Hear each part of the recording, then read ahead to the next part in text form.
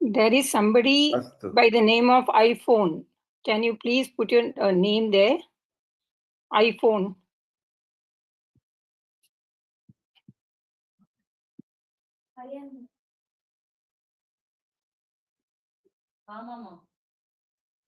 Hello.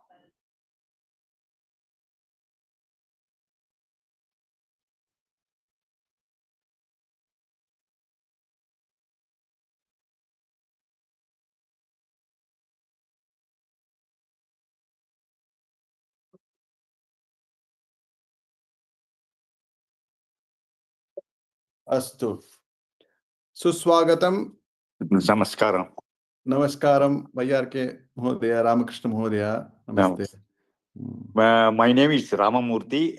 I am the grandfather of Skandan, who is a participant in this. अस्तु अस्तु सुस्वागतम अधुना नमस्कार प्रिया महोदय आरभामहे प्रथमं वैदिक मंगलाचरणे So, Shri Gurubhyo Namaha. Gurubhyo Namaha. Harihi Om. So, Krishnam Mande Jagat Gurum. Namaste and a very warm welcome to everyone. As a part of the SRIMAD BHAGAVAD GITA Jayanti celebrations, we are blessed to be observing a meaningful 3-day program. Yesterday, we had a vibrant and energizing online quiz event. And tomorrow we'll all be participating in the Divine Akhanda Parayanam. Today we gather for a special offering, Jnana Yagya, a sacred journey of learning, reflection and devotion. On behalf of SA槤PRATIŠHTΑNAM, I extend a heartfelt welcome to all the participants, mentors, scholars and devotees joining us. And we also warmly welcome those who are connected with us through live streaming. Without taking much time, let us begin this auspicious program. It is my privilege to invite Shri Praveenji to commence today's session with the Vaidika Mangalacharanam. This will be followed by Laukika Mangalacharanam by Jahnavi, chanting Ganesha Guru Saraswati shlokas, followed by Dhyana shlokas by Kumari Ananya, thereafter Koteshwar Rao and Yogananda Chandrasekhara Migada. After these invocations, we will proceed to the synopsis presentation and chapter-wise Gita chanting. Over to you, Praveenji. Namo Namaha. Namo Namaha. Shri Gurubhyo Namaha. Harihi Om. Om Ganana Antva Ganapati Gum Havamahe Kavim Kavinam Upamastravastamam Jeshtarajam Brahmanam Brahmanaspada Anashtunvannodibis Sida Sadanam Om Shri Mahaganapataye Namaha Gurave Sarva Lokanam Vishacheva Varohinam Nidaye Sarva Vidyanam Shri Dakshina Murtaye Namaha अस्मत् सद्गुरु शरणारविन्दाभ्यां नमः गुरुर्ब्रह्मा गुरुर्विष्णु गुरुर्देवो महेश्वरः गुरुर्साक्षात् परब्रह्म तस्मै श्री गुरवे नमः अस्मत् सद्गुरु शरणारविन्दाभ्यां नमः अज्ञानतिमिरान्धस्य ज्ञानाञ्जनशलाकया चक्षुरुन्मिलितेन तस्मै श्री गुरवे नमः अस्मत् सद्गुरु शरणारविन्दाभ्यां नमः श्री वेदव्यासाय नमः ओम प्रणो देवी सरस्वती वाजेभिर्वाजिनीवती धीनाम विद्रियवतु श्रीवाग्देव्यै नमः ओम श्री महासरस्वती नमः मृत्युंजयाय रुद्राय नीलकंठाय शंभवे अमृतेशाय सर्वाय श्री महादेवाय ते नमः अमृत मृत्युंजय रुद्राय नमः हरिः ओम नौ स्वस्ति सूक्तम् ओम स्वस्ति नो मिमीतामस्विना भगस्वस्ति देव्यदिति नर्वणः स्वस्ति भूषा असुरो ददातु न स्वस्ति द्यावा पृथिवी सुषेतुना स्वस्तये वायुमुपप्रवामहै सोमम् स्वस्ति भुवनस्य यस्पतिः बृहस्पतिं सर्वगणं स्वस्तये स्वस्तय आदित्यासो भवन्तु नः विश्वे देवानो अद्या स्वस्तये वैश्वानरो वसुरग्निस्वस्तये देवा अवन्तु वृभव स्वस्तये स्वस्ति नो रुद्रभात्वं हसः स्वस्ति मित्रावरुणा स्वस्ति पतये रेवती स्वस्ति न इन्द्रः साग्निश्च स्वस्ति नो अदिते कृति स्वस्ति बन्धा मनुचरेम सूर्या चन्द्रमसा आविव पुनर्दधाग्नता जानता संकमे मही स्वस्त्ययनं ताक्ष्यमरिष्टनेमिं महद्भूतं पायसं देवतानाम् असुरग्नमिन्द्रसगं समत्सु बृहत्यसो नावमवीव रुहेम अम्हो मुचमाङ्गिरसं कयं च स्वस्त्या ध्येयं मनसा च साक्ष्यं प्रियतपाणि This meeting is being recorded. This meeting is being recorded. देष्वभयं नो अस्तु स्वस्ति न इन्द्रो वृत्रश्रवा स्वस्ति न पूषा विश्ववेदाः स्वस्ति न साक्षो अरिष्टनेमिः स्वस्ति नो बृहस्पतिर्ददातु ओम शांति शांति शांतिः हरिः ओम।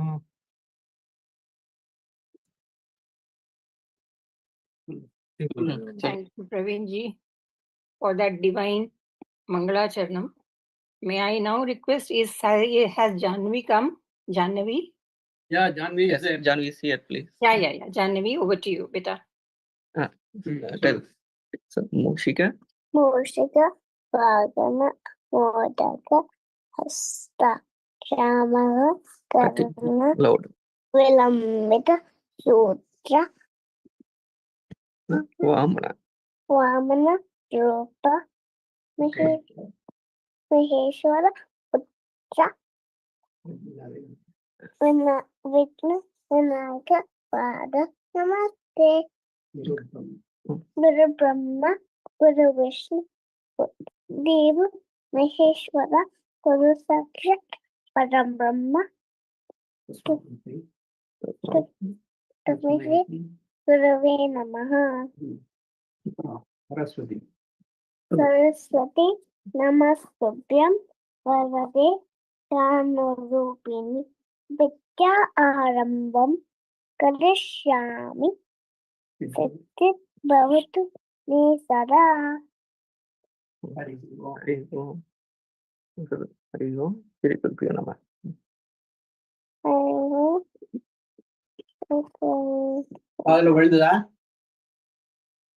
Beautiful chanting, Janvi. Thank you, beta. Very nice.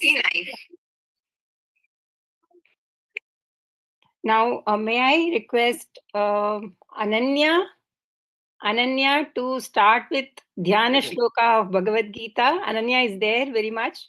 Yes, Ananya is here. Guru Brahma, Guru Vishnu, Guru Devo Maheshwara, Guru Sakshat Parabrahma, Tasmai Shri Gurave Namaha. Chaturdasashu Vidyasu, Ramateya Saraswati, Devi Kripaya Yukta, Jighva Siddhim Karotu Me. Om Shri Paramatmane Namaha. Om Parthaya Pradibhutitam Bhagavata Narayanena Swayam Vyasena Gratitam Purana Munina Madhye Mahabharatam Advaitam Ritavarshani Bhagavatim अष्टादशाध्यायिनीम् अम्ब त्वामनुसन्धधामि भगवद्गीते भवद्वेषिणीम् नमोऽस्तु ते व्यासविशालबुद्धे फुल्लारविन्दाय तपत्रनेत्र येन त्वया भारततैलपूर्णः प्रज्वलितो ज्ञानमयः प्रदीपः प्रपन्नपारिजाताय स्तोत्रवैत्रैकपाणये ज्ञानमुद्राय कृष्णाय गीतामृतदुहे नमः सर्वो उपनिषदो गावो दोग्धा गोपालनन्दनः पार्थो वत्सः सुधीर्भोक्ता दुग्धं गीतामृतमहत् सर्वो उपनिषदो गावो दोग्धा गोपालनन्दनः पार्थो वत्सुधीर्भोक्ता गीतामृत दुग्धं गीतामृतं महत् वसुदेव सुदं देवं कंसचानूरमर्दनं देवकी परमानन्दं कृष्णं वन्दे जगद्गुरुम्. Beautiful, Ananya. Thank you so much. Very nice rendition. May I now request Yogananda and Koteshwar Rao to say the balance Dhyana Shloka. भीष्मद्रोणतटा जयद्रथजला गान्धारिनीलोत्पला शल्यग्राहवती कृपेण वहिनी कर्णेन वेलाकुला अश्वत्थामविकर्णघोरमकरा दुर्योधनावर्तिनी सोत्तीर्णा खलु पाण्डवार्णवनदी कैवर्तकः केशवः पाराशर्यवचः सरोजममलम् गीतार्थगन्धोत्कटम् नानाख्यानककेसरं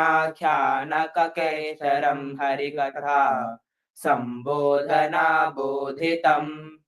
लोके सज्जन षट्पदैरहरहः पेपीयमानं मुदा भूयात् भारत पंकजं कलिमल प्रध्वंसनं श्रेयसे मूकं करोति वाचालं पंगुं लंघयते गिरिं यत्कृपातमहं वन्दे परमानन्दमाधवम् यं ब्रह्मवरुणेन्द्ररुद्रमरुतः स्तुन्वन्ति दिव्यैस्तवैः वेदैः साङ्गपदक्रमोपनिषदैः गायन्ति यं सामगाः ध्यानावस्थिततद्गतेन मनसा पश्यन्ति यं योगिनो यस्यान्तं न विदुसुरासुरगणा देवाय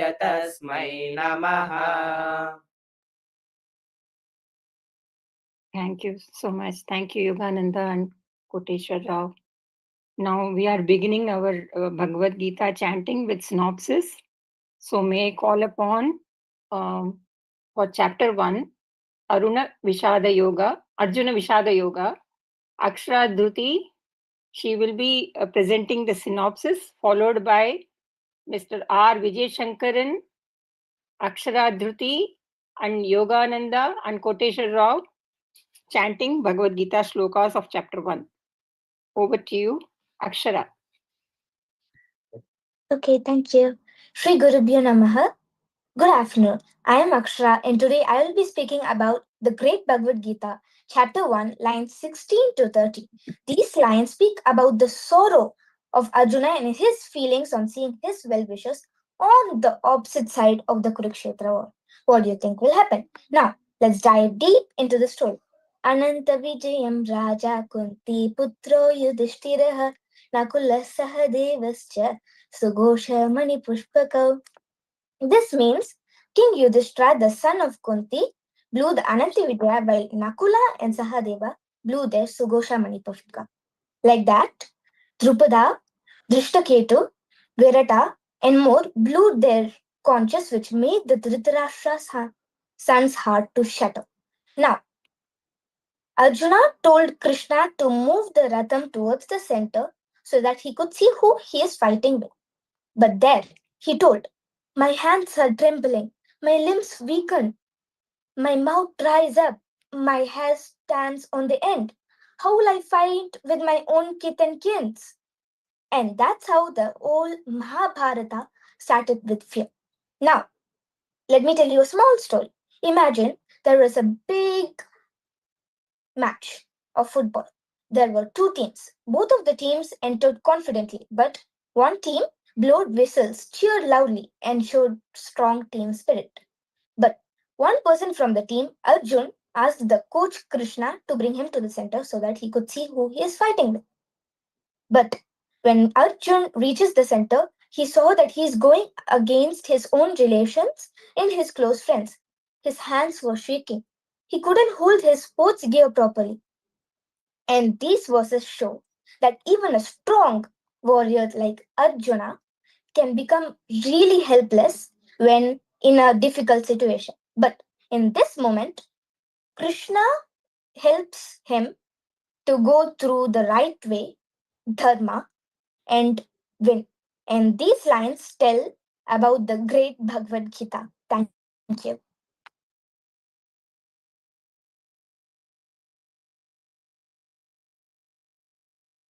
Okay. R. Vijay Shankaran. Nice guitar. R. Vijay Shankaran there.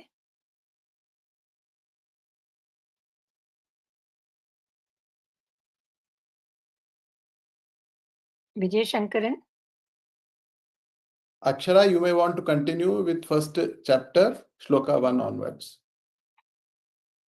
Actually, I was given chapter Okay. 1, line Can you- 16 to 30. Okay, you can chant chapter 1 of chapter first Shloka onwards. Okay. Let me try 1 second, please. Yes, please. We will all help you. You start. Okay. Om Shri Parama Mani Namaha. Atha Pratamodhyayah. Arjuna Vishada Yogaha. Dhritarashtra Uvacha. Dharma Kshetre Kurukshetre. Samavetaayujutsavah. Mamakah Pandavaschaiva. Kimakurvata Sanjaya. Sanjaya Uvacha. Sanjaya Uvacha.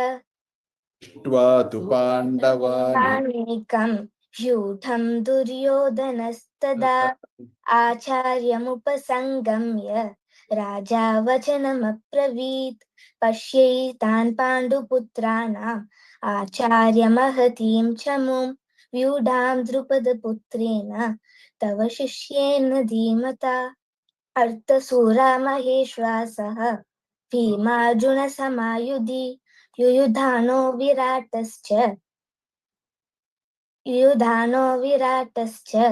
Drupadascha Maharata. Drishtaketustrikitanah Kasirajascha Viryavan Purujit Kunti Bojascha Saibasya Narapungavah Yudhamanyuscha Vikrantah Uttamaujascha Viryavan Saubhadrascha Mahabhav. No. Sarva eva Maharatha. Asmakam tu Vishishta. Bodhadvijotama Nayaka Namasainyasya Satnatam Tanravite Bhavan Bhishmascha Karnascha Kripascha Samitinjayah Ashvathama Vikarnascha Saumadatistaivacha Andre cha Bahava Sura Madarte Tyatya Jivitah Nana Sastra Praharana Praharaha Sarve Yuddha Visharadaha Apadyaptam Tadasmakam फलं भीष्माभिरक्षितं पर्याप्तं त्विदमेतेषां बलं भीमाभिरक्षितम्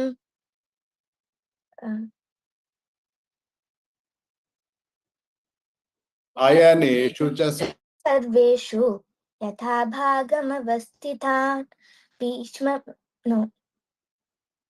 भीष्मवेभिरक्षन्तु भवन्तः सर्व एव हि तस्य सञ्जनयन् हर्षं कुरु वृत्तः पितामहः सिंहनादं विनद्योच्चैः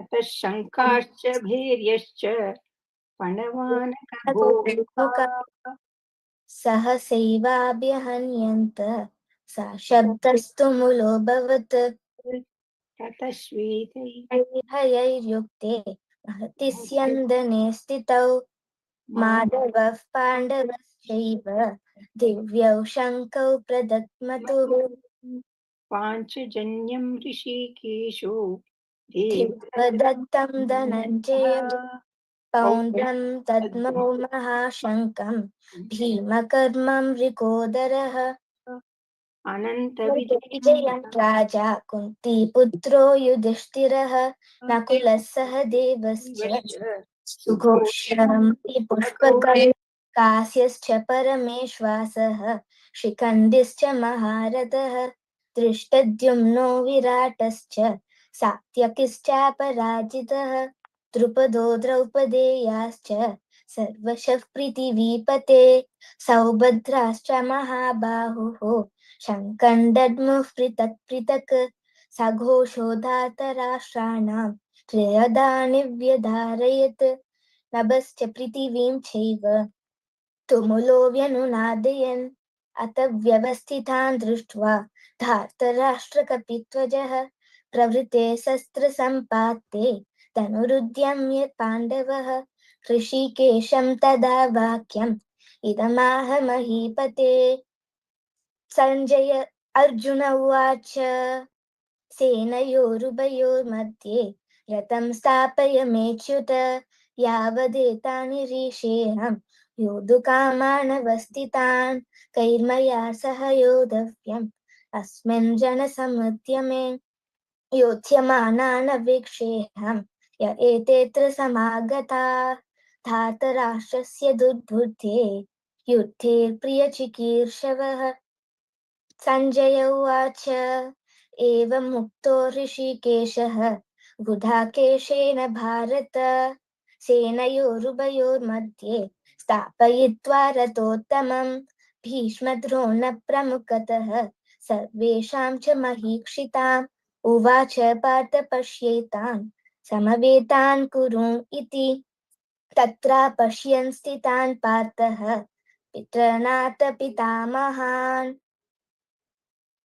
पितॄणां पितामहान् आचार्यान् मातुलान् भ्रातान् पुत्रान् पौत्रान् स्कहींस्तथा स्वसुरान् सुहृदश्चैव सेनयोरुभयोरपि तान् समीक्ष्य कुन्तेयः सर्वान् बन्धूनवस्थितान् कृपया परयाविष्टः ऋषिदण्डीदमब्रवीत् अर्जुन उवाच दृष्ट्वेमं स्वजनं कृष्ण युयुत्सं समुपस्थितं सीदन्ति मम गात्राणि मुखं च परिशुष्यन्ति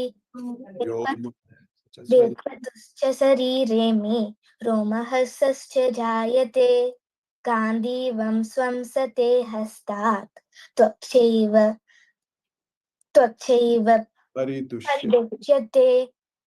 परिदुह्यते न च संकोम्यहन्वस्तन्तुं भ्रामतीव च मे मनः. Okay, thank you. Yogananda Koteshwar Rao. Yes. निमित्तानि च पश्यामि विपरीतानि केशव न च श्रेयोऽनुपश्यामि हत्वा स्वजनमाहवे न काङ्क्षे विजयं कृष्ण न च राज्यं सुखानि च किन्नो राज्येन गोविन्द किं भोगैर्जीवितेन वा येषामर्थे काङ्क्षितं नो राज्यं भोगा सुखानि च त इमेव स्थिता युद्धे प्राणास्त्यक्त्वा धनानि च आचार्याः पितरः पुत्रस्तथैव च पितामहाः मातुलः स्वशुरः पौत्राः शालासम्बन्धिनस्तथा एतान्न हन्तुमिच्छामि ज्ञातोऽपि मधुसूदन अपि त्रैलोक्यराज्यस्य हेतो किन्नु महि कृते निहत्य धातराष्ट्रान्नः का प्रीतिः स्या जनार्दनम् पापमेवाश्रयेदस्मान् हत्वैतानततायिनः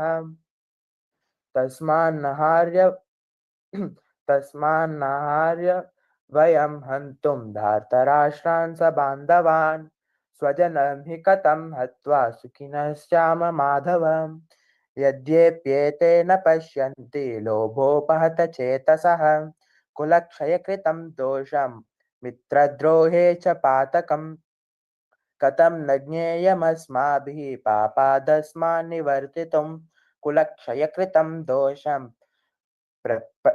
प्रपश्यद्भिर्जनार्दनम् कुलक्षये प्रणश्यन्ति कुलधर्माः सनातनाः धर्मे नष्टे कुलं कृत्स्नम् अधर्मोऽभिभवत्युत अधर्मोऽभिभवात् कृष्ण प्रदुष्यन्ति कुलस्त्रियः स्त्रीषु दुष्टासु वार्ष्णेय जायते वर्णशङ्करः शङ्करो नरकायैव कुलज्ञानां कुलस्य च पतन्ति पितरो येषां लुप्तपिण्डोदक्रियः दोषैरेतैः कुलज्ञानं वर्णशङ्करकारकैः उत्साद्यन्ते जातिधर्माः कुलधर्माश्च शाश्वताः उत्सान्न कुलधर्माणां मनुष्याणां जनार्दन नरके नित्यं वासो भवतीत्यनुशुश्रुमान् अहो बत महत् पापं कर्तुं व्यवसिता वयं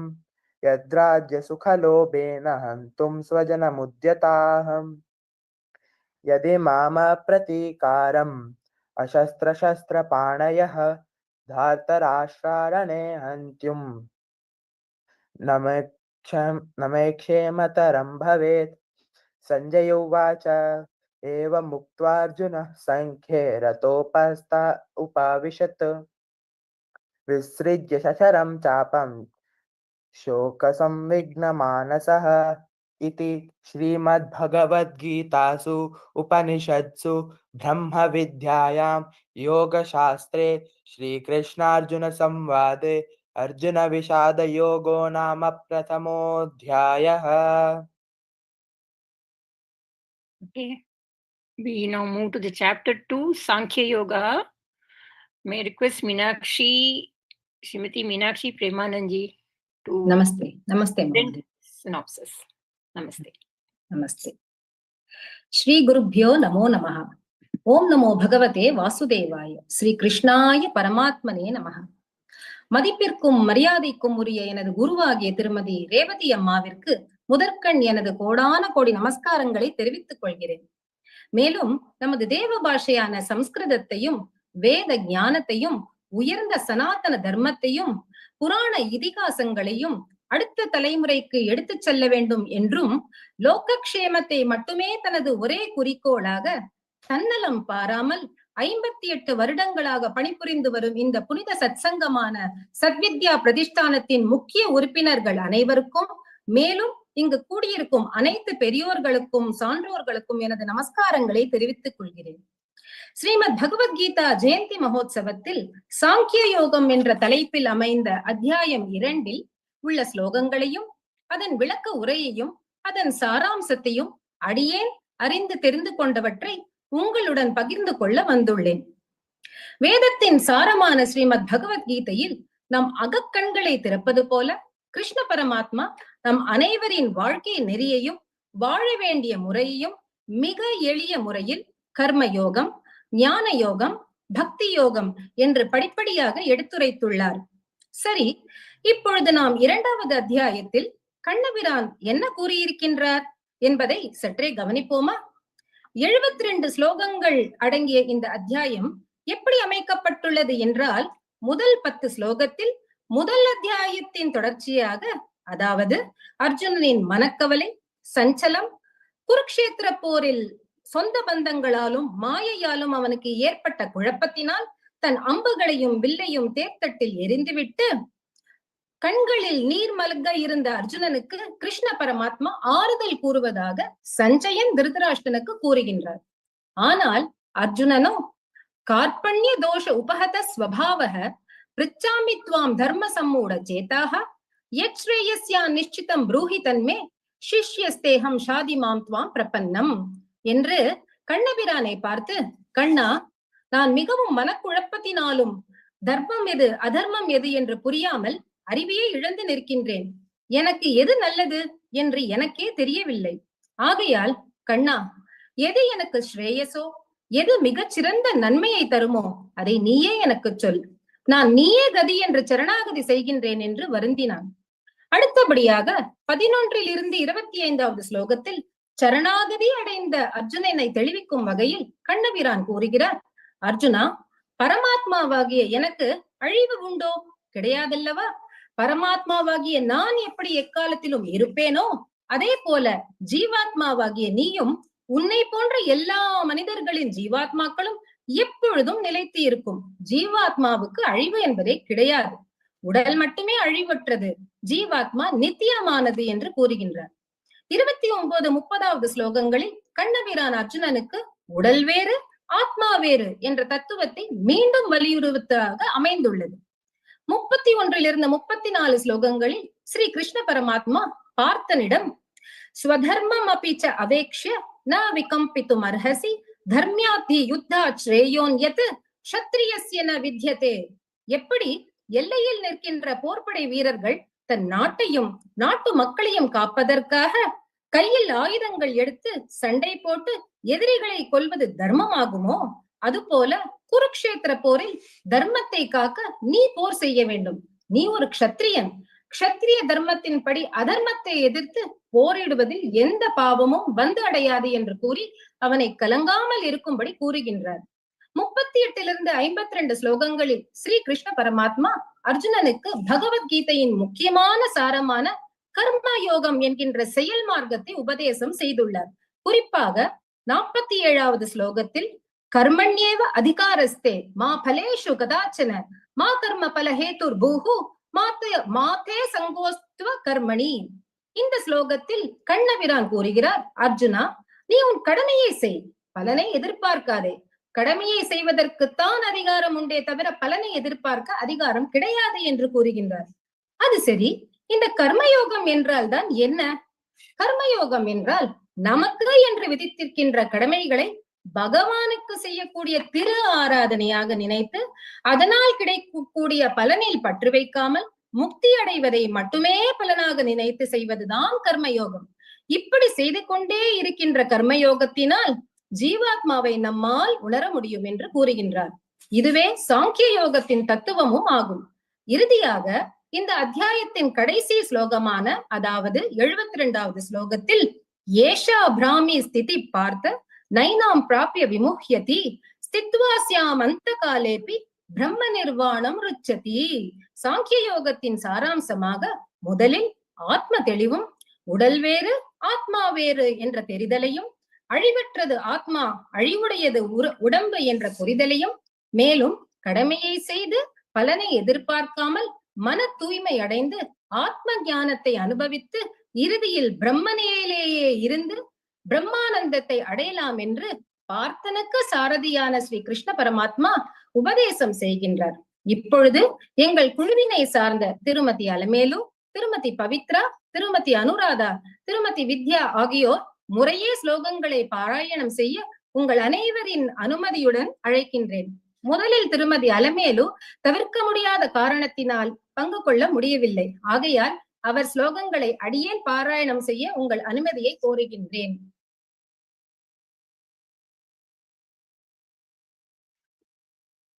ஸ்ரீ பரமாத்மனே நமஹ. அத த்விதீயோऽध्यायः சாங்கியயோகः. சஞ்சய உவாச்ச தந்ததா கிருபயா விஷ்டம் அஷ்ணு பூர்ணாகுலேக்ஷணம் विक्षीधन्तम् इदं वाक्यम् उवाच मधुसूदनः।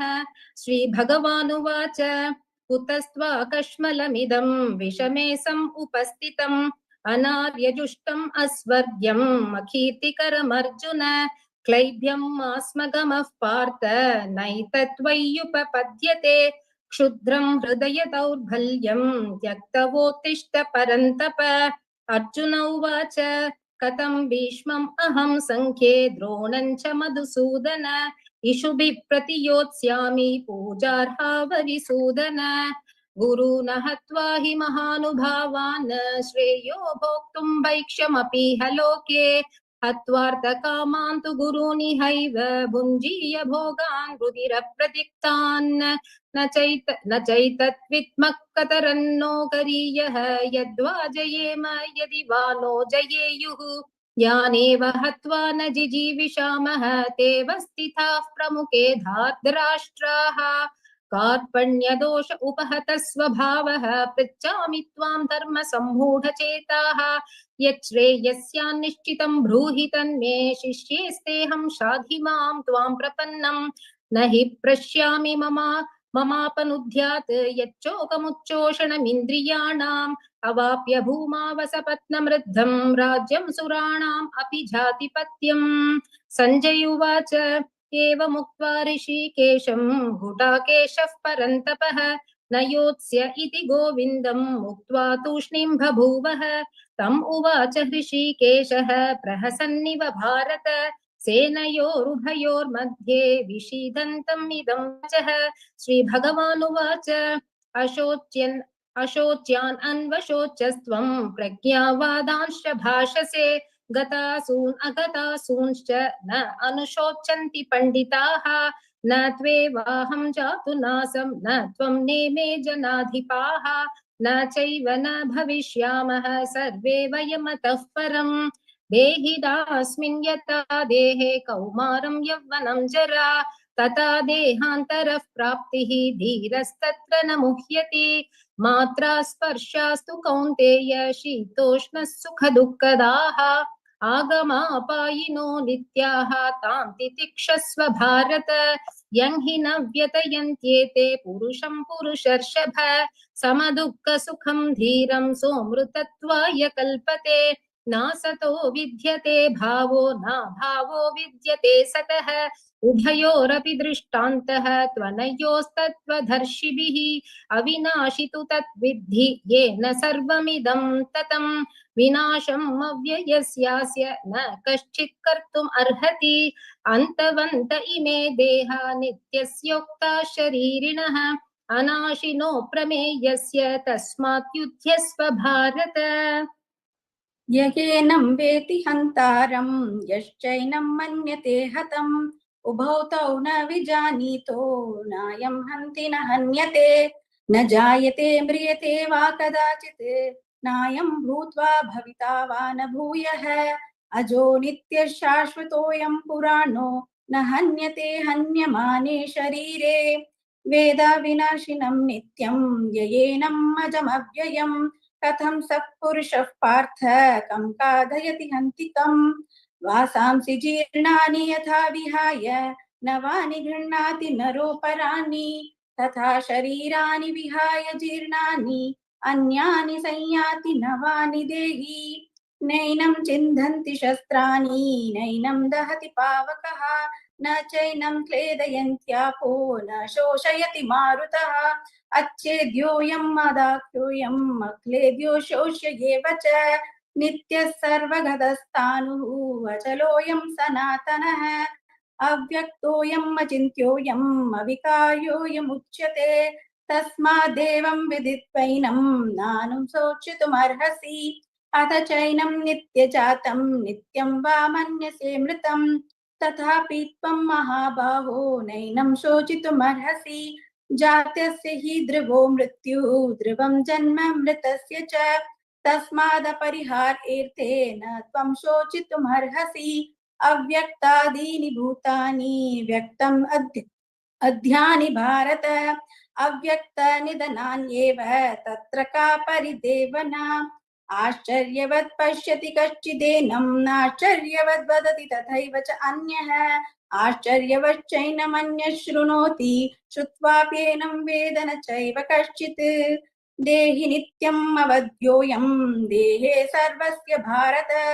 तस्मात् सर्वाणि भूतानि न त्वं शोचितुमर्हसि स्वधर्मम् अपि च आवेक्ष्य न विकम्पितुमर्हसि धर्म्यादियुद्धाश्रेयः अन्यश्रत्यस्य न विद्यते यदृच्छया चोपपन्नं स्वर्गद्वारम् अपावृतं सुखिनः क्षत्रियाः पार्थ लभन्ते युद्धमीदृशम् अथ चेत्त्वम् इमं धर्म्यं सङ्ग्रामं न करिष्यसि ततः स्वधर्मं कीर्तिं च हित्वा पापम् अवाप्स्यसि अकीर्तिं चापि भूतानि कथयिष्यन्ति देव्ययां सम्भावितस्य च अकीर्तिः मरणादधिरिच्यते भयाद्राणाधुपरतं मन्यन्ते त्वां महारथाः येषां च त्वं बहुमतो भूत्वा यास्यसि लाघवम् अवाच्यवातां च बहून् वतिष्यन्ति तवाहिताः निन्दन्तस्तव सामर्थ्यं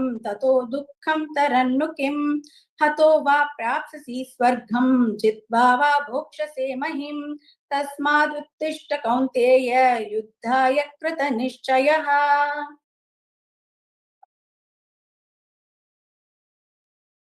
सुखदुःखे समे कृत्वा लाभालाभौ जयाजयौ ततो युद्धाय युज्यस्व नैवं पापमवाप्स्यसि एषा देवी तासाङ्ख्ये बुद्धिर्योगे द्विमां शृणु बुद्ध्या युक्तो यया पार्थ कर्मबन्धं प्रहास्यसि देहाभिक्रमनाशोऽस्ति प्रत्यवायो न विद्यते स्वल्पमप्यस्य धर्मस्य त्रायते महतो भयात् व्यवसायात्मिका बुद्धिः एकेह गुरुनन्दन बहुशाखाद्यनन्ताश्च बुद्धयो व्यवसायिनां यामिमां पुष्पितां वाचं प्रवद्यन्ते विपश्चितः वेदवादरताः पार्थ नान्यतस्तीति वादिनः कामात्मान स्वर्गपरा जन्म कर्म बलप्रदां क्रिया विशेष बहुलां भोगैश्वर्य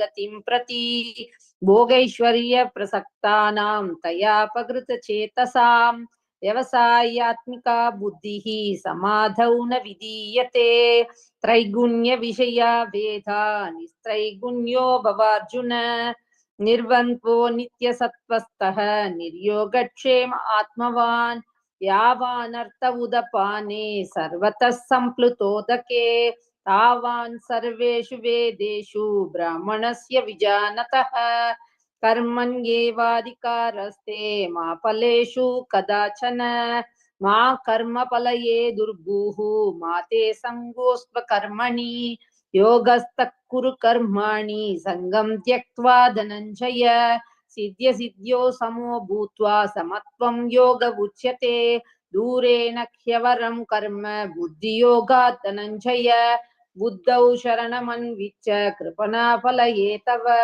बुद्धियुक्तो जगादीक उभयेषु कृत दुष्कृते तस्माद् योगाय युज्यस्व योगः कर्मसु कौशलम् कर्मजं बुद्धियुक्ता हि फलं त्यक्त्वा मनीषिणः जन्मबन्ध विनिर्मुक्ताः पदं गच्छन्यनामयम् यदा ते मोहकलिलं बुद्धिर्व्यतितरिष्यति तदा कन्दासि निर्वेदं श्रोतव्यस्य श्रुतस्य च श्रुति विप्रतिपन्ना ते यदा स्थास्यसि निश्चला समाधावचला बुद्धिः तदा योगमवाप्स्यसि अर्जुन उवाच सिद्धप्रज्ञस्य का भाषा समाधिस्तस्य केशव सिदधि किं प्रभाषेत किमासीद व्रजेत किं श्रीभगवानुवाच प्रजहाति यदा कामान् सर्वान् पार्थमनोगतान् आत्मन्येवात्मना तुष्टः सिद्धप्रज्ञस्तदोच्यते दुःखेष्वनुविघ्नमनाः सुखेषु विगतस्पृहः वीतरागभयक्रोधः सिदधीर्मुनिरुच्यते यः सर्वत्रानपि स्नेहः तत्तत् प्राप्य शुभाशुभं नाभिनन्दति न द्वेष्टि तस्य प्रज्ञा प्रतिष्ठिता यदा संहरते छायं कूर्मोऽङ्गानीव सर्वशः इन्द्रियाणीन्द्रियार्थेभ्यः तस्य प्रज्ञा प्रतिष्ठिता विषया विनिवर्तन्ते निराहारस्य देहिनः रसवर्जं रसोऽप्यस्य परं दृष्ट्वा निवर्तते यततो ह्यपि कौन्तेय पुरुषस्य विपश्चितः इन्द्रियाणि प्रमादीनि हरन्ति प्रसभं मनः तानि सर्वाणि संयम्य युक्त आसीत मत्परः वशे हि यस्येन्द्रियाणि तस्य प्रज्ञा प्रतिष्ठिता ध्यायतो विषयान् पुंसः सङ्गस्तेषूपजायते सङ्गात् संज्ञायते कामः कामात् क्रोधोऽपि जायते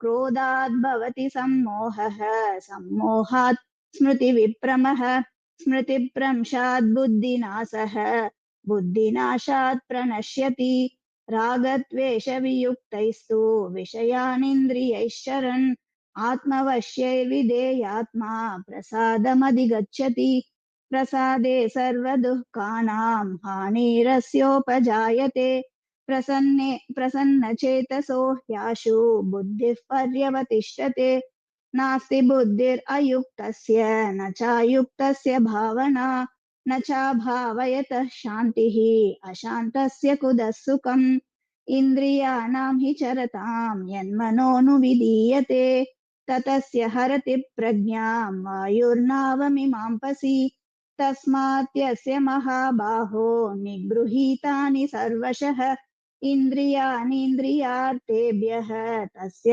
प्रज्ञा प्रतिष्ठिता या निशा सर्वभूतानां तस्यां जागर्ति संयमी यस्यां जागृति भूतानि सा निशा पश्यतो मुनेः आपूर्यमानम् अचलप्रतिष्ठं समुद्रमापः प्रविशन्ति यद्वत् तद्वत् कामायं प्रविशन्ति सर्वे स शान्तिमाप्नोति न कामकामी विहाय कामान्यः सर्वान् पुमां शरति निःस्पृहः निर्ममो निरहङ्कारः स शान्तिमधिगच्छति येषा भ्रामी स्थितिः पार्थ नैनां प्राप्य विमुह्यति स्थित्वा स्यामन्तकालेऽपि ब्रह्मनिर्वाणं रुच्यति ॐ तत्सत् इति श्रीमद्भगवद्गीतासु उपनिषत्सु ब्रह्मविद्यायां योगशास्त्रे श्रीकृष्णार्जुनसंवादे सांख्ययोगो नाम द्वितीयोऽध्यायः श्रीकृष्णार्पणमस्तु श्रीहरये नमः श्रीहरये नमः श्रीहरये नमः धन्यवादः. We now move to the next chapter, chapter 3, Karma Yoga. And we have Srimati Chitra Suresh presenting the synopsis, followed by Chitraji to chant, and followed by Srimati Vijaya Chakrapani to chant the balance slokas of the chapter 3. Okay, 1 minute. Over to Chitra Sureshji. Hari Om. Yeah. I will start with the synopsis of Karma Yoga first. Karma Yoga, explained by Lord Krishna in Bhagavad Gita, is the path of selfless and disciplined action. It teaches us how to live in this world, fulfill the duties, and yet remain peaceful and spiritually uplifted. Krishna begins by reminding Arjuna that action is unavoidable. Even for maintaining the body requires constant effort. Therefore, instead of avoiding action, one must learn the right attitude behind action. This attitude is Karma Yoga. The first and the most important principle is acting without attachment to results. Krishna's iconic message captures this very beautifully. Karmanyevadhikaraste ma phaleshu kadachana. In chapter 2, 47 shloka. You have the right to perform your duties, but never to the fruits of your actions. This shifts our focus from anxiety about the outcome of the outcomes to the sincerity in efforts. When we release attachment, the mind becomes calm. The second principle is acting as an offering to the divine without ego or selfishness. Krishna says, Yajñarthat karmanon yatra lokoyam karma bandhanah. This is in Karma Yoga, 9th shlok. Actions done as a sacred offering free us. Self-centered actions bind us. Every action, small or big, becomes meaningful when done with the spirit of service. The third principle of Karma Yoga is equanimity, that is staying balanced in success and failure. This is well explained by the shloka from chapter 248. Siddhya siddhyo samo bhutva samatvam yoga uchyate. Be even-minded in success and failure. Such balance itself is yoga. This equanimity reduces stress, improves clarity, and makes us more effective in all roles. Krishna ji explains that action done without ego purifies the mind. The fourth one is Tasmad Saktat Satatam Karyam Karma Samachara. That is 19th shloka of Karma Yoga. Perform your duties constantly without attachment. Such selfless action leads to the highest good. Finally, Krishna emphasizes the power of living by example. Yadyada acharati shreshtas tattadevetaro janah. This is 21st shloka of chapter 3. Whatever a noble person does, others follow. Therefore, our sincere actions can uplift our family, community, and society at large. In essence, Karma Yoga can be summarized as the act of to act wholeheartedly, offer the results to divine, and remain balanced in all outcomes. This transforms everyday work into a spiritual path and leads us towards inner freedom. Now I will. Atha Tritiyodhyayah Arjuna Uvacha Jyayasi Chet Karmanaste Mata Buddhir Janardana Tat King Karmani Ghore Man Niyojayasi Keshava Vyamishrene Bhavakyena Buddhim Mohayasiva Me Tadekam Vadanishchetya Yena Shreyohamapniyam. Shri Bhagavan Uvacha Lokesmin Dvividha Nishtha Pura Prokta Mayanakha Jnana Yogena Sankhyanam Karma Yogena Yoginam Na Karmana Manarambha Naishkarmyam Purushoshmute Na cha Sanyasana Deva Siddhim Samadhigacchati Nahi Kaschit Kshanamapi Jatu Tishthatya Karmakrit Karyate Havashah Karma Sarva Prakriti Jair Gunaihi Karmendriyani Sanyamya Yasta Manase Yaste Manasa Smaran Indriyarthan Vimudhatma Mithyacharasa Uchyate Yastvindriyani Manasa Niyam Yarabhaterjuna Karmendriyai Karma Yogam Asakta Savishyate Niyatam Pur Karma Tvam Karma Jyayo Hya Karmanah Sharira Yatra Pichate Na Prasiddhyedha Karmanah Yajñarthat karmano yatra lokoyam karma bandhanah tadartham karma kaunteya mukta sangas samachara sayajñah praja srishtva purovacha prajapati anena prasavishyadhvam yeshavostvishta kamadhuk devan bhavayatanena te deva bhavayantuvah parasparam bhavayanta shreyah paramavapsyatha ishtan bhogan hi vo deva dasyante yajña bhavitaah taidattana pradayabhyo yo bhunte stena eva sah yajna shuttashina santo muchyante sarva kilvishaihi bhunjate te tvagam papa ye pachantyatma karana annad bhavanti bhutani parjanya danna sambhavah yajñad bhavati parjanyo yajña karma samudbhavah Karma Brahmodbhavam Vidhi Brahmakshara Samudbhavam Tasma Sarvagatam Brahma Nityam Yajne Pratishtitam Evam Pravartitam Chakran Nanuvartayati Hayah Aghayurindriya Ramo Mogham Partha Sajivati यस्त्वात्मरतिरेव स्यादात्मतृप्तश्च मानवः आत्मन्येव च सन्तुष्टस्तस्य कार्यं न विद्यते नैव तस्य कृतेनार्थो न कृतेनेह कश्चन न चास्य सर्वभूतेषु कश्चिदर्थव्यपाश्रयः तस्मादसक्तः सततं कार्यं कर्म समाचर असक्तो याचरन् कर्म परमाप्नोति पूरुषः कर्मणैव हि संसिद्धिमास्थिता जनकादयः लोकसङ्ग्रहमेवापि सम्पश्यन् कर्तुमर्हसि यद्यदाचरति श्रेष्ठस्तत्तदेवेतरो जनः स यत्प्रमाणं कुरुते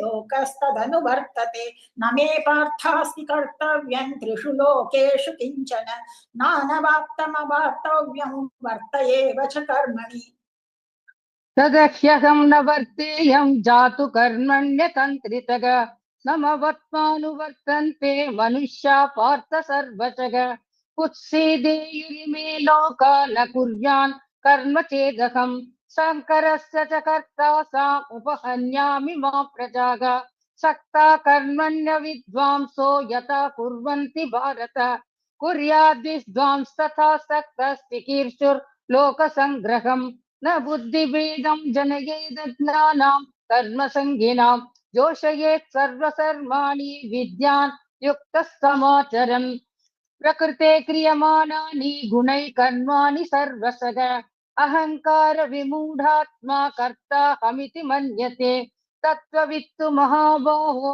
गुणकर्म विभागयोः गुणा गुणेषु वर्तन्त इति मत्वा न सज्जते प्रकृतेर्गुणसम्मूढाः सज्जन्ते गुणकर्मसु तान् कृष्णविदो मन्दान् न कृष्ण विन्न विचालयेत् मयि सर्वाणि कर्माणि सन्न्यस्याध्यात्मचेतसा निराशी निर्ममो भूत्वा युध्यस्व विगतज्वरः ये मे मतमिदं नित्यम् अनुतिष्ठन्ति मानवाः श्रद्धावन्तो न सूयन्तो मुच्यन्ते तेऽपि कर्मभिः ये त्येतदभ्यसूयन्तो नानुतिष्ठन्ति मे मतम् सर्वज्ञानविमूढांस्तान् विद्धि सा नष्टान चेतसः सदृशं चेष्टते स्वंस्याः प्रकृतेर्ज्ञानवानपि प्रकृतिं यान्ति भूतानि निग्रहः कं करिष्यति इन्द्रियास्येन्द्रियस्यार्थे रागद्वेषौ व्यवस्थितौ तयोर्न वशमागच्छे तौ तस्य परिपन्थिनौ श्रेयान् स्वधर्मो विगुणः परधर्मात्मनुष्ठितात् स्वधर्मे निधनं श्रेयः परधर्मो भयावहः अर्जुन उवाच अथ केन प्रयुक्तोऽयं पापं चरति पूरुषः अनिच्छन्नपि वार्ष्णेय बलादिव नियोजितः श्रीभगवानुवाच कामयेष क्रोधयेष रजो गुणसमुद्भवः महाशनो महापाप्मा विद्येनमिह वैरिणं धूमेन व्रियते वह्निः यथा दर्शो मलेन च यथोल्बेनावृतो गर्भस्तथा तेनेदमावृतम् आवृतं ज्ञानमेतेन ज्ञानिनो नित्यवैरिणा कामरूपेण कौन्तेय दुष्पूरेणानलेन च इन्द्रियाणि मनोबुद्धि यस्याधिष्ठानमुच्यते एतैर्विमोहयत्येष ज्ञानमावृत्य देहिनम् तस्मात् स्वमिन्द्रियाण्यादौ नियम्य भरतर्षभ पाप्मानं प्रजहिह्येनं ज्ञानविज्ञाननाशनम् इन्द्रियाणि पराण्याहुः इन्द्रियेभ्यः परं मनः मनसस्तु परां बुद्धिर्यो बुद्धे परतस्तु सः एवं बुद्धे परं बुद्ध्वा संस्तभ्यात्मानमात्मना जहि शत्रुं महाबाहो कामरूपं दुरासदम् श्रीहरये नमः एवं बुद्धे परं बुद्ध्वा संस्तभ्यात्मानमात्मना जहि शत्रुं महाबाहो कामरूपं दुरासदम् श्रीहरये नमः ओम तत्सदिति श्रीमद्भगवद्गीतासु उपनिषत्सु ब्रह्मविद्यायां योगशास्त्रे श्रीकृष्णार्जुन संवादे कर्मयोगो नाम तृतीयोऽध्यायः श्रीहरये नमः सर्वं श्रीकृष्णार्पणमस्तु। The recording has stopped.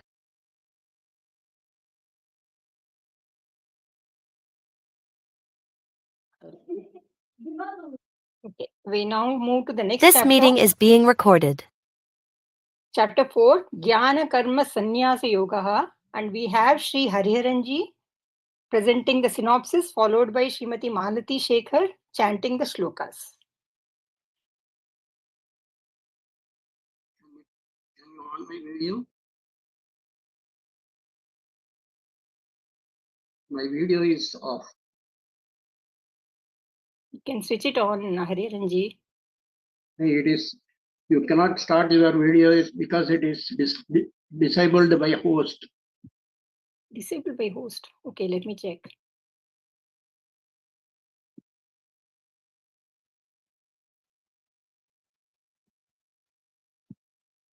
Now, can you do it?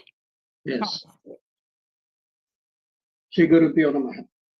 I am making synopsis for chapter 4, Jnana Karma Sannyasa Yoga. In this chapter, Lord Krishna blends the power of knowledge, Jnana, Karma, and Sannyasa, guiding Arjuna, all of the humanity forward liberation, moksha. So in this chapter, I am taking the 34th sloka. Tat viddhi paripadena parichrachena sevaya. The path of wisdom requires surrender and guidance. The Guru dispels darkness and imparts divine knowledge. Story of Parishit and Sukadeva. King Parishit in Mahabharata was deeply distressed after learning his imminent death due to a curse. Seeking solace, he approached a saga Sukadeva, a spiritual master with deep humility and devotion. Parishit had no pride about his kingship, recognizing that true wisdom could only come from a realized sage. He humbly sat on the feet of Sukadeva, asking questions and listening all attentively, even though he was a king and Sukadeva was a wandering sage.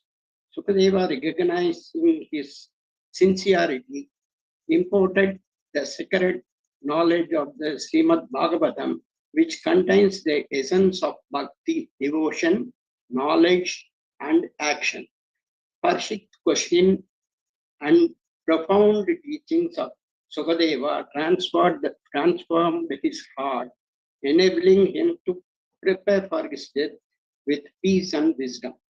The story of Parishit and Sukadeva examples humility in questions of knowledge.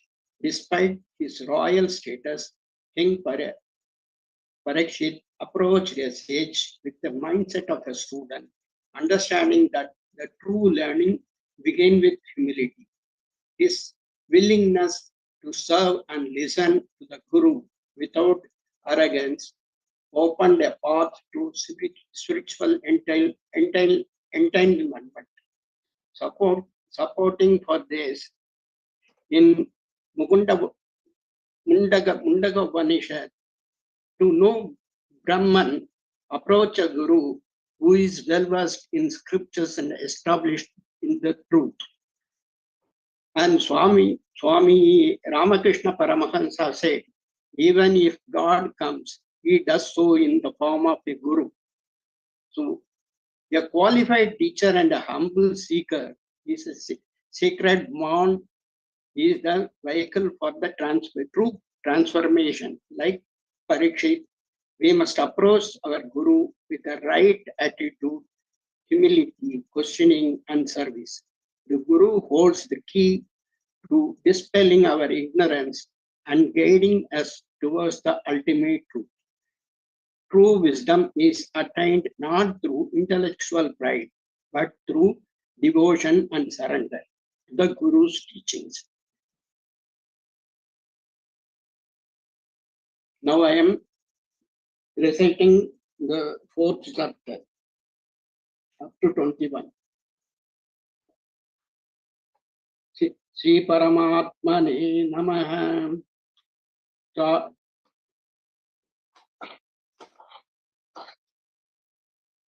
चतुर्थोऽध्यायः ज्ञान कर्म संन्यासयोगः। श्रीभगवानुवाच इमं विश्वधेयोगं प्रोक्तवानुगमव्ययम् विश्वस्मान्मनवे प्राह मादुरिक्षरे प्रवीः। एवं परम्परा प्राप्तम् इमं राजर्षये विदुः। सकालेन महता योगानः परन्तप स वै एवायं मयदेत्य योगः प्रोक्ता पुरातनः।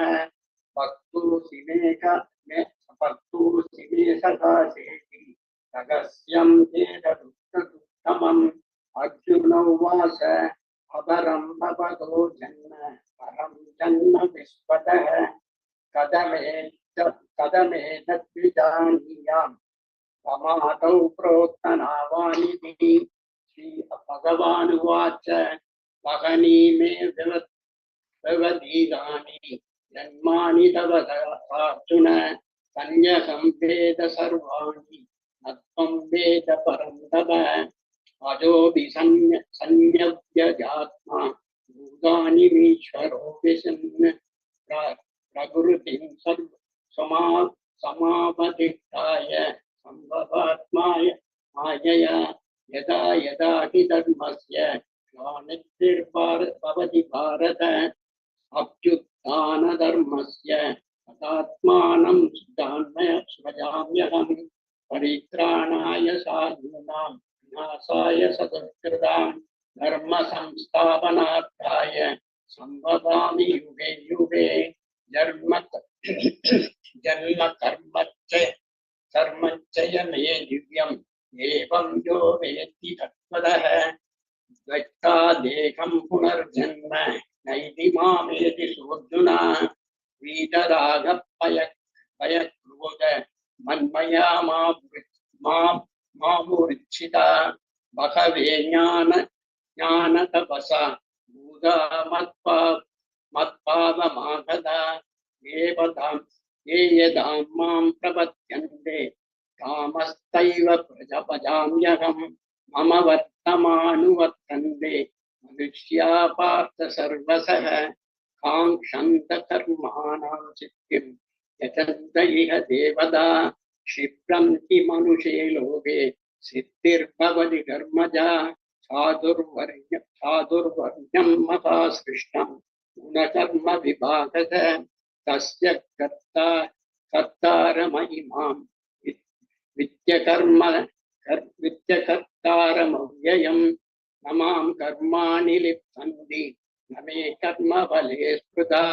इति मां भोजनादि कर्ममयिर्न पच्यते। एवं ज्ञात्वा कृतं कर्म पूर्वैरपि मुमुक्षुभिः गुरुकर्मैव तस्मान्तं पूर्वै पूर्वतरं कृतं। किं कर्म किमकर्मेति कवयो यत्र मोहिता तत्ते कर्म प्रवक्ष्यामि यज्ञज्ञात्वा मोक्षय शेषु भाग। कर्मणो अभिभोक्तव्यं च विकर्मणः अकर्मणश्च बोद्धव्यं गहना कर्मणो गति। कर्मण्यकर्मपच्चयम् अधर्मणि च कर्म च बुद्धिमान् मनुष्येषु प्रयुक्त कृष्ण कर्म कृते। यस्य सर्वे समारम्भा कामसंज्ञवर्जिता ज्ञानाज्ञानि तत्तकर्माणां तमाहु पंडितं बुधा। लक्का कर्मफलासाङ्गं नित्यतीर्थो निरासर। कर्मण्यप्रवृत्तो वृद्धोऽपि नैव किञ्चित् करोति स। निराशीर्यत सिद्धात्मा यक्तः सर्वपरिग्रहः। शारीरं केवलं कर्म कुर्वन्नाप्नोति किल्बिषम्। यदृच्छालाभसन्तुष्टो द्वन्द्वातीतो विमत्सरः समसिद्धावसिद्धौ च कृत्वापि न निबध्यते गतसङ्गस्य मुक्तस्य ज्ञानावस्थितचेतसः यज्ञयाचरतः कर्म समग्रं प्रविलीयते ब्रह्मार्पणं ब्रह्महविर्ब्रह्माग्नो ब्रह्मणाहुतं ब्रह्मैव तेन गन्तव्यं ब्रह्म कर्म समाधिना दैवेमेवापरे यज्ञं योगिनः पर्युपासते ब्रह्माज्ञावपरे यज्ञं यज्ञेनैवोपजुह्वति श्रोतादीनिन्द्रियानन्ये संयमाग्निषु जुह्वति शब्दादीन् विषयानन्य इन्द्रियाग्निषु जुह्वति सर्वानीन्द्रियकर्माणि प्राणकर्माणि चापरे आत्मसंयमयोगाग्नौ जुह्वति ज्ञानदीपिते द्रव्ययज्ञस्तपो यज्ञा योगयज्ञास्तथा परे स्वाध्यायज्ञानयज्ञाश्च यथयः संश्रिता व्रताः अपाने जुह्वति प्राणं प्राणे पाणं तथा परे प्राणापानगतिर्हृत्वा प्राणायामपरायणाः अपरे नियताहाराः प्राणान् प्राणेषु जुह्वति सर्वेप्येते यज्ञविदो यज्ञक्षपितकल्मषाः यज्ञशिष्टामृतभुजो यान्ति ब्रह्मा सनातनं न्यायं लोकस्य यज्ञस्य कुतोऽन्यः कुरु सत्तम एवं बहुविधा यज्ञा वितता ब्रह्मणो मुखे कर्मजान् विद्धितान् सर्वान् एवं ज्ञात्वा विमोक्ष्यसे श्रेयान् द्रव्यमयाद् यज्ञां ज्ञानयज्ञः परन्तप सर्वं कर्माखिलं पार्थ ज्ञाने परिसमाप्यते तद्विद्धि प्रणिपातेन परिप्रश्नेन सेवया उपदेक्ष्यन्ति ते ज्ञानं ज्ञानिनस्तत्त्वदर्शिनः यज्ञात्वा न पुनर्मोहम् एवं यास्यसि पाण्डव येन भूतान्यशेषेण द्रक्ष्यन्यस्यात्मन्योद्भमयि अपि चेदसि पापेभ्यः सर्वेभ्यः पापकृत्तमः सर्वं ज्ञानं प्लवेनैव वृजिनं सन्तरिष्यसि एते धांसि समाधौग्निर्भस्मसात् कुरुतेऽर्जुन ज्ञानयज्ञे सर्वकर्माणि भस्मसात् कुरुते तथा न हि ज्ञानेन सदृशं पवित्रमिह विद्यते तत्स्वयं योगसंसिद्धः कालेनात्मनि विन्दति श्रद्धावान् लभते ज्ञानं तत्परः संयतेन्द्रियः ज्ञानं लब्ध्वा परं शान्तिम् अचिरेणाधिगच्छति यज्ञयश्चास्य श्रद्धदानश्च संशयात्मा विनश्यति न्यायं लोकस्य न परो न सुखं संशयात्मनः योगसन्न्यस्तकर्माणं ज्ञानसञ्छिन्न संशयम् आत्मवन्तं न कर्माणि निबध्नन्ति धनञ्जय तस्मात् अज्ञानसम्भूतं हृस्तं ज्ञानस्सिनात्मनां चित्वैनं संशयं योगम् आतिष्ठोतिष्ठ भारत ओम तत्सदिति श्रीमद्भगवद्गीतासूपनिषत्सु ब्रह्मविद्यायां योगशास्त्रे श्रीकृष्णार्जुन संवादे ज्ञानकर्म संन्यास योगो नाम चतुर्थोऽध्यायः। श्री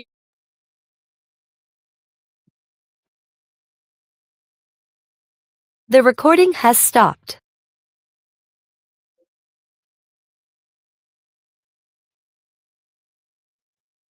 Start பண்ணலாமா?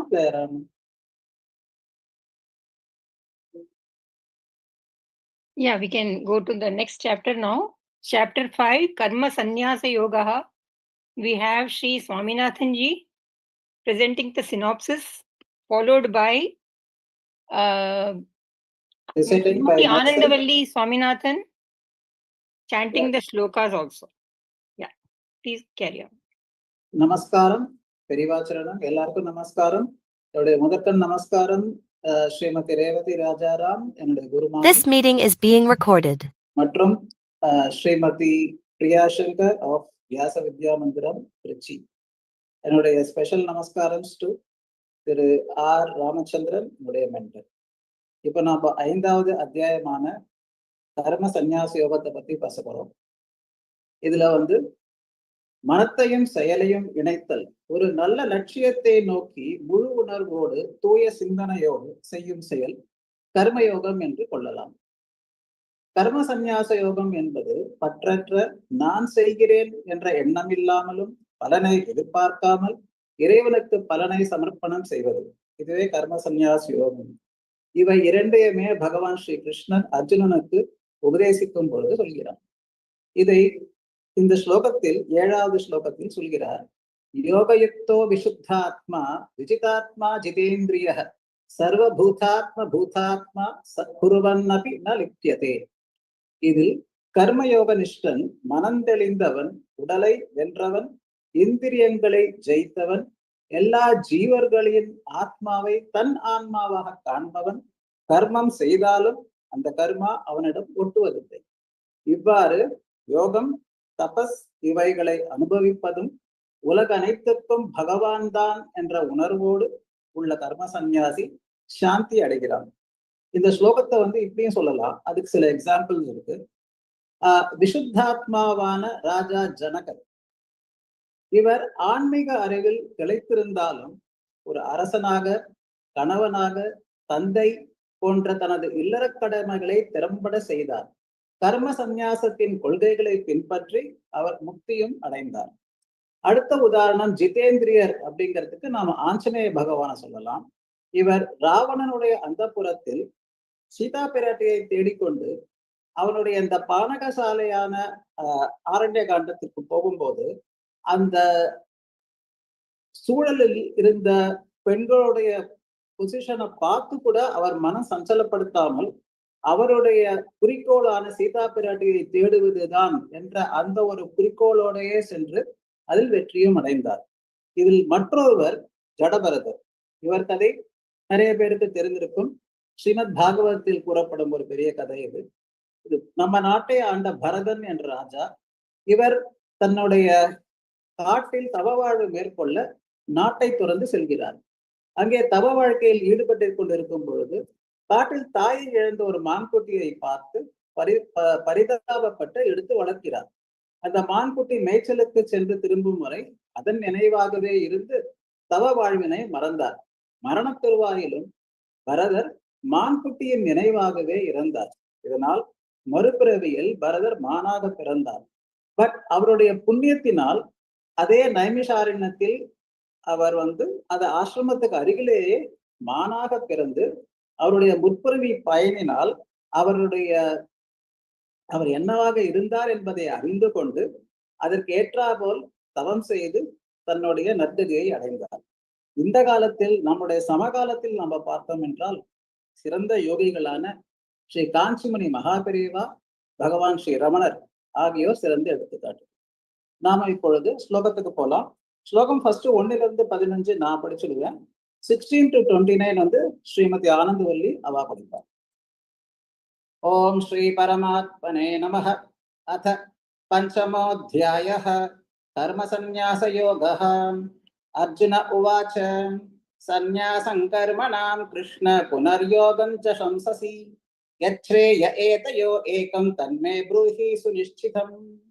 அர்ஜுன உவாச்ச சந்நியாசம் கர்மணாம் கிருஷ்ண புனர்யோகம் ச சம்சசி யச்ரேய ஏதயோ ஏகம் தன்மே ப்ரூஹி சுநிஷ்சிதம். ஸ்ரீ பகவான் உவாச்ச சந்நியாச கர்ம யோகஸ்ச நிஸ்ரேயசகராவுபௌ தயோஸ்து கர்ம சந்நியாசாத் கர்மயோகோ விசிஷ்யதே. யேயஸ்ஸ நித்ய சந்நியாசி யோ ந துவேஷ்டே ந காங்க்ஷதி நித்வந்த்வோ ஹி மகாபாஹோ சுகம் பந்தாத் பிரமுச்யதே. சாங்கியயோகோ ப்ருதக் பாலாः பிரவதந்தி ச பண்டிதாः பிரவதந்தி ந பண்டிதாः ஏகமப்யாஸ்தி தஸ்ஸயக் உபயோர்விந்ததே ஃபலம். யத் சாங்கியைः ப்ராப்யதே ஸ்தானம் தத்யோகைர் அபி கம்யதே. ஏகம் சாங்கியம் ச யோகம் ச யः பஷ்யதி ச பஷ்யதி. சந்நியாசஸ்து மகாபாஹோ துக்கமாப்தும் அயோகதः யோகயுக்தோ முனிர்ப்ரஹ்ம ந சிரேணாதிகச்சதி. யோகயுக்தோ விசுத்தாத்மா விஜிதாத்மா ஜிதேந்திரியः சர்வபூதாத்ம பூதாத்மா குர்வன்னபி ந லிப்யதே. नैव किञ्चित् करोमीति युक्तो मन्येत तत्त्ववित् पश्यन् शृण्वन् स्पृशन् जिघ्रन् नश्नन् कक्षन् स्वपन् श्वसन् प्रलपन् विसृजन् गृह्णन् उन्मिषन् निमिषन् अपि इन्द्रियाणीन्द्रियार्थेषु वर्तन्त इति धारयन् ब्रह्मण्याधाय कर्माणि सङ्गं त्यक्त्वा करोति यः लिप्यते न स पापेन पद्मपत्रविभाम्भसा कायेन मनसा बुद्ध्या केवलैरिन्द्रियैरपि योगिनः कर्म कुर्वन्ति सङ्गं त्यक्त्वात्मशुद्धये युक्तः कर्म फलं त्यक्त्वा शान्तिमाप्नोति नैष्ठिकीम् अयुक्तः कामकारेण फले सक्तो निबध्यते सर्वकर्माणि मनसा सन्न्यस्यास्ते सुखं वशी नवद्वारे पुरे देहि नैव कुर्वन्न कारयन् न कर्तृत्वं न कर्माणि लोकस्य सृजति प्रभुः न कर्म फलसंयोगं स्वभावस्तु प्रवर्तते न दत्ते कस्यचित् पापं न चैव सुकृतं विभुः अज्ञानेनावृतं ज्ञानं तेन मुह्यन्ति जन्तवः. இப்போ ஆனந்தி சுவாமிநாதன் அவ கண்டினியூ பண்ணுவான்.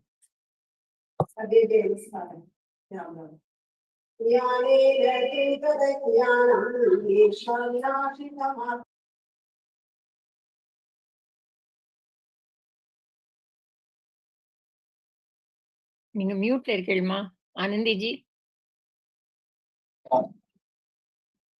सर्वेभ्यः नमस्कारः. राम राम. ज्ञानेन तु ततज्ञानं येषां नाशितमात्मनः तेषामादित्तवज्ञानं प्रकाशयति तत्परं तद्बुद्धयस्तदात्मानस्तन्निष्ठास्तत्परायणाः गच्छन्त्य पुनरावृत्तिं ज्ञाननिर्धूतकल्मषाः विद्या विनय संपन्ने ब्राह्मणे गविहस्तिनि शुनि चैव स्वपाके च पंडिताः समदर्शिनः इहैव तैर्जतिः सर्गः येषां साम्ये स्थितं मनः निर्दोषं हि समं ब्रह्म तस्मात् ब्रह्मणि ते स्थिताः न प्रहृष्येत् प्रियं प्राप्य न उद्विजेत् प्राप्य च प्रियं स्थिरबुद्धिर् असम्मूढो ब्रह्मविद् ब्रह्मणि स्थितः बाह्यस्पर्शे स्वसक्तात्मा विनद्यत्यात्मनि यत्सुखं स ब्रह्मयोगयुक्तात्मा सुखम् अक्षयम् अश्नुते ये हि संस्पर्शजा भोगाः दुःखयोनय एव ते आद्यन्तवन्तः कौन्तेय न तेषु रमते बुधः शक्नोति हैव यः सोढुं प्राक्शरीर विमोक्षणात् कामक्रोधोद्भवं वेगं स युक्तः स सुखी नरः योऽन्तः सुखोऽन्तररामः तदान्तर्ज्योतिर्येव यः स योगी ब्रह्म निर्वाणं ब्रह्मभूतोति गच्छति लभन्ते ब्रह्म निर्वाणं ऋषयः क्षीणकल्मषाः छिन्नद्वैधायतात्मानः सर्वभूतहिते रताः कामक्रोधवियुक्तानां यतीनां यतचेतसाम् अभितो ब्रह्म निर्वाणं वर्तते विदितात्मनां स्पर्शान् कृत्वा बहिर्बाह्यान् चक्षुश्चैवान्तरे भ्रुवोः प्राणापानौ समौ कृत्वा नासाभ्यन्तरचारिणौ यदेन्द्रियं मनो बुद्धिर्मुनिर्मोक्षपरायणः विगते च भयक्रोधो यः सदा मुक्त एव सः भोक्तारं यज्ञतपसां सर्वलोकमहेश्वरं सुहृदं सर्वभूतानां ज्ञात्वा मां शान्तिमृच्छति भोक्तारं यज्ञतपसां सर्वलोकमहेश्वरं सुहृतं सर्वभूतानां ज्ञात्वा मां शान्तिमृच्छति. ओम तत्सत् इति श्रीमद्भगवद्गीतासु उपनिषत्सु ब्रह्मविद्यायां योगशास्त्रे Sri Krishna Arjuna Samvade Sannyasa-yogo nama Panchamodhyayah. Shri Hare Namaha, Shri Hare Namaha, Shri Hare Namaha. The recording has stopped. Okay. Now we move on to the next. This chapter. meeting is being recorded. Chapter 6, Atma Samyama Yogaha. And we have Sanvi Karthik and Shri Himanshu Patwa presenting the synopsis, followed by Sanvi and Lakshanya chanting the shlokas.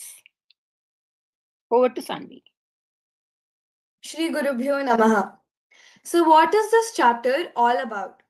This chapter, which is known as the Atma Samyama Yoga or the Dhyana Yoga, tells us that a true yogi is the one who surrenders himself completely to the Supreme Lord and does his duties without any attachment. It also emphasizes on the importance of self-discipline, moderation in food, sleep, and day-to-day activities. Bandhuratmatmanastasya yenadmaivadmanajitah anadmanastu shatrutve varte tadmaiva shatruvat. This shloka tells us that a conquered mind is a friend. That is, when the mind is controlled, it helps us in growth and improvement, leads to inner peace, and helps us focus on certain situations and analyze them more clearly. Whereas when the same mind is uncontrolled or unconquered, it is driven by hatred, greed, and illusion and leads to self-destruction.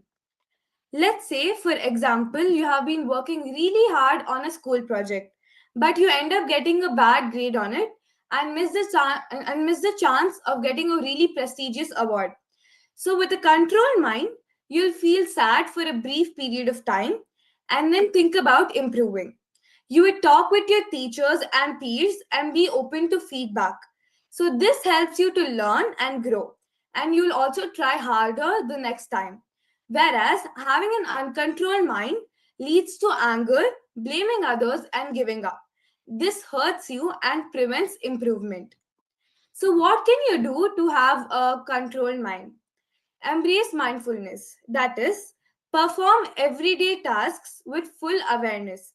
Even if it's a simple task such as eating or washing utensils, do it with complete concentration.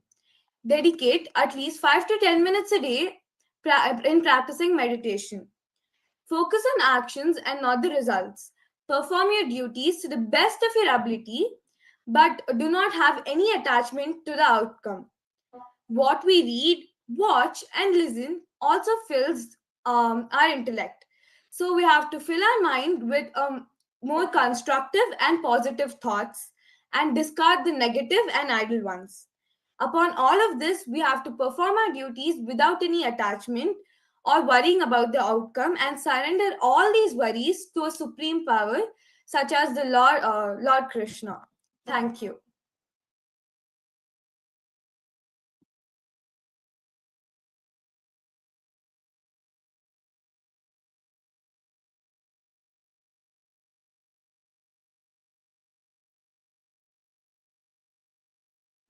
Yes, continue with the chanting.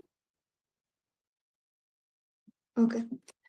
Om Shri Paramatmane Namaha Atha Shashtodhyayah Atma Samyama Yogaha Shri Bhagavanuvacha Anashrita Karma Phalam Karyam Karma Karoti Yah Sasanyasi Cha Yogi Cha Naniragnirna Chakriyah Yam Sanyasamiti Prahu Yogam tam vidhi pandava nahya sanyasta sankalpo yogi bhavati kaschana arurukshor munir yogam karma karanam uchyate yoga rudhasya tasyaiva samah karanam uchyate yada hinendriyateshu na karmasvanu sajjate sarva sankalpa sanyasi योगारूढस्तदोच्यते उद्धरेदात्मनात्मानं नात्मानमवसादयेत् आत्मैव ह्यात्मनो बन्धुः आत्मैव रिपुरात्मनः बन्धुरात्मात्मनस्तस्य येनात्मैवात्मना जितः अनात्मनस्तु शत्रुत्वे वर्तेतात्मैव शत्रुवत् जितात्मानः प्रशान्तस्य परमात्मा समाहिताः शीतोष्णसुखदुःखेषु तथा मानापमानयोः ज्ञानविज्ञानतृप्तात्मा कूटस्थो विजितेन्द्रियः युक्त इत्युच्यते योगी समलोष्टाश्मकाञ्चनः सुहृन्मित्रायुदासीन मध्यस्थाद्वेष्य बन्धुषु साधुष्वपि च पापेषु समबुद्धिर्विशिष्यते योगी युञ्जीत सततम् आत्मानं रहसि स्थितः एकाकीयत चित्तात्मा निराशीरपरिग्रहः शुचौ देशे प्रतिष्ठाप्य स्थिरमासनमात्मनः नात्युच्छ्रितं नातिनीचं चैलाजिनकुशोत्तरं तत्रैकाग्रं मनः कृत्वा यतचित्तेन्द्रियक्रियाः उपविश्यासने युञ्जाद् योगमात्मा विशुद्धयेत् समं कायशिरो ग्रीवं धारयन्मचलं स्थिरः सम्प्रेक्ष्य नासिकाग्रं स्वं दिशश्चानवलोकयन्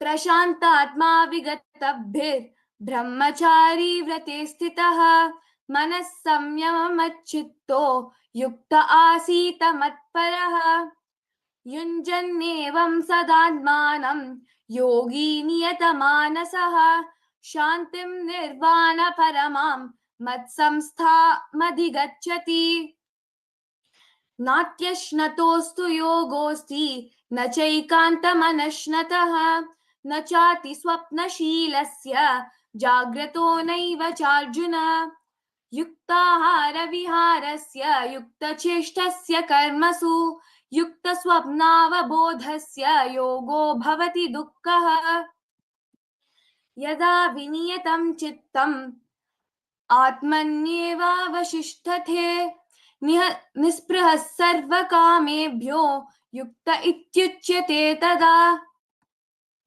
यथा दीपो निवातस्थो नेङ्गतेषोपमा स्मृता योगिनो यतचित्तस्य युञ्जतो योगमात्मनः यत्रो परमते चित्तं निरुद्धं योगसेवया यत्र चैवात्मनात्मानं पश्यन्नात्मनि तुष्यति सुखमात्यन्तिकं यत्तद् बुद्धिर्ग्राह्यमतीन्द्रियं वेत्ति यत्र न चैवायं स्थितश्चलति तत्त्वतः यं लब्ध्वा चापरं लाभं मन्यते नाधिकं तथा यस्मिन् स्थितो न दुःखेन गुरुणापि विचाल्यते तं विद्या दुःख संयोग वियोगं योग संजितं स निश्चयेन योक्तव्यो योग निर्विण्ण चेतसः संकल्प प्रभवान् कामां त्यक्त्वा सर्वान् शेषतः मनसैवेन्द्रियग्रामं विनियम्य समानतः शनैश्शनैरुपरमेत् बुद्ध्या धृतिगृहीतया आत्मसंस्थं कृत्वा न किंचिदपि चिन्तयेत् यतो निश्चरति मनश्चञ्चलमस्थिरं Lakshanya, 1 second. May I now We'll end the chapter and then do the synopsis. Yes. यतो निश्चरति मनश्चञ्चलमस्थिरं ततस्ततो नियमेतद् आत्मन्येव वशं नयेत् प्रशान्तमनसं ख्येनं योगिनं सुखमुत्तमम् उपैति शान्तरजसं ब्रह्मभूतमकल्मषं युञ्जन्यैवं सदात्मानं योगी विगतकल्मषः सुखेन ब्रह्म संस्पर्शम् अत्यन्तं सुखमश्नुते सर्वभूतास्तमात्मानं सर्वभूतानि चात्मनि ईक्षते योगयुक्तात्मा सर्वत्र समदर्शनः यो मां पश्यति सर्वत्र सर्वं च मयि पश्यति तस्याहं न प्रणश्यामि स च मे न प्रणश्यति सर्वभूतस्थितं यो मां भजन्त्येकात्मवस्थितः सर्वथा वर्धमानोऽपि स योगी मयि वर्तते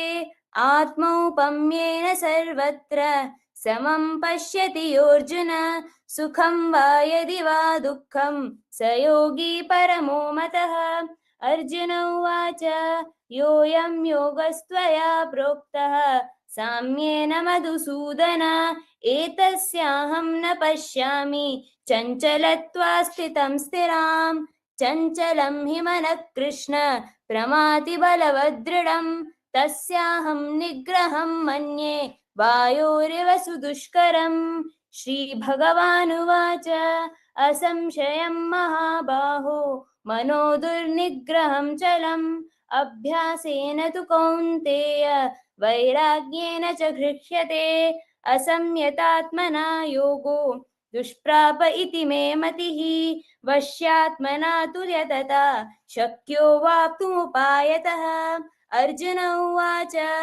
अयति श्रद्धयोपेतो योगाच्चलितमानसः अप्राप्य योगसंसिद्धिं कां गतिं कृष्ण गच्छति कच्छिन्नो वयविभ्रष्टः छिन्नाभ्रमिव नश्यति अप्रतिष्ठो महाबाहो विमूढो ब्रह्मणः पथि एतन्मे संशयं कृष्ण छेत्तुमर्हस्य शेषतः त्वदन्यसंशयास्यास्य चेत्तता नख्युपपद्यते श्रीभगवानुवाच पार्थ नैवेह नामुत्र विनाशस्तस्य विद्यते न हि कल्याणकृत् कश्चित् दुर्गतिं तात गच्छति प्राप्य पुण्यकृतां लोकान् उषित्वा शाश्वती समाः शुचीनां श्रीमतां गेहे योगभ्रष्टोऽभिजायते अथवा योगिनामेव कुले भवति धीमताम्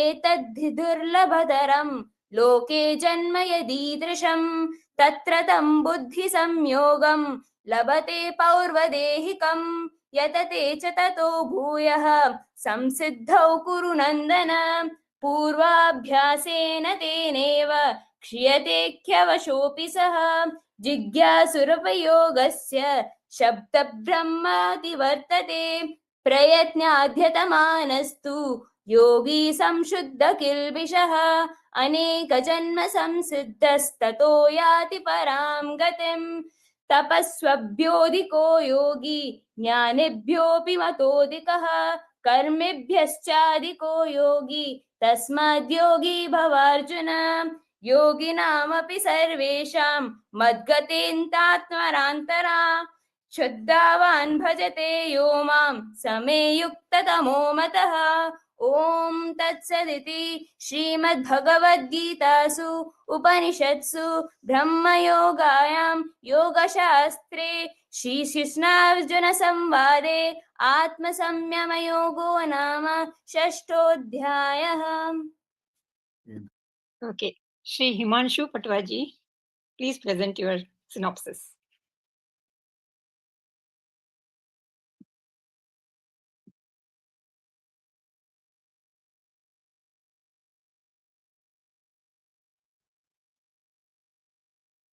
Yes. Are you able to hear me? Yes, please. Yes. Namaskar. This is the Atma Sanyam Yoga. I'll give my interpretation or my understanding of chapter 6. I bow to Lord Krishna and request him to forgive any mistakes that I may make in my own interpretations and request he guide me in better understanding. In this chapter, according to me, Lord Krishna has already laid foundation via the earlier chapters, that is Sankhya Yoga, Karma Yoga, Gyan Karma Sannyas Yoga और Sannyas Yoga. ये इन सब chapter में आगे he has already laid foundation for Arjun to lead us his soul in its journey towards moksha. Up to 5th adhyay, all the principles and fundamentals that he has explained basically lead a soul to moksha, but they themselves do not, up to chapter 5, they do not lead a soul to moksha. This is the first chapter where via Atma Sanyam Yoga, Lord Krishna gives him the direction that from this chapter onwards, if you follow these principles, then a soul is definite. I mean, the moksha is definite. So, yeah, यहाँ पर in this particular chapter, initially he guides the Arjuna that unless you qualify to be a sannyasi or a yogi, you cannot attain moksha. Lord Krishna in clear terms defines who is a sannyasi. He says sannyasi is one who performs his karma without any intent or claim on the fruits of his actions. Thus, one who renounces the fruits of his actions is a sannyasi. Lord Krishna also defines who is a yogi. He says one who renounces all sankalpa is a true yogi. He defines who is an eligible seeker. Basically, he says only a true sannyasi or a yogi are eligible seekers for moksha.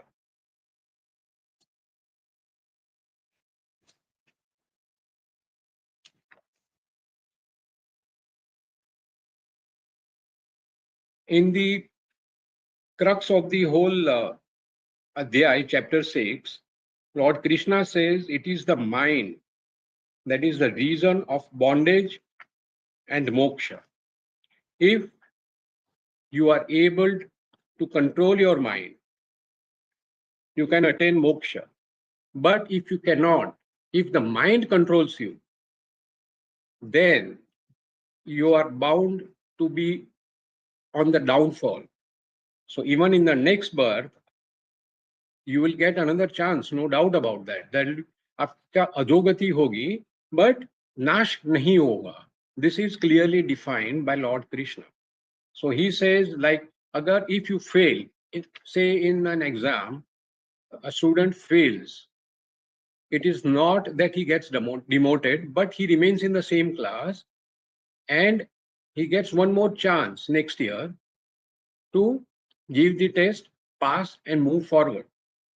This is exactly the way he has explained that आपको next जन्म में और एक opportunity मिलेगी, and if you play along well, then you will succeed. और मोक्ष की ओर आप अग्रसर हो सकते हो.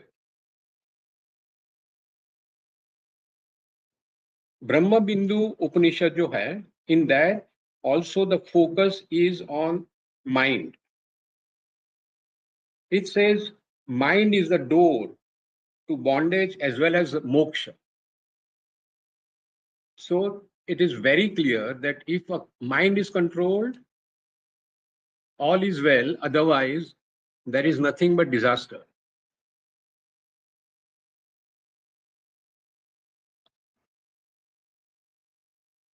He explains, Lord Krishna explains, that through proper practice of the principles which have been explained in previous adhyayas, one can master his mind.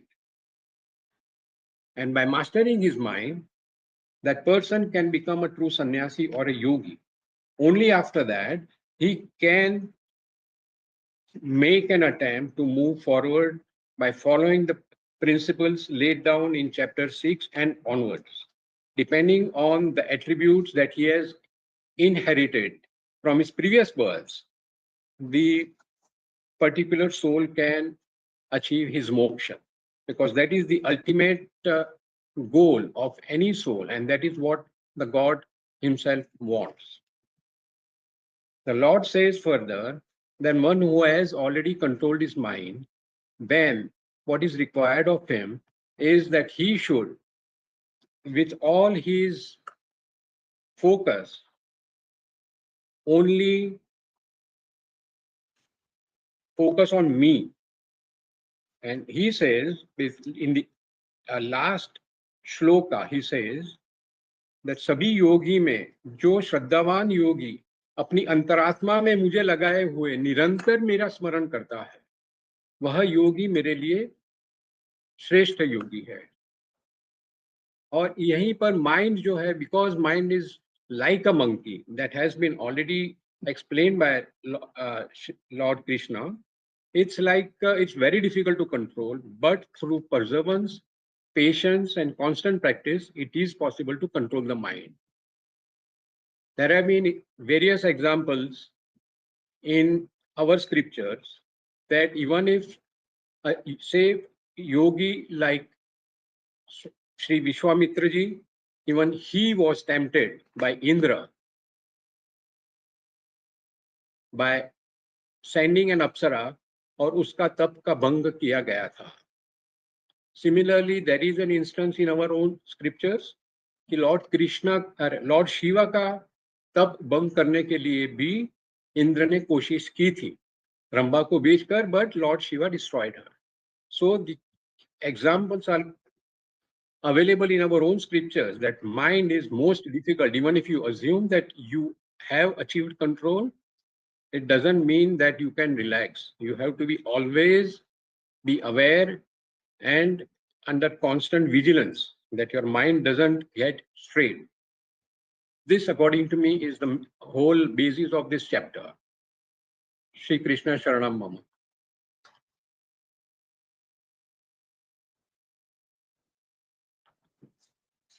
The recording has stopped. This meeting is being recorded. Yeah, now we move to the next chapter, chapter 7, Jnana Vijnana Yoga. And we have with us Srimati Sheela Sundar and Shri Kriti to present the synopsis one after the other, followed by Srimati Sheela Sundar and Tripura Joshi to chant the shlokas. We'll keep the same process. First the synopsis, then the chanting. Thank you. धन्यवाद. श्री गुरुभ्यो नमः. ओम नमो नारायण. आज मैं भगवत गीता के 7वें अध्याय ज्ञान विज्ञान योग के अंतर्गत मेरे ज्ञान के आधार पर जो बात कह सकती हूँ उसे आपके सामने रखती हूँ. इस अध्याय के बारे में मुझे अधिक जानकारी नहीं है. गुरुजी डॉक्टर रंजित बेहरा जी ने बेहरा जी के विनम्र मोटिवेशन, सहायता और मार्गदर्शन से ही कुछ विषय बना पाई हूँ. इसके लिए गुरुजी के प्रति मैं बहुत बहुत आभारी हूँ. धन्यवाद गुरुजी. श्री कृष्ण अर्जुन से कहते हैं कि जब मनुष्य बुद्धि और हृदय पूर्ण रूप से ईश्वर में स्थिर हो जाते हैं, तब मनुष्य सच्चे ज्ञान और अनुभूति को प्राप्त करता है. वे कहते हैं कि यह पूरा संसार जो प्रकट होता है और जो अदृश्य है, सब उन्हीं से उत्पन्न है और उन्हीं में स्थित है. प्रकृति के पंचभूत जैसे जल, वायु, अग्नि, आकाश और भूमि और मनुष्य के अंदर बने मन, बुद्धि और अहंकार उनकी भौतिक शक्तियां हैं और जीवात्मा उनकी दिव्य प्रकृति का अंश है. माया मनुष्य को भ्रम में रखती है, इसलिए वह ईश्वर को पहचान नहीं पाता, पर जो श्रद्धा से उनकी शरण में आता है वह अंत में परम सत्य को जान ही लेता है. भगवान के भक्त 4 प्रकार के होते हैं, जिन्हें चतुर्विध भजन्ते माम कहते हैं. जिसे निम्न श्लोक में बताया गया है.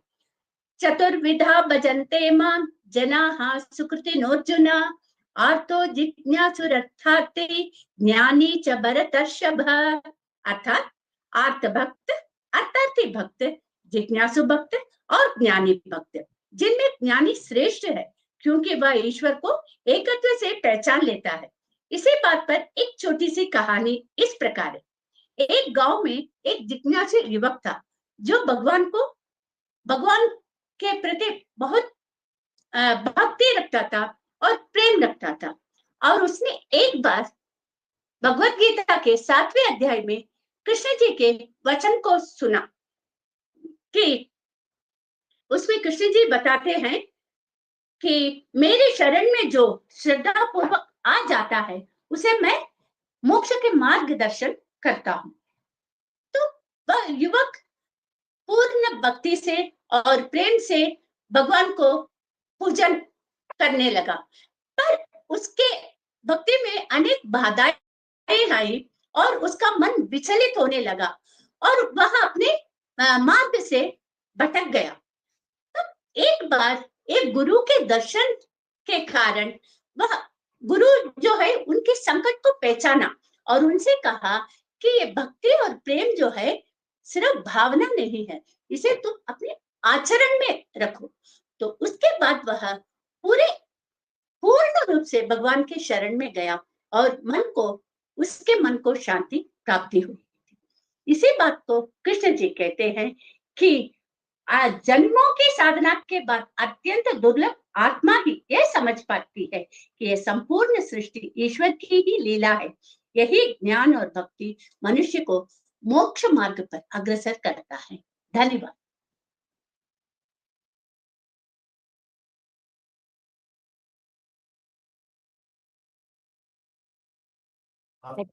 Prekriti has not joined yet, so we continue. Sheila ji, you can continue chanting.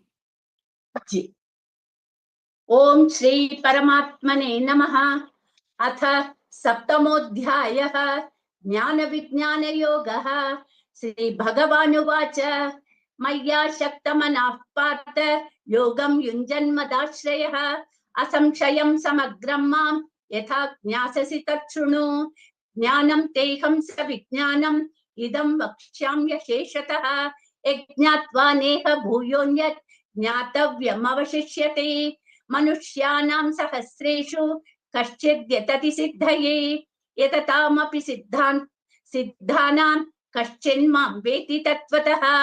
भूमिरापो नलो वायुः कं मनो बुद्धिरेव च अहंकार इति यं मे भिन्ना प्रकृतिरष्टधा।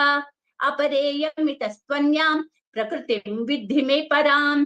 जीवभूतां महाबाहो ययेदं धार्यते जगत् एतत् योनीनि भूतानि सर्वाणीत्युपधारय। अहं कृष्णस्य जगतः प्रभवः प्रलयस्तथा मत्तः परतरं नान्यत् किञ्चिदस्ति धनञ्जय। मयि सर्वमिदं प्रोतं सूत्रे मणिगणा इव। रसोऽहमप्सु कौन्तेय प्रभास्मि शशिसूर्ययोः। प्रणवः सर्ववेदेषु शब्दखे पौरुषं नृषु। पुण्यो गन्धः पृथिव्याञ्च तेजश्चास्मि विभावसौ। जीवनं सर्वभूतेषु तपश्चास्मि तपस्विषु। बीजं मां सर्वभूतानां विद्धि पार्थ सनातनं। बुद्धिर्बुद्धिमतामस्मि तेजस्तेजस्विनामहं। बलं बलवताञ्चाहं कामरागविवर्जितं। धर्मा विरुद्धो भूतेषु कामोऽस्मि भरतर्षभ। ये चैव सात्विका भावा राजसास्तामसाश्च ये मत्त एवेति तन्विद्धि न त्वहं तेषु ते मयि। त्रिभिर्गुणमयैर्भावै येभिः सर्वमिदं जगत् मोहितं नाभिजानाति मामेभ्य परमव्ययम्। दैवी ह्येषा गुणमयी मम माया दुरत्यया। मामेव ये प्रपद्यन्ते मायमेतां तरन्ति ते। न मां दुष्कृतिनो मूढाः प्रपद्यन्ते नराधमां।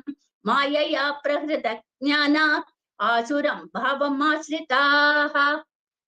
चतुर्विधा भजन्ते मां जनाः सुकृतिनोऽर्जुन आर्तो जिज्ञासुरर्थार्थी ज्ञानी च भरतर्षभ तेषां ज्ञानी नित्ययुक्तः एकभक्तिर्विशिष्यते प्रियो हि ज्ञानिनोत्यर्थम् अहं स च मम प्रियः उदाराः सर्व एवैते ज्ञानित्वात्मैव मे मतम् आस्थितः स हि युक्तात्मा मामेवानुत्तमां गतिम् बहूनां जन्मनामन्ते ज्ञानवान् मां प्रपद्यते वासुदेवः सर्वमिति समहात्मा सुदुर्लभः कामैस्तैस्तैहृतज्ञानाः प्रपद्यन्तेऽन्यदेवताः तं तं नियममास्थाय प्रकृत्या नियता स्वया यो यो यां यां तनुं भक्तः श्रद्धयार्चितुमिच्छति तस्य तस्याचलां श्रद्धां तामेव विदधाम्यहम् सतया श्रद्धया युक्तः तस्याराधनमीहते लभते च ततः कामान् मयैव विहितान् हितान् अन्तवत्तु फलं तेषां तद्भवत्यल्पमेधसाम् देवान् देवयजो यान्ति मद्भक्ता यान्ति मामपि अव्यक्तं व्यक्तिमापन्नं मन्यन्ते मामबुद्धयः परं भावमजानन्तः ममाव्ययमनुत्तमम् नाहं प्रकाशः सर्वस्य योगमाया समावृतः मूढोऽयं नाभिजानाति लोको वामजमव्ययम् वेदाहं समतीतानि वर्तमानानि चार्जुन भविष्याणि च भूतानि मां तु वेद न कश्चन इच्छाद्वेषसमुत्थेन द्वन्द्वमोहेन भारत सर्वभूतानि सम्मोहं सर्गे यान्ति परन्तप येषां त्वन्तगतं पापं जनानां पुण्यकर्मणां ते द्वन्द्वमोहनिर्मुक्ताः भजन्ते मां दृढव्रताः जरामरणमोक्षाय मामाश्रित्य यतन्ति ये ते ब्रह्म तत्विदुः कृत्स्नम् अध्यात्मं कर्म चाखिलम् साधिभूतादिदैवं मां साधियज्ञं च ये विदुः प्रयाणकालेऽपि च मां ते विदुर्युक्तचेतसः ॐ तत्सदिति श्रीमद्भगवद्गीतासु उपनिषत्सु ब्रह्मविद्यायां योगशास्त्रे श्रीकृष्णार्जुनसंवादे ज्ञानविज्ञानयोगो नाम सप्तमोऽध्यायः. Thank you. Okay, now we have Shrikriti with us. Shrikriti, may I request you to present your synopsis? अस्तु Madhavi.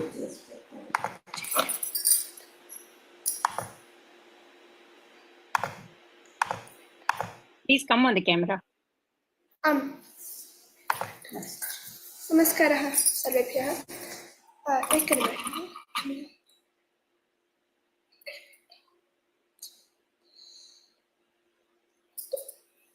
Yeah, you can start.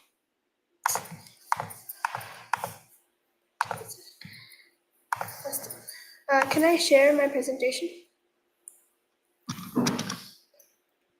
Yes, I'm giving you the slides.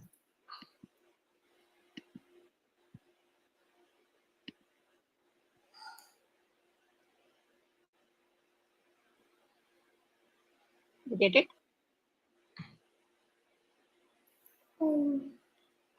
Okay, yes. Okay. सर्वेभ्यः नमस्कारः. मम नाम श्रीकृतिः. अहं सप्तमकक्षां पठामि. अहं US मध्ये Texas राष्ट्रे आस्टिन् इति नगरे निवसामि. सप्तमोऽध्यायः ज्ञानविज्ञानयोगः. So overall summary of the Prathama Shatkam, first 6 chapters is Krishna Bhagavan talked about Sthita Prajna Lakshanaha, characteristics of one who has control over his emotions. Atma Swarupam, the nature of the self. Niyata Karma, prescribed action. Phalapeksha Rahita Karma, action done without desire for results. Jnanam, knowledge of Paramatma Tattvam. And for the knowledge, tat sadhanartham dhyanam. And for it means meditation about Bhagavan. In this chapter, Sri Krishna Bhagavan talks about who he is and who praise him. Who is Bhagavan? Bijam mam sarva bhutanam vidhi partha sanatanam buddhir buddhimatam asmi tejas tejasvinamaham balam balavatam chaham कामरागविवर्जितं धर्मा विरुद्धो भूतेषु कामोऽस्मि भरतर्षभा. So these are the 10th and 11th shlokas in the Saptamodhyaya.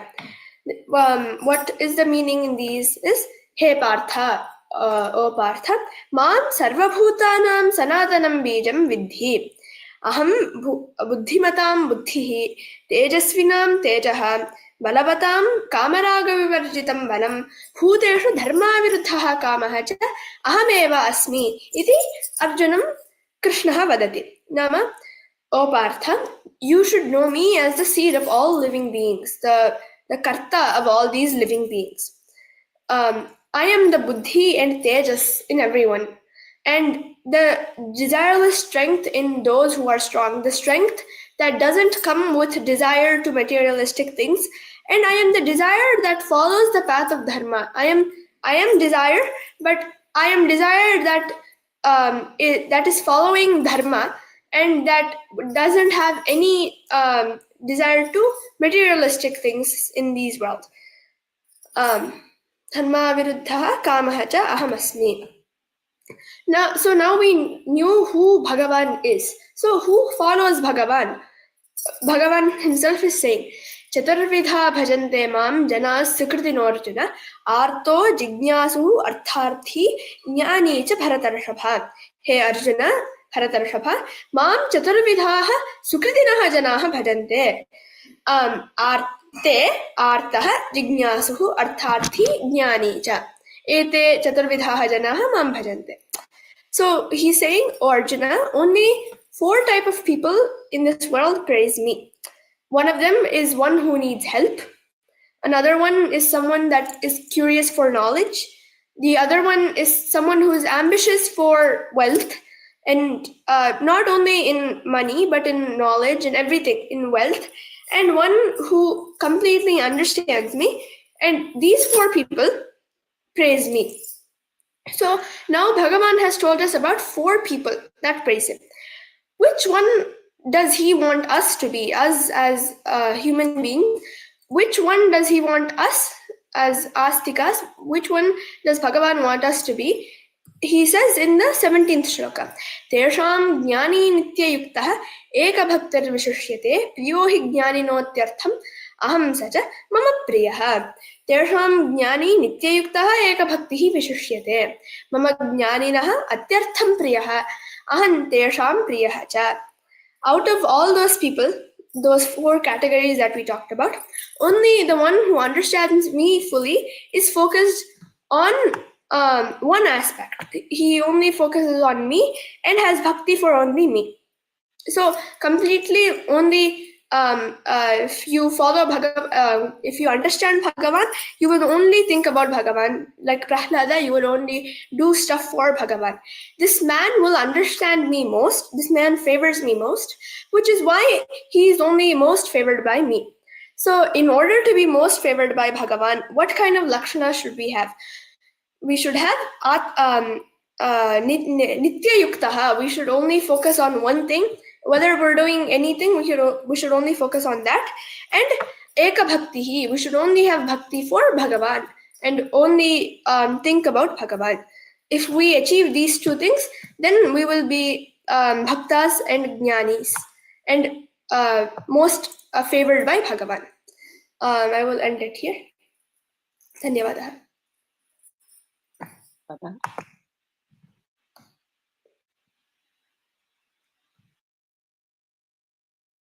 The recording has stopped.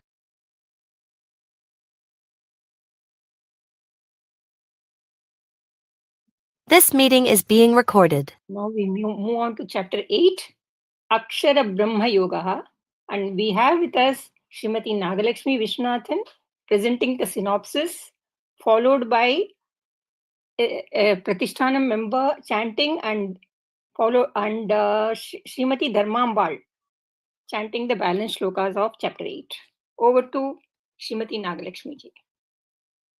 Namo Namaha. My humble pranams to all the dignitaries of Satvidya Pratishtan, Shekhar ji, Priya ji, and my mentor Revati ji. Today I am here to speak on chapter 8, Akshara Brahma Yoga. Arjuna asked Krishna about the supreme, the soul, karma, and what happens after death. Krishna explains that the supreme reality is eternal, the soul is immortal, and the body and world are temporary. Krishna says he is the divine power inside every being. The central teaching is about the final moment of life. Krishna quotes in the verse 6, Yam yam vapi smaran bhavam tyajatyante kalevaram tam tamevaiti kaunteya sada tad bhava bhavitaha. Whatever we think of constantly during life becomes our thought at the final moment, and that we surely attain. So, if we think of God with love daily, we will naturally think of Him at the end and reach His divine peaceful abode. Let us understand this shloka with the help of Jatapartha's story from Srimad Bhagavatam. King Bharata, a great devotee and the ruler after whom India, that is Bharata, is named, left his kingdom to meditate in the forest. One day, he found an orphaned baby deer and took care of it. Slowly, his mind became attached to the deer. Even during prayer, he thought of the deer more than God. At the moment of death, his last thought was the deer. So he was reborn as a deer. As a deer, he remembered his previous life and stayed near sage Pulaka's ashrama, avoiding all attachments. When the deer's life ended, it took the name of Lord Narayana and was born again as a human in a Brahmana family. In this birth, he lived as Jatabharata, acting dull, silent, and uninterested in worldly matters, so no one would disturb his spiritual focus. But inside, he was a realized soul. So, my dear friends, whatever our heart is filled with every day becomes our destination. If the mind is filled with love for God, His name, His form, His kindness, then at the final moment, the mind will automatically run to Him and we will reach His eternal abode. Krishna also explains two paths after death, the one leading to revelation, that is no return, and the other to rebirth, that is return. So Krishna's message is very simple. Live with devotion. Practice remembering me daily. Then you need not fear anything. I will definitely come to you at the final. Namo Namaha. May I now invite Srimati Meenakshi Premanand to chant the shlokas. नमस्कारः श्री परमात्मने नमः अथ अष्टमोऽध्यायः अक्षरब्रह्म योगः अर्जुन उवाच किं तद् ब्रह्म किमध्यात्मं किं कर्म पुरुषोत्तम अधिभूतं च किं प्रोक्तम् अधिदैवं किमुच्यते अतियज्ञः कथं कोत्र देहेऽस्मिन् मधुसूदन प्रयाणकाले च कथं ज्ञेयोऽसि नियतात्मभिः श्रीभगवानुवाच अक्षरं ब्रह्म परमं स्वभावोऽत्यात्मम् उच्यते भूतभावोद्भवकरो विसर्गः कर्म सञ्चितः अधिभूतं क्षरो भावः पुरुषश्च अधिदैवतम् अधियज्ञोऽहम् एवात्र देहे देहभृताम्बर अन्तकाले च मामेव स्मरन् मुक्त्वा कलेवरम् यः प्रयाति समद्भावं याति नास्त्यत्र संशयः यं यं वापि स्मरन् भावं त्यजत्यन्ते कलेवरं तं ये वैति कौन्तेय सदा तद्भावभावितः तस्मात् सर्वेषु कालेषु मामनुस्मर युध्य च मय्यर्पितमनो बुद्धिः मामे वैश्यस्य संशयः अभ्यासयोगयुक्तेन चेतसा न अन्यगामिना परमं पुरुषं दिव्यं याति पार्थानुचिन्तयत् कविं पुराणम् अनुशासितारं मनोरणीयं अनुस्मरेद्यः सर्वस्य धातारम् अचिन्त्य रूपम् आदित्यवर्णं तमसः परस्तात् प्रयाणकाले मनसाचलेन भक्त्या युक्तो योगबलेन चैव भ्रुवोर्मध्ये प्राणम् आवेश्य संयक् स तं परं पुरुषम् उपैति दिव्यम् यदक्षरं वेदविधो वदन्ति विशन्ति यद्यतयो वीतरागाः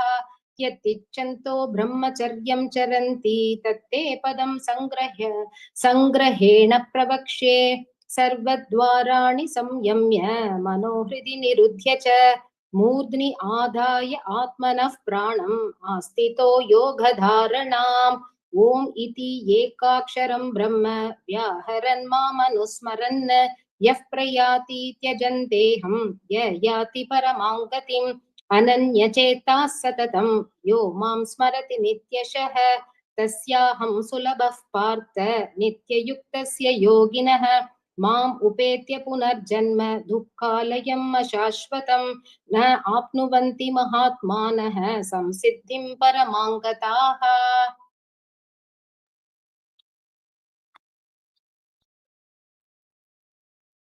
श्रीमती धर्माम्बाळजी।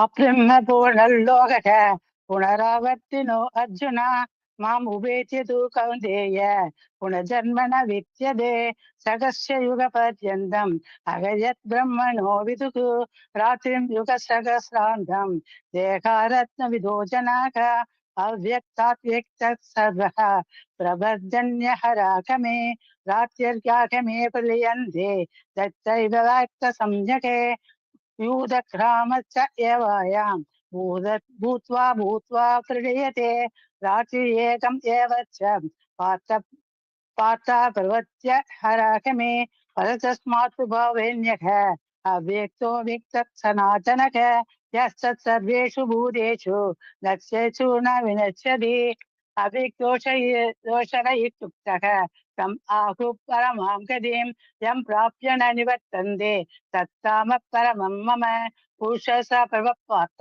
भक्त्यलभ्यः तवनन्यः यस्यान्तः सप्तानि भूतानि येन सर्वम् इदं तदं यत्र काले तवावित्तिम् आवृत्तिं सैव योगिनः प्रियदायादितं कालं पश्यामि पदर्शव अग्निज्योतिरः शुक्लक्ष्णः षण्मास उत्तरायणं तत्र प्रातः ब्रह्म विदो जनाः धूमो रात्रिकृष्णः षण्मास दक्षिणायनं तत्र सान्त्रमसंज्योतिः योगी प्राप्य निवर्तते शुक्लकृष्ण कजिश्चेद जगद शाश्वते मदे एकयायत्यावित्यम् अनन्या वर्तते पुनः नैदे सूर्यपार्थ जनान्ये योगी भुक्यति कच्छन तस्मात् सर्वेषु कालेषु योगयुक्तो भवार्जुन वेदेषु यज्ञेषु तवत्सैव दानेषु यत् पुण्यफलं प्रतिष्ठम् अत्येति तत्सर्वमिदं विदित्वा योगी परं सत्तानं वेदि सत्यं वेदेषु यज्ञेषु तवत्सैव दानेषु यत् पुण्यफलं प्रतिष्ठम् अत्येति तत्सर्वमिदं विदित्वा योगी परं सत्तानं वेदि सत्यम् इति सत्सिद्धिः ओम् इति श्रीदासु उपतिष्ठासु ब्रह्म विद्यायां योगशास्त्रे श्रीकृष्णार्जुन संवादे अक्षर ब्रह्मयोग नाम अश्वमोध्यायः। कृष्णाय वासुदेवाय हरये परमात्मने प्राणवकेत नारायणाय गोविंदाय नमो नमः। Thank you, Sarah. Thank you, Sairam. The recording has stopped. Okay, now we move on to chapter 9. Rajavidya Rajaguhya Yogaha. And I again request Srimati Nagalakshmi Vishnathan to present the synopsis, followed by Trinuta Joshi and Srimati Ranjini Balaraman to chant the shlokas. Over to Nagalakshmi ji. Namo Namaha. My humble namaskarams to one and all here. I'm here to speak This about meeting chapter is being 9. recorded. I'm here to speak about chapter 9, which is called the Rajavidya Rajaguhya Yoga, which means the most important knowledge and the deepest secret taught by Lord Krishna. He quotes a famous shloka which is from the verse 26. Patram pushpam phalam toyam yo me bhaktya prayachati tadaham bhaktubhakritam ashnami prayatatmanagha. If someone offers me a leaf, a flower, a fruit, or water with love, I accept it. Again, I would like to explain this through a small story so that we can understand this deeper.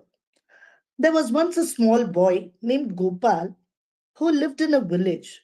Every day after school, he would go to a tiny Krishna temple near his house. He knew only one thing. He did not know big mantras or big rituals, but he loved Krishna with all his heart. One day, Gopal saw many devotees coming to the temple with huge garlands, with basket full of flowers, with fruits, and so many expensive sweets to Krishna. Gopal felt very sad. He thought, Krishna, I do not have anything to offer you. Maybe you will not accept anything from me because I don't have any money to offer. So, with a heavy heart, Gopal came to the temple again with a small leaf, a tiny flower, and a little fruit from a nearby garden. And he offered it to Lord Krishna. And he said very softly to Lord Krishna, Krishna, I don't have much, but whatever I have, I offer to you with all my love. At that very moment, something magical happened. The temple priest saw that Krishna's idol seemed to be smiling.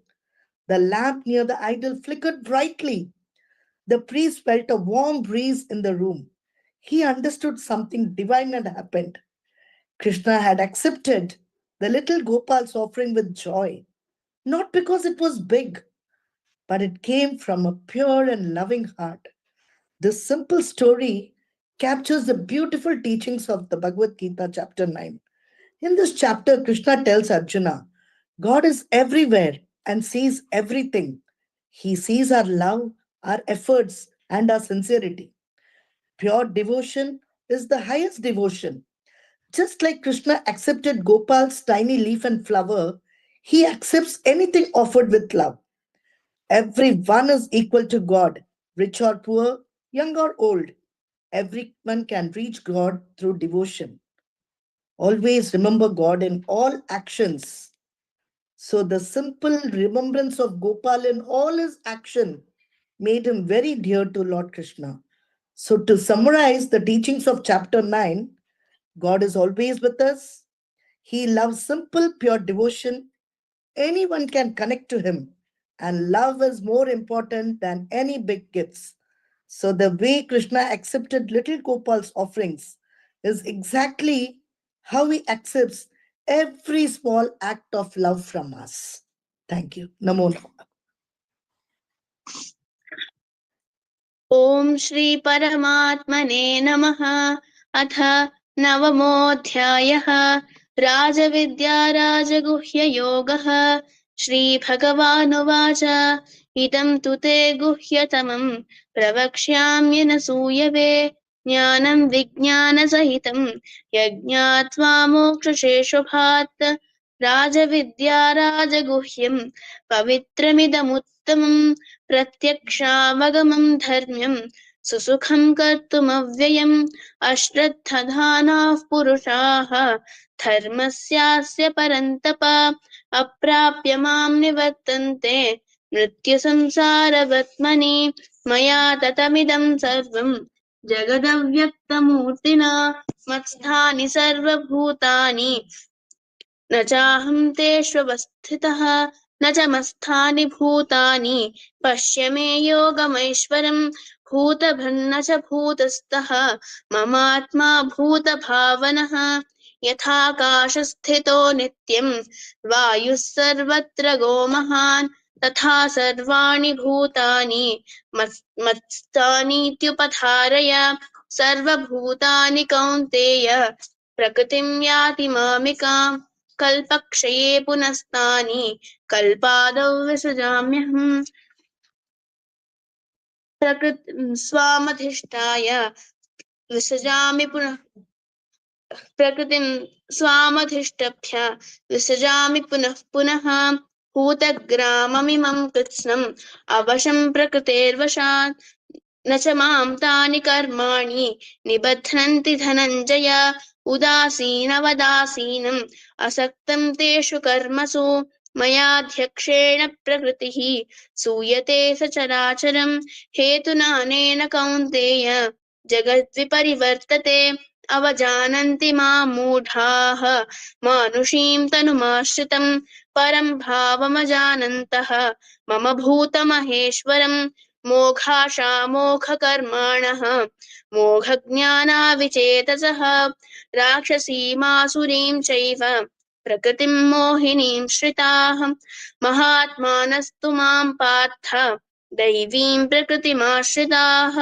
भजन्त्यनन्यमनसः ज्ञात्वा भूतादिमव्ययम् सततं कीर्तयन्तो मां यतन्तश्च दृढव्रताः नमस्यन्तश्च मां भक्त्या नित्ययुक्ता उपासते ज्ञानयज्ञेन चाप्यन्ये यजन्तो मामुपासते एकत्वेन पृथक्त्वेन बहुधा विश्वतो मुखम् धन्यवादः।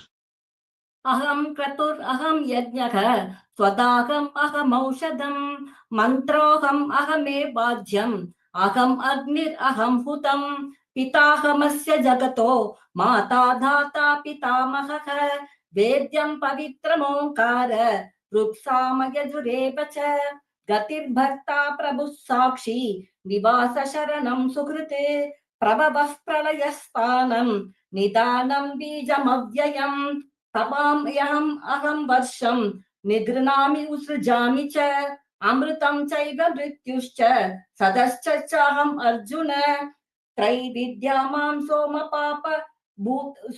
सोमपाभूतपापा यज्ञैरिष्ट्वा स्वर्गतिं प्रार्थयन्ते ते पुण्यमासाद्य सुरेन्द्रलोकम् अश्नन्ति दिव्यान् दिवि देवभोगान् ते तं भुक्त्वा स्वर्गलोकं विशालम् क्षीणे पुण्ये मर्त्यलोकं विशन्ति एवं त्रयी धर्मम् अनुप्रपन्ना गतागतं कामकामा लभन्ते अनन्याश्चिन्तयन्तो मां ये जना पर्युपासते तेषामित्याभियुक्तानां योगक्षेमं वहाम्यहम् येऽप्यन्त्यदेवता भक्ता यजन्ते श्रद्धयान्विताः तेऽपि मामेव कौन्तेय यजन्त्य विधिपूर्वकम् अहं कि सर्वयज्ञानां भोक्ता च प्रभुरेव च न तु माम् अभिजानन्ति तत्त्वेनातश्च वन्ति ते यान्ति देवव्रता देवान् पितॄन् यान्ति पितृव्रताः भूतानि यान्ति भूतेज्य यान्ति मध्याजिनोऽपि माम् पत्रं पुष्पं फलं तोयं यो मे भक्त्या प्रयच्छति तदहं भक्ति उपहृतम् अश्नामि प्रियतात्मनः यत्करोषि यतश्नासि यज्जुहोषि तदासि यत् यत्तपस्यसि कौन्तेय तत्कुरुष्व मदर्पणम् शुभाशुभफलैरेवं मोक्षसे कर्म बन्धनैः संन्यासयोगयुक्तात्मा विमुक्तो मामुपैष्यसि समोऽहं सर्वभूतेषु न मे द्वेष्योऽस्ति न प्रियः ये भजन्ति तु मां भक्त्या मयि ते तेषु च अव्यहम् अपि चेत् सुदुराचारः भजते माम् अनन्यभाक् साधुरेव समन्तव्यः संयज्ञवसितो हि सः क्षिप्रं भवति धर्मात्मा सश्वश्चान्तिं निगच्छति कौन्तेय प्रतिजानीहि न मे भक्तः प्रणश्यति मां हि पार्थव्यपाश्रित्य येऽपि स्युः पापयोनयः श्रियो वैश्वास्तदा शूद्राः तेऽपि याति परां गतिं किं पुनर्ब्राह्मणा पुण्या भक्ता राजर्षयस्तथा अनित्यम् असुखं लोकम् इमं प्राप्य भजस्व मां मन्मना भव मद्भक्तो मद्याजी मां नमस्कुरु मामे वैश्यसि युक्त्वैवम् आत्मानं मत्परायणः। ओम तत्सत् इति श्री भगवद्गीतासु उपनिषत्सु ब्रह्मविद्यायां योगशास्त्रे श्रीकृष्ण अर्जुन संवादे राजविद्या राजगुह्य योगो नाम नवमोऽध्यायः श्रीहरे नमः श्रीहरे नमः श्रीहरे नमः. The recording has stopped. Moving to the next chapter, chapter 10. We have Srimati Hema This Kalyanara meeting is being recorded. to present the synopsis, followed by Srimati Kalavati Chandrasekharan for chant. நமஸ்காரம். ஓம் நமோ பகவதே வாசுதேவாய. இங்கு வந்திருக்கும் அனைவருக்கும் நமஸ்காரம். என்னுடைய ஆன்மீக குருவான மிஸ்ஸஸ் ரேவதி ராஜாராமன் அவர்களுக்கும், என்னுடைய இந்த 10வது அத்தியாயத்திற்கு வழிகாட்டிய மிஸ்டர் ராமச்சந்திரன் சார் அவர்களுக்கும் சிரம் சார்ந்த வணக்கங்கள். அத்தியாயம் 10, விபூதி யோகம். அகம் சர்வஸ்ய பிரபவோ மத்த சர்வம் பிரவர்த்ததே இதி மத்வா பஜந்தே மாம் புதா பாவ சமன்விதாக. கிருஷ்ணன் கூறுகிறார், வாசுதேவனான நானே அனைத்துலகும் தோன்றுவதற்கு காரணம். என்னாலேயே அகில உலகமும் இயங்குகிறது. விபூதி என்றால் பகவானின் பெருமையும் மகிமையும் ஆகும். பகவான் தன்னுடைய பெருமை மகிமைகளை பற்றி அர்ஜுனனுக்கு கூறுகிறார். கிருஷ்ணரே அனைத்து உயிரினங்களின் ஆன்மாகவும் மூலமாகவும் படைப்பு, இருப்பு, அழிவு ஆகியவற்றிற்கும் காரணம். எல்லையில்லா மகிமை. கிருஷ்ணர் தனது தெய்வீக வெளிப்பாடுகளின் சில உதாரணங்களை விளக்குகிறார். பசுக்களில் காமதேனு, பறவைகளில் கருடன், எழுத்துக்களில் ஆ என்னும் முதன் எழுத்து, மாதங்களில் மார்கழி, படைப்பு முழுவதிலும் உள்ள சிறந்த விஷயங்கள் அனைத்தும் தன்னில் இருந்து உருவானவை என்று கூறுகிறார். பகவான் கிருஷ்ணரின் சில விபூதிகள். ISRO ஒரு குழுவாக பல நாட்கள் உழைப்பின் பயனாக சந்திராயன் விண்கலம் அனுப்பினார்கள். இது மானுஷிக விபூதி. கிருஷ்ணர் குழந்தை பருவத்தில் தனது அம்மாவிடம் மாமரத்திற்கு இடையே சந்திரனை பார்த்து என்ன என்று கேட்டபோது அதற்கு யசோதை அது மாம்பழம் என்று சொல்ல, கிருஷ்ணர் வேண்டும் என்று கேட்க நீயே பறித்துக்கொள் என்று தாய் சொல்ல, கிருஷ்ணர் கையை நீட்டி சந்திரனை கையில் வரவைத்தார். இது தெய்வீக விபூதி. யசோதையிடம் கண்ணன் மண் தின்னவில்லை என்று பொய் சொன்னதை நிரூபிக்க கண்ணன் தாய் யசோதைக்கு வாயை திறந்து அண்ட சராசரங்களை காட்டினான்.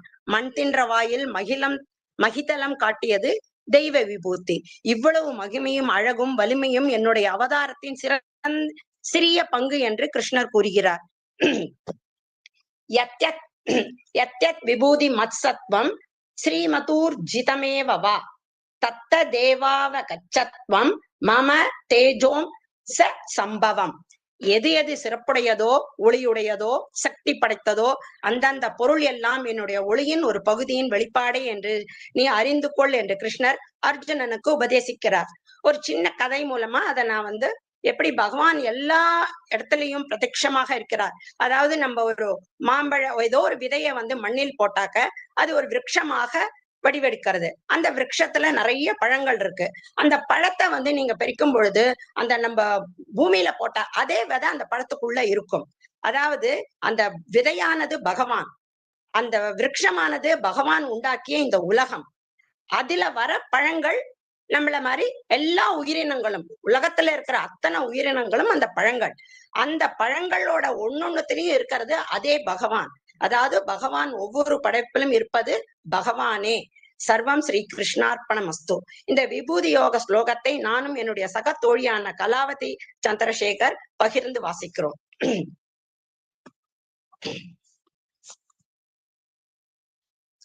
அத தசமோத்யாயக ஸ்ரீ பகவான் உவாச்ச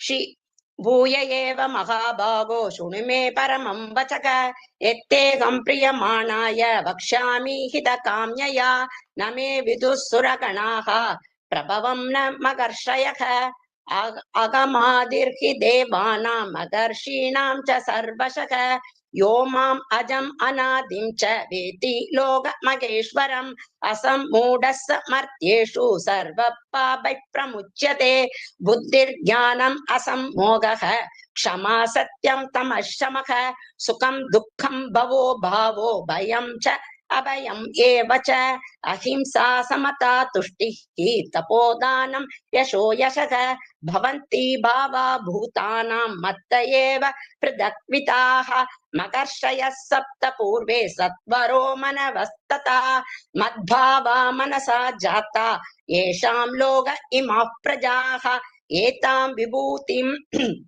योगं च मम यो वेत्ति तत्त्वतः सोऽविकम्पेन योगेन युज्यते नात्र संशयः अहं सर्वस्य प्रभवो मत्तः सर्वं प्रवर्तते इति मत्वा भजन्ते मां बुधा भावसमन्विताः मच्चित्ता मद्गतप्राणा बोधयन्तः परस्परं कथयन्तश्च मां नित्यं तुष्यन्ति च रमन्ति च तेषां सततयुक्तानां भजतां प्रीतिपूर्वकं तदामि बुद्धियोगं तं येन माम् उपयान्ति ते तेषाम् एवानुकम्पार्थम् अहम् अज्ञानजं तमः नाशयाम्यात्म भावस्तो ज्ञानदीपेन भास्वता अर्जुन उवाच परं ब्रह्म परं धाम पवित्रं परमं भवान् पुरुषं शाश्वतं दिव्यम्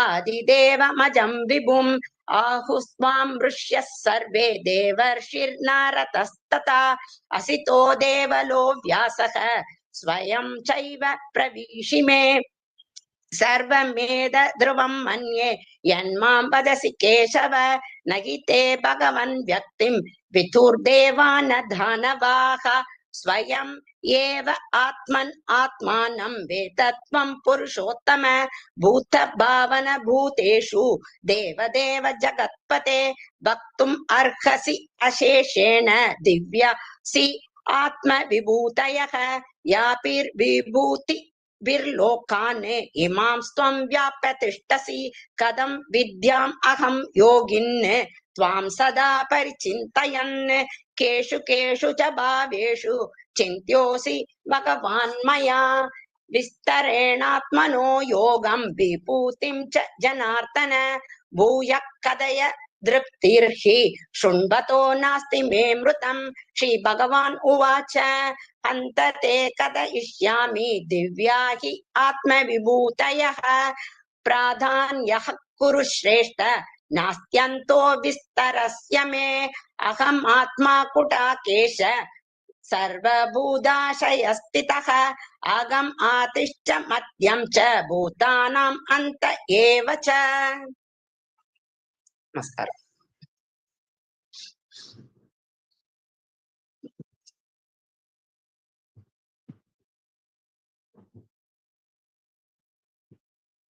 வரவேற்கிறேன்.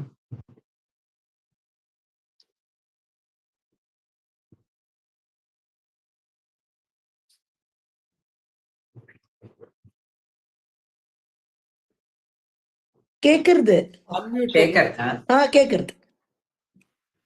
ஆதித்யாநாமகம் விஷ்ணுகு ஜோதிஷாம் ரவிரம்சுமான் மரீச்சிர்மருதாமஸ்மி நட்சத்திராணாமகம் சசி வேதானாம் சாமவேதோஸ்மி தேவானாமஸ்மி வாசவக இந்திரியாணாம் மனச்சாஸ்மி பூதானாமஸ்மி சேதனா ருத்ராணாம் சங்கரச்சாஸ்மி வித்தேஷோ யக்ஷ ரக்ஷசாம் வசூனாம் பாவகச்சாஸ்மி மேருகு சிகரநாமகம் புரோதசாம் ச முக்தியம் மாம் வித்தி பார்த்த ப்ருகஸ்பதிம் சேனானீனாமகம் ஸ்கந்தக சரசாமஸ்மி சாகரக மகர்ஷீணாம் ப்ருகுரகம் கிராமஸ்மி ஏகமச்சரம் யஜ்ஞானாம் ஜபயஜ்ஞோஸ்மி ஸ்தாவராணாம் ஹிமாலயக அஸ்வத்தः சர்வவ்ருக்ஷாணாம்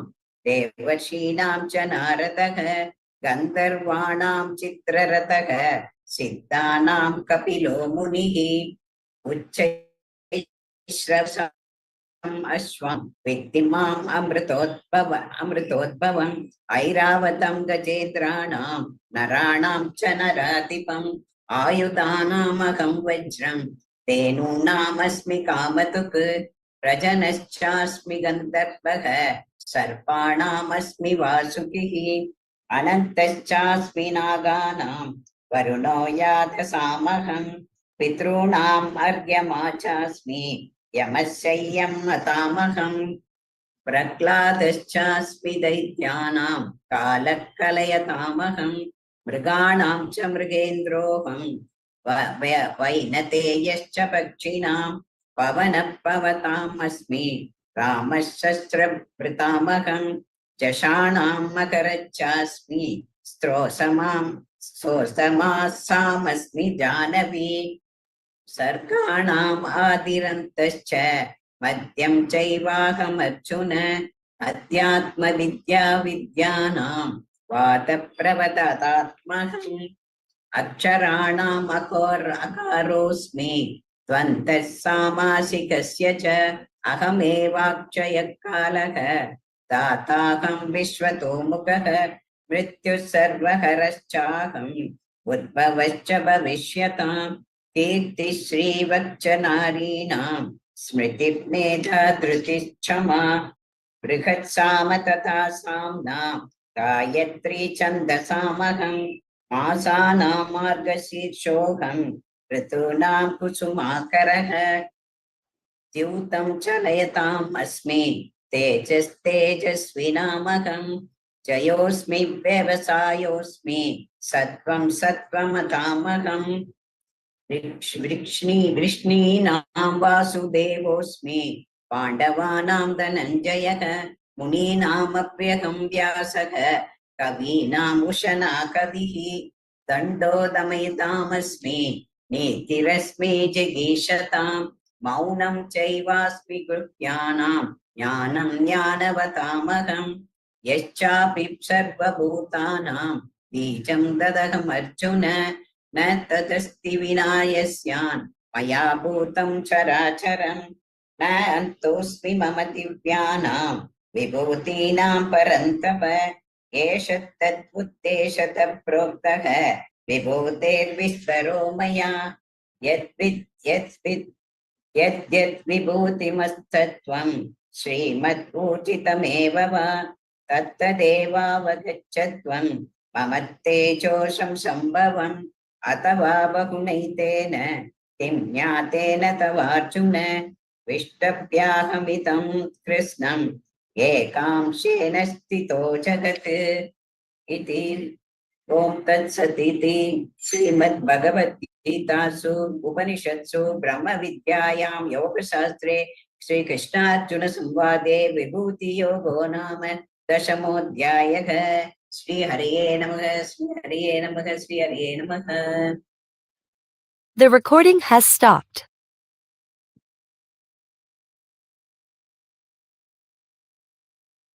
Now we are moving to the This next meeting is being recorded.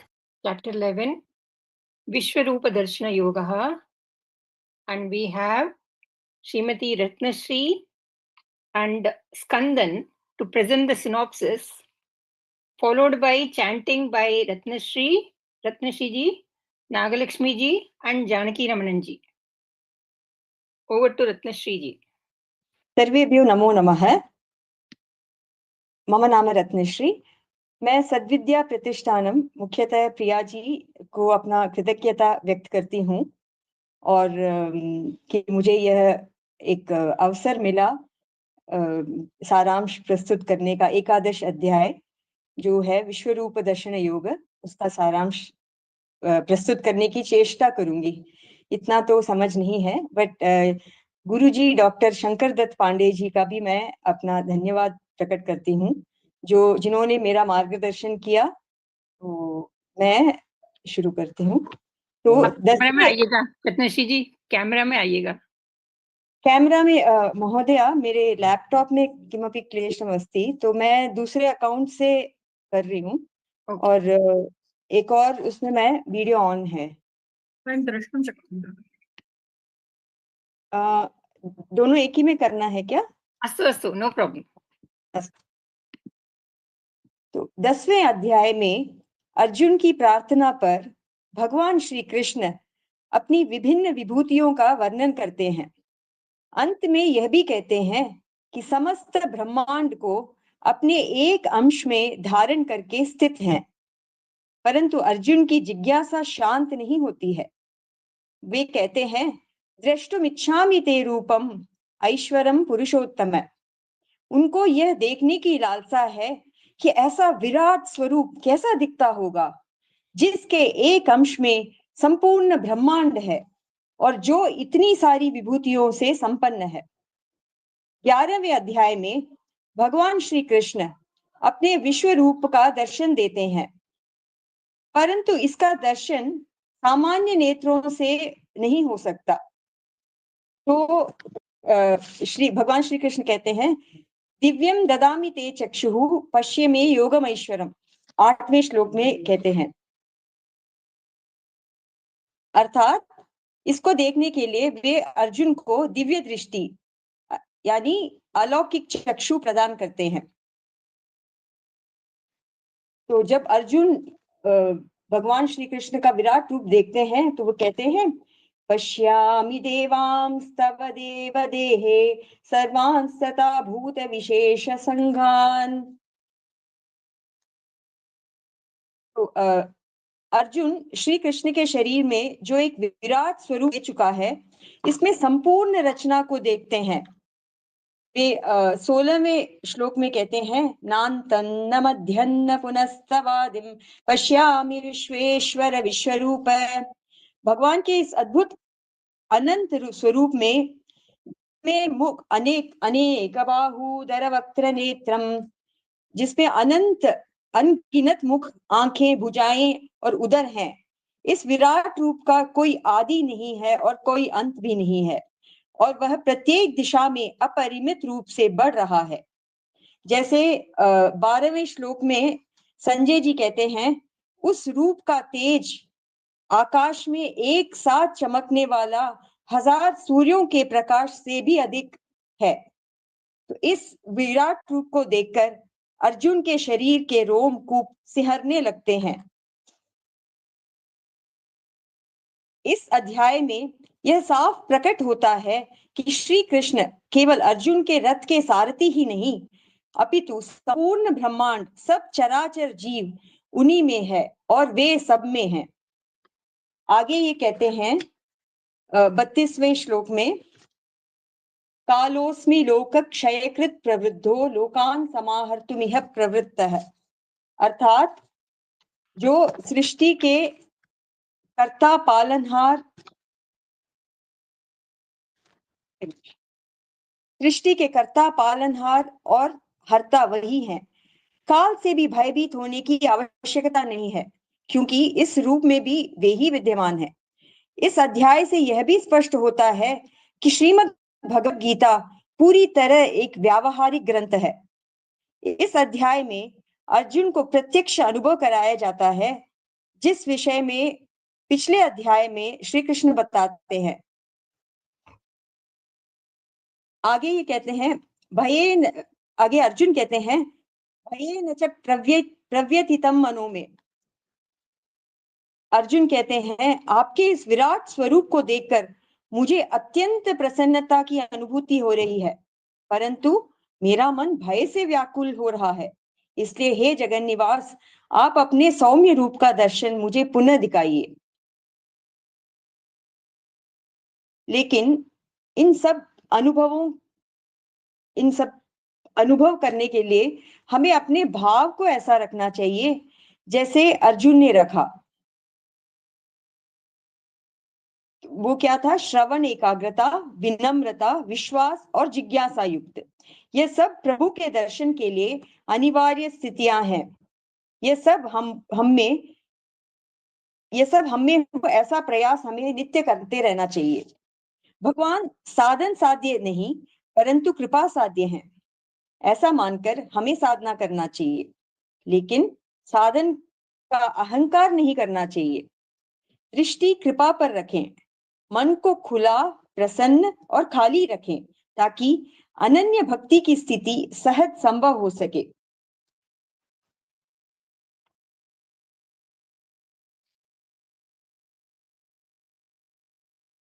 इसके बाद स्वयं श्री कृष्ण का आश्वासन हमें प्रोत्साहन देता है, जो पूरी तरह श्रद्धा एकाग्रता के साथ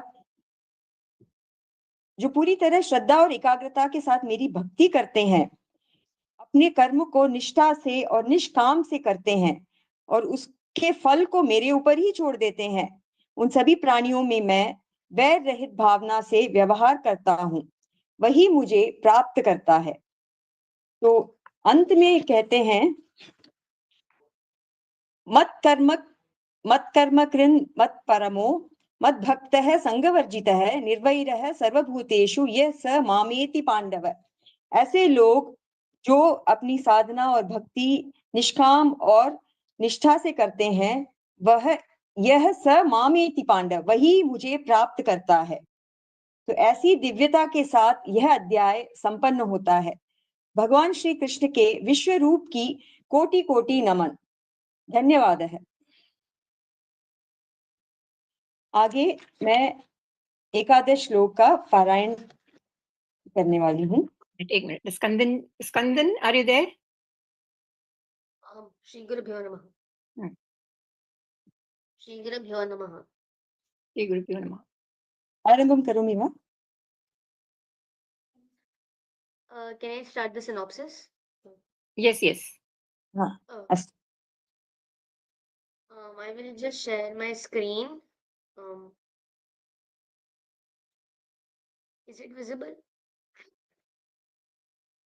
Is the screen visible? No, not yet. I can't see anything now.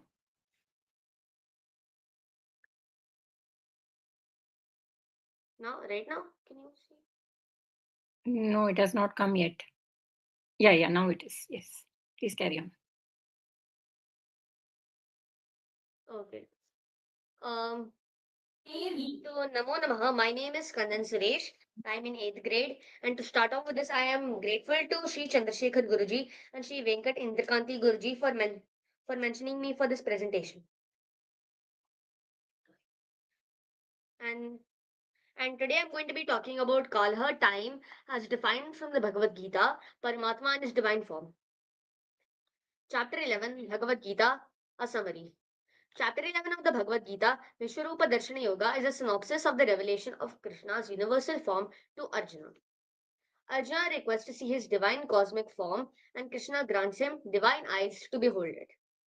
Arjuna witnesses the entire universe within Krishna's body, which leads to his fear and confusion. Lord Krishna then explains that he is time itself, the destroyer of worlds, and encourages Arjuna to fight, as the outcomes are already decided. Frightened, Arjuna asks Krishna to reveal his human form again, which he does. And then Arjuna offers a prayer of praise and awe. This is the relevance of time in verses 16 to 30. In Bhagavad Gita, chapter 11, verses 16 to 30, primarily describe Arjuna's vision of the universal form Vishwarupa and its terrifying all-devouring nature, which is a powerful manifestation of time, Kala, as the ultimate unstoppable destroyer of all worlds and beings. This is Shloka 19. Anadimadhyantamanantaviryam manantabahum shashi-suryanetram pashyami tvam deeptahutashavakram swatejasa vishwamidam tapantam. This is the translation of the shloka. You are without beginning, middle, or end. Your power has no limits. Your arms are infinite. The sun and moon are like your eyes, and the fire is like your mouth. I see you, warming the entire creation by your radiance. Kalatitaha. Bhagavan is beyond the limits of time. So the past, present, and future are visible within him in the present.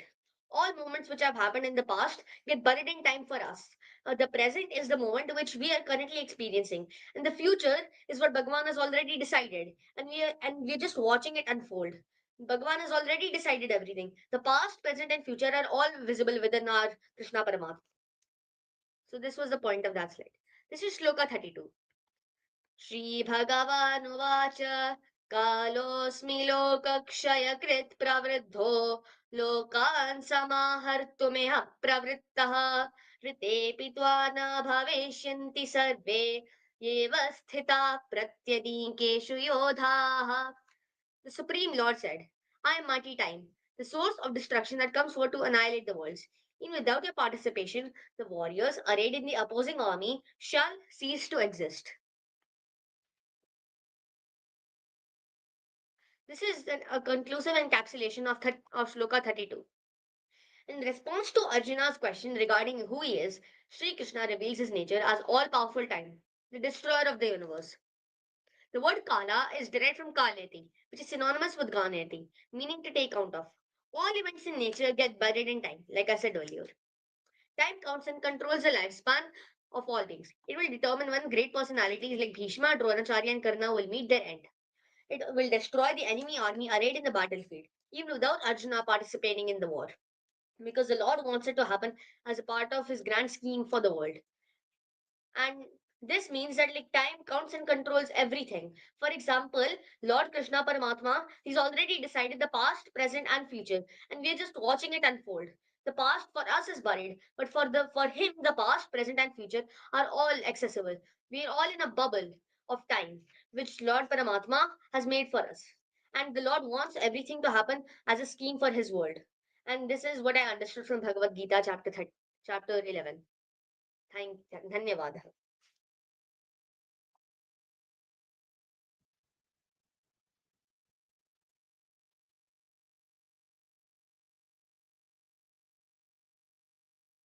Dhanyavad. Thank you. Ratnashri ji, you can continue with your chanting. अस्तु अथ ओम श्री परमात्मने नमः।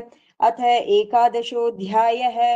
अर्जुन उवाच मदनुग्रहाय परमं गुह्यमध्यात्मसंज्ञितं यत्त्वयोक्तं वचस्तेन मोहोऽयं विगतो मम भावाप्यौ हि भूतानां श्रुतौ विस्तरशो मया त्वत्तः कलमपत्राक्ष माहात्म्यमपि चाव्ययम् एवमेतद्यतः त्वम् आत्मानं परमेश्वर द्रष्टुमिच्छामि ते रूपम् ऐश्वरं पुरुषोत्तम मन्यसे यदि तच्छक्यं मया द्रष्टुमिति प्रभो योगेश्वर ततो मे त्वं दर्शयात्मानमव्ययम्।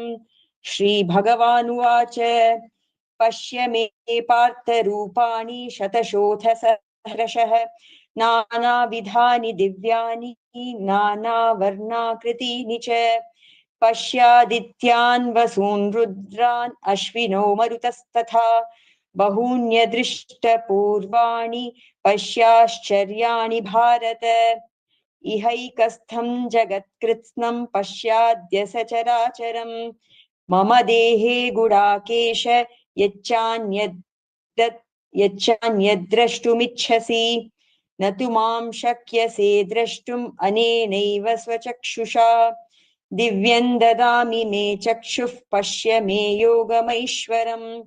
सञ्जय उवाच एवमुक्त्वा ततो राजन् महायोगेश्वरो हरिः दर्शयामास पार्थाय परमं रूपमैश्वरम् अनेकवक्त्रनयनम् अनेकाद्भुतदर्शनम् अनेकदिव्याभरणं दिव्यानेकोद्यतायुधम् दिव्यमाल्याम्बरधरं दिव्यगन्धानुलेपनं सर्वाश्चर्यमयं देवम् अनन्तं विश्वतोमुखम् दिवि सूर्यसहस्रस्य भवेद्युगपदुत्थिता यदि भासदृशी सा स्यात् भासस्तस्य महात्मनः तत्रैकस्थं जगत्कृत्स्नं प्रविभक्तमनेकधा अपश्यद्देवदेवस्य शरीरे पाण्डवस्तदा ततः स विस्मयाविष्टो हृष्टरोमा धनञ्जयः प्रणम्य शिरसा देवं कृताञ्जलिरभाषत। अर्जुन उवाच पश्यामि देवांस्तव देवदेहे सर्वांस्तथा भूतविशेषसङ्घान् ब्रह्माणमीशं कमलासनस्थं ऋषींश्च सर्वान् उरगांश्च दिव्यान् अनेकबाहूदरवक्त्रनेत्रं पश्यामि त्वां सर्वतोऽनन्तरूपम् नान्तन्न मध्यन्न पुनस्तवादिं पश्यामि विश्वेश्वर विश्वरूप किरीटिनं गदिनं चक्रिणं च तेजो राशिं सर्वतो दीप्तिमन्तम् पश्यामि त्वां दुर्निरीक्ष्यं समन्ताद् दीप्तानलर्कद्युतिमप्रमेयम् त्वमक्षरं परमं वेदितव्यं त्वमस्य विश्वस्य परं निधानम् त्वमव्ययः शाश्वत धर्मगोप्ता सनातनस्त्वं पुरुषो मतो मे। धन्यवादः। अनादिमध्यान्तमनन्तवीर्यम् अनन्तबाहुं शशिसूर्यनेत्रम् पश्यामि त्वां दीप्तहुताशवक्त्रम् स्वतेजसा विश्वमिदं तपन्तम् द्यावात् पृथिव्योरिदमन्तरं हि व्याप्तं त्वयैकेन दिशश्च सर्वाः दृष्ट्वाद्भुतं रूपमुग्रं तवेदं लोकत्रयं प्रव्यथितं महात्मन् अमीहि त्वां सुरसङ्घा विशन्ति केचिद्भीताः प्राञ्जलयो गृह्णन्ति स्वस्तीत्युक्त्वा महर्षि सिद्धसङ्घाः स्तुवन्ति त्वां स्तुतिभिः पुष्कलाभिः रुद्रादित्या वसवो ये च साध्याः विश्वेक्ष्विनो मरुतश्चोष्मपाश्च गन्धर्वयक्षासुरसिद्धसङ्घाः वीक्षन्ते त्वां विस्मिताश्चैव सर्वे रूपं महत्ते बहुवक्त्र नेत्रं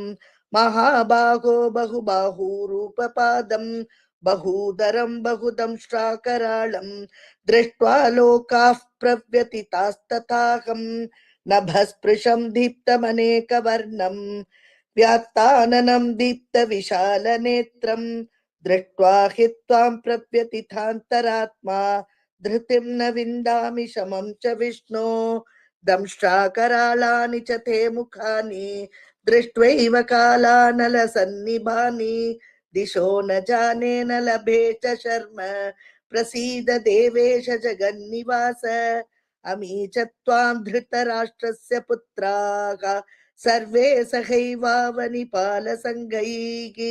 भीष्मो द्रोणः सूतपुत्रस्तथासौ सहास्मदीयैरपि योधमुख्यैः वक्त्राणि ते त्वरमाणा विशन्ति दंष्ट्राकरालानि भयानकानि केचित् विलग्ना दशनान्तरेषु सन्दृश्यन्ते चूर्णितैरुत्तमाङ्गैः यथा नदीनां बहवोऽम्बुवेगाः समुद्रमेवाभिमुखा द्रवन्ति तथा तवामी नरलोकवीराः विशन्ति वक्त्राण्यभिविज्वलन्ति यथा प्रदीप्तं ज्वलनं पतङ्गाः विशन्ति नाशाय समुद्रवेगाः तथैव नाशाय विशन्ति लोकाः तवापि वक्त्राणि समृद्धवेगाः लेखिह्यसे ग्रसमानः समन्तात् लोकान् समग्रान् वदने ज्वलद्भिः तेजोभिरापूर्य जगत्समग्रं भासस्तवोग्रः प्रतपन्ति विष्णो आख्याहि मे को भवानुग्ररूपग नमोऽस्तु ते देववर प्रसीद विज्ञातुमिच्छामि भवन्तमाद्यं न हि प्रजानामि तव प्रवृत्तिं श्रीभगवानुवाच कालोऽस्मि लोकक्षयकृत् प्रवृद्धो लोकान् समाहर्तुमिह प्रवृत्तः ऋतेऽपि त्वां न भविष्यन्ति सर्वे येव स्थिताः प्रत्यनीकेषु योद्धाः तस्मात् त्वमुत्तिष्ठ यशो लभस्व चित्वा शत्रुन् भुङ्क्ष्व राज्यं समृद्धं मयैवैते निहताः पूर्वमेव निमित्तमात्रं भव सव्यसाचिन् द्रोणं च भीष्मं च जयद्रथं च कर्णं तथान्यानपि योधवीरान् मया हतांस्त्वं जहिमां व्यतिष्ठाग युध्यस्व चेतासि रणे सपत्नान् सञ्जय उवाच एतत् श्रुत्वा वचनं केशवस्य कृताञ्जलिर्वेपमानः किरीटी नमस्कृत्वा भूय एवाककृष्णं सगद्गदं भीतभीतः प्रणम्य अर्जुन उवाच स्थाने हृषीकेश तव प्रकृत्या जगत्प्रहृष्यत्युनरज्यते च रक्षांसि भीतानि दिशो द्रवन्ति सर्वे नमस्यन्ति च सिद्धसङ्घाः तस्माचतेन न मेरन्महात्मन् गरीयसे ब्रह्मणोऽप्यादिकर्त्रे अनन्तदेवेश जगन्निवास त्वमक्षरं सदसत्तत्परं यत् त्वमादिदेवः पुरुषः पुराणः त्वमस्य विश्वस्य परं निधानम् वेत्तासि वेद्यं च परं च धाम त्वया ततं विश्वमनन्तरूपं वायुर्यमोऽग्निर्वरुणः शशाङ्कः प्रजापतिस्त्वं प्रपितामहश्च नमो नमस्ते सुसहस्रकृत्यः पुनश्च भूयोऽपि नमो नमस्ते नमः पुरस्तादतः पृष्ठतस्ते नमोऽस्तु ते सर्वत एव सर्व अनन्तवीर्यामितविक्रमस्त्वं सर्वं समाप्नोषि ततोऽसि सर्वः सखेति मत्वा प्रसभं यदुक्तं हे कृष्ण हे यादव हे सखेति अजानता महिमानं तवेदं मया प्रमादात् प्रणयेन वापि यच्चावः सातमसत्कृतोऽसि विहारशय्यासनौ भोजनेषु एको तवाप्यच्युत तत्समक्षं तक्षामये त्वामहमप्रमेयम् पितासि लोकस्य चराचरस्य त्वमस्य पूज्यश्च गुरुर्गरीयान् न त्वत्समोऽस्त्यप्यधिकः कुतोऽन्यो लोकत्रयेऽप्यप्रतिमप्रभाव तस्मात् प्रणम्य प्रणिधाय कायं प्रसादये त्वामहमीशमीढ्यं पितेव पुत्रस्य सखेव सख्युः प्रियः प्रियायार्हसि देव सोढुम् अदृष्टपूर्वं हृषितोऽस्मि दृष्ट्वा भयेन च प्रव्यथितं मनो मे तदेव मे दर्शय देव रूपं प्रसीद देवेश जगन्निवास किरीटिनं कदिनं चक्रहस्तम् इच्छामि त्वां द्रष्टुमहं तथैव तेनैव रूपेण चतुर्भुजेन सहस्रबाहो भव विश्वमूर्ते श्रीभगवानुवाच मया प्रसन्नेन तवाजुनेतं रूपं परं दर्शितमात्मयोगात् तेजोमयं विश्वमनन्तमाद्यं यन्मे त्वदन्येन न दृष्टपूर्वं न वेदयज्ञात्ययनैर्न दानैः न च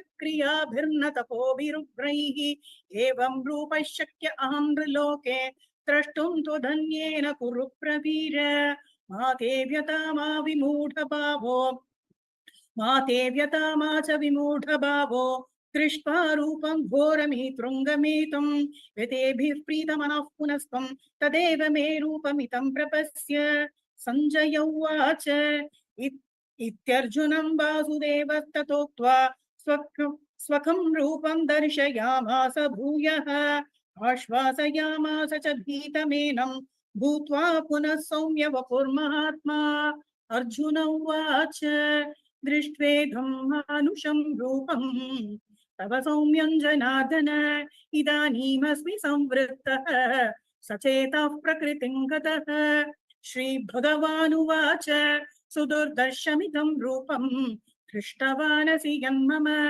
देवा अप्यस्य रूपस्य नित्यं दर्शनकाङ्क्षिणः नाहं वेदैर्न तपसा न दानेन न चेज्यया शक्य एवं विधो द्रष्टुं दृष्टवानसि मां यथा भक्त्या त्वनन्यया शक्य अहमेवं विधोऽर्जुन ज्ञातुं द्रष्टुं च तत्त्वेन प्रवेष्टुं च परन्तप मत्कर्म कृन्मत्परमः मद्भक्तः सङ्गवर्जितः निर्वैरः सर्वभूतेषु यः स मामेति पाण्डव ॐ तत्सद् इति श्रीमद्भगवद्गीतासु उपनिषत्सु ब्रह्मविद्यायां योगशास्त्रे श्रीकृष्णार्जुन संवादे विश्वरूपदर्शनयोगो नाम 11ोऽध्यायः श्रीहरये नमः श्रीहरये नमः श्रीहरये नमः.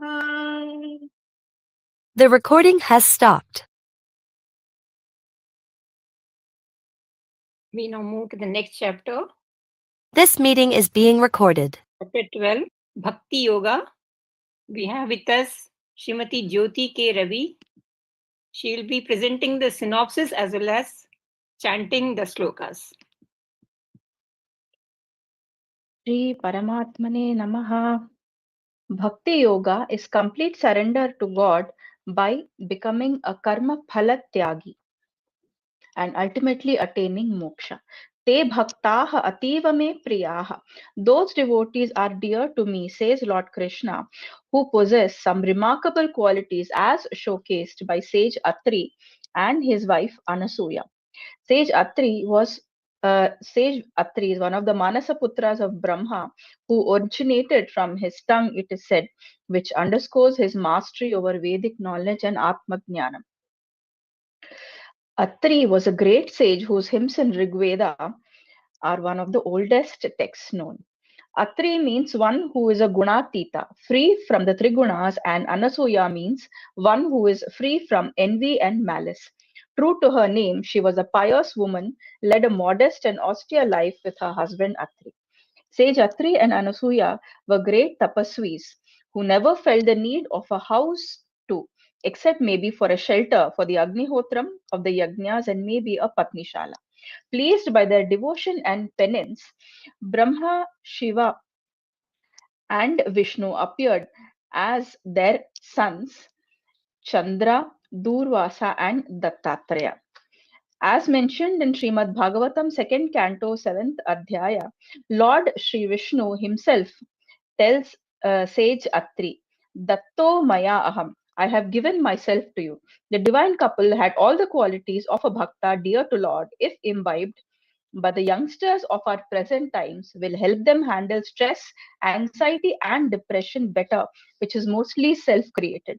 So let us see which qualities of the Lord which qualities the Lord appreciates in an individual and can help youngsters become better versions of themselves. Lord Krishna says, have no hatred towards anyone, hold no grudges towards anyone. Remain cool in all circumstances. Forgive those who might have hurt you, intentionally or unintentionally. Be patient and friendly with all. Do whatever you decide to do with full determination to the best of your ability and be fearless in pursuing what is right. Lord Krishna says, be satisfied with what you get, surrendering all your actions to the Saguna Rupa of Lord, by which your heart becomes pure. You then are neutral to the outcomes of all your actions. You develop compassion and at the same time are detached. You take praise and reproach alike. You can further gradually progress towards renouncing the fruits of your action, becoming karma phala tyagi, who according to Lord Krishna is a Shrestha Bhakta, who can strive to understand the Nirakara Parabrahma Tattva of the Lord, which takes a lot of strain and effort for a Dehabhimani, which most of us are, though God himself says both the paths lead to him. So let us surrender ourselves to the Lord. Let us ourselves and our youngsters attempt to imbibe these wonderful qualities which Sage Atri and Anasuya portrayed, setting an example for us to follow to attain peace and calm in our lives, which eludes us in today's times. Shri Krishna Arpanamastu. Thank you. Can I start chanting, ma'am? Yes, please. Yes. Om Shri Paramatmane Namaha. Srimad Bhagavad Gita Atha Dvadashodhyayaha. Arjuna Uvacha Evam Satata Yukta Ye Bhaktastvām Paryupasate Ye Chapyaksharam Avyaktan Teshāṃ Ke Yoga Vittamaha. Shri Bhagavan Uvacha Mayyaveshya Mano Ye Man Nitya Yukta Upasate Shraddhaya Parayopetas Te Me Yuktatama Mataha Ye Tvaksharamanirteshyam Avyaktam Paryupasate Sarvatra Gamachintyancha Kutasthamachalan Dhruvam Sanniyam Yendriyagramam Sarvatra Samabuddhayaha Te Prapnuvanti Mameva Sarvabhutahite Rataha Kleshodhikatarastesham Avyaktasaktachetasam Avyakta hi gatir dukkhan dehavadbhiravapyate Ye tu sarvani karmani mai sanyasya matparaha Ananyenaiva yogena mandhyayanta upasate Teshamaham samudharta mrityu samsara sagarat Bhavami nachirat partha maya veshita chetasam Mayyeva mana adhatsva मयि बुद्धिं निवेशय निवसिष्यसि मय्येव अत ऊर्ध्वन्न संशयः अथ चित्तं समाधातुं न शक्नोषि मयि स्थिरम् अभ्यासयोगेन ततो मामिच्छाप्तुं धनञ्जय अभ्यासेऽप्यसमर्थोऽसि मत्कर्म परमो भव मदर्थमपि कर्माणि कुर्वन् सिद्धिमवाप्स्यसि अथैतदप्यशक्तोऽसि कर्तुं मद्योगमाश्रितः सर्वकर्मफलत्यागं ततः कुरु यथात्मवान् श्रेयो हि ज्ञानमभ्यासाच् ज्ञानात् ध्यानौ विशिष्यते ध्यानात् कर्मफलत्यागात् शान्तिरनन्तरम् अद्वेष्टा सर्वभूतानां मैत्रः करुण एव च निर्ममो निरहङ्कारः समदुःखसुखः क्षमी सन्तुष्टः सततं योगी यतात्मा दृढनिश्चयः मय्यर्पितमनो बुद्धिर्यो मद्भक्तः स मे प्रियः यस्मान्नो द्विजते लोको लोकान्नो द्विजते च यः हर्षामर्षभयोद्वेगैर्मुक्तो यः स च मे प्रियः अनपेक्षः शुचिर्दक्ष उदासीनो गतव्यथः सर्वारम्भपरित्यागी यो मद्भक्तः स मे प्रियः यो न हृष्यति न द्वेष्टि न शोचति न काङ्क्षति शुभाशुभपरित्यागी भक्तिमान्यः स मे प्रियः तमः शत्रौ च मित्रे च तथा मानापमानयोः शीतोष्णसुखदुःखेषु समः सङ्गविवर्जितः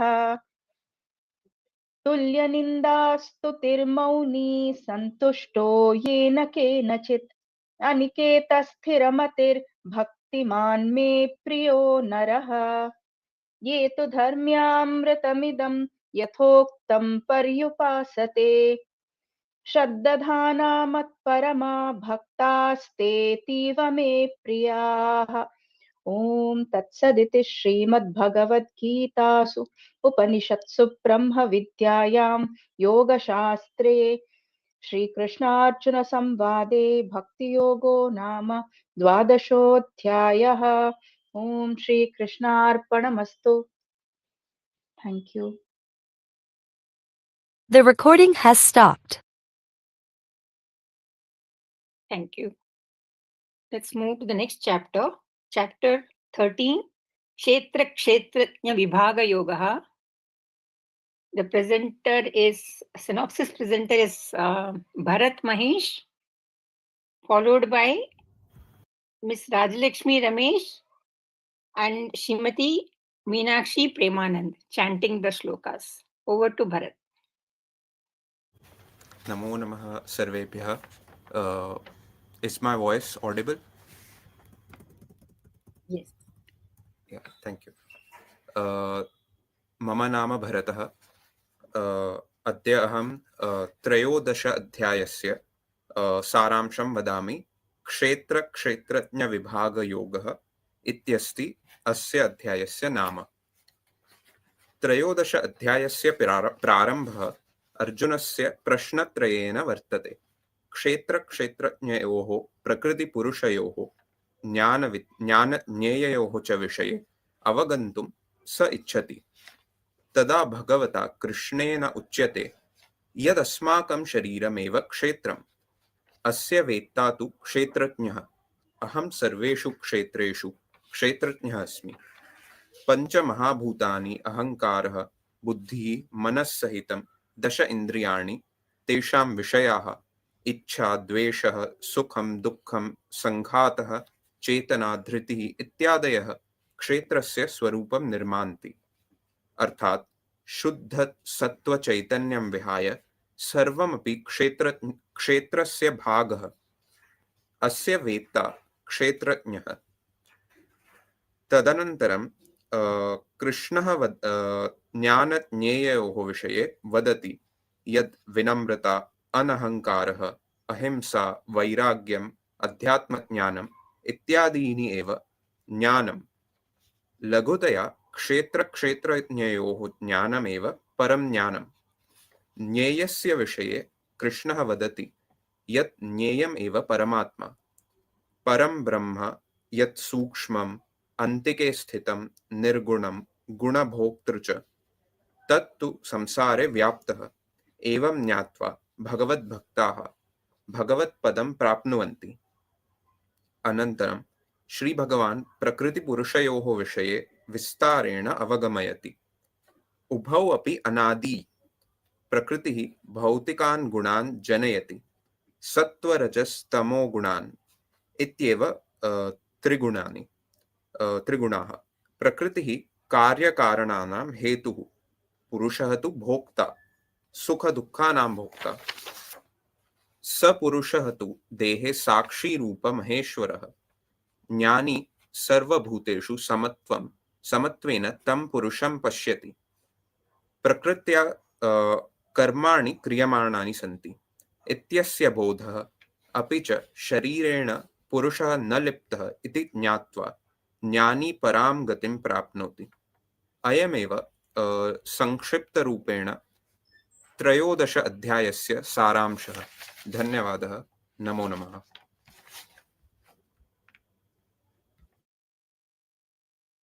राजलक्ष्मी महोदया।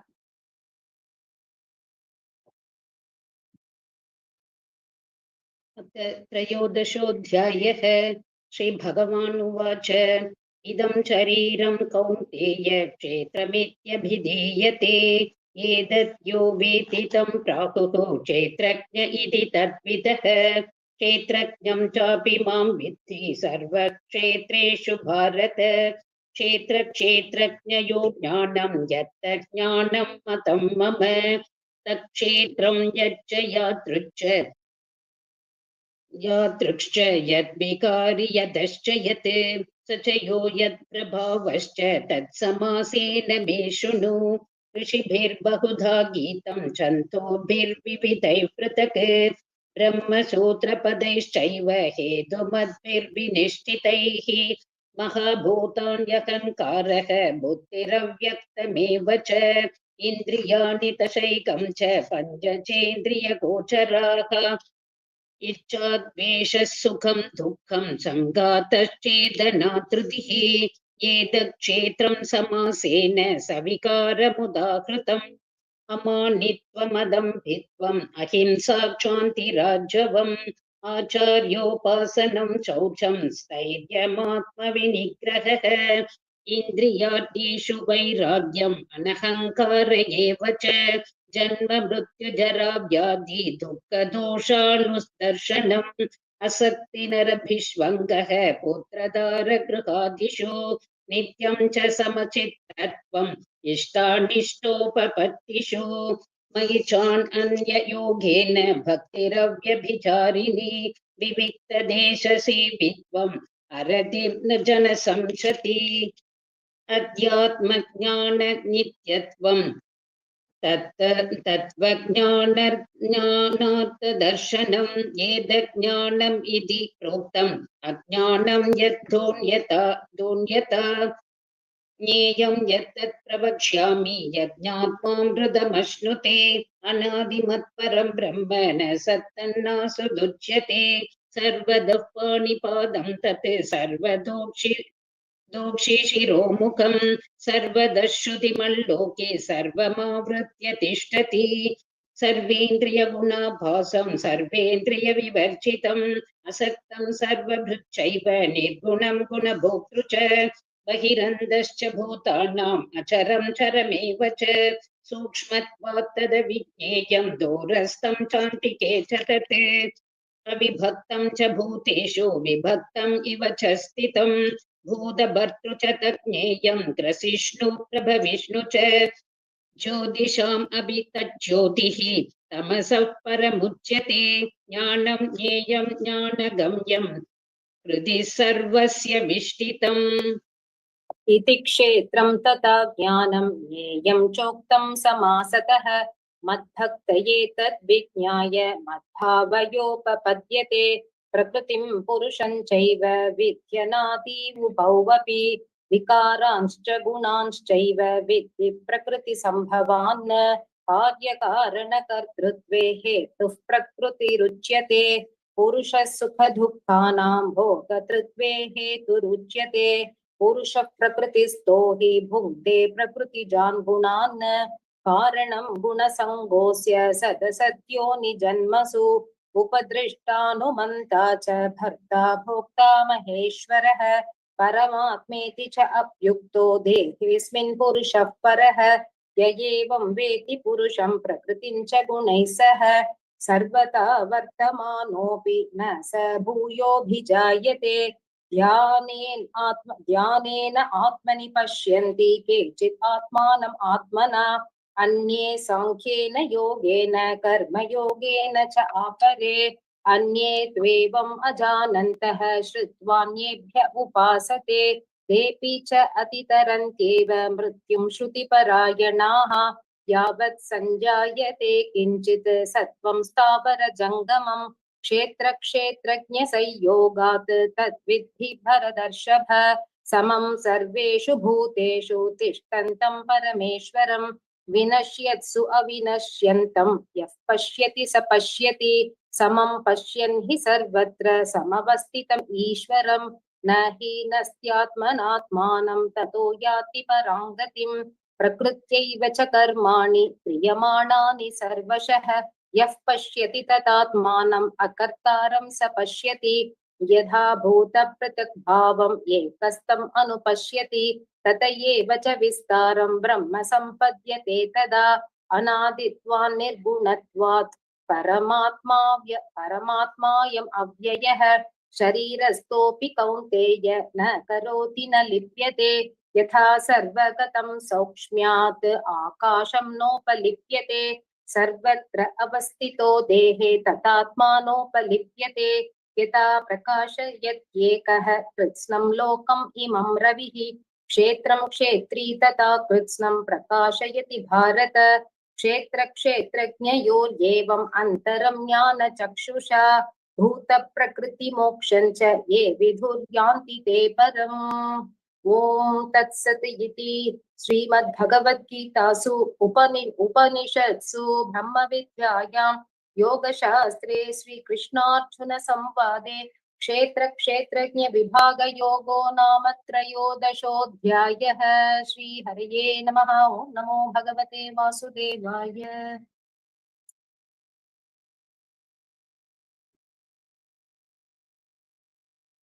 We now move on to the next chapter.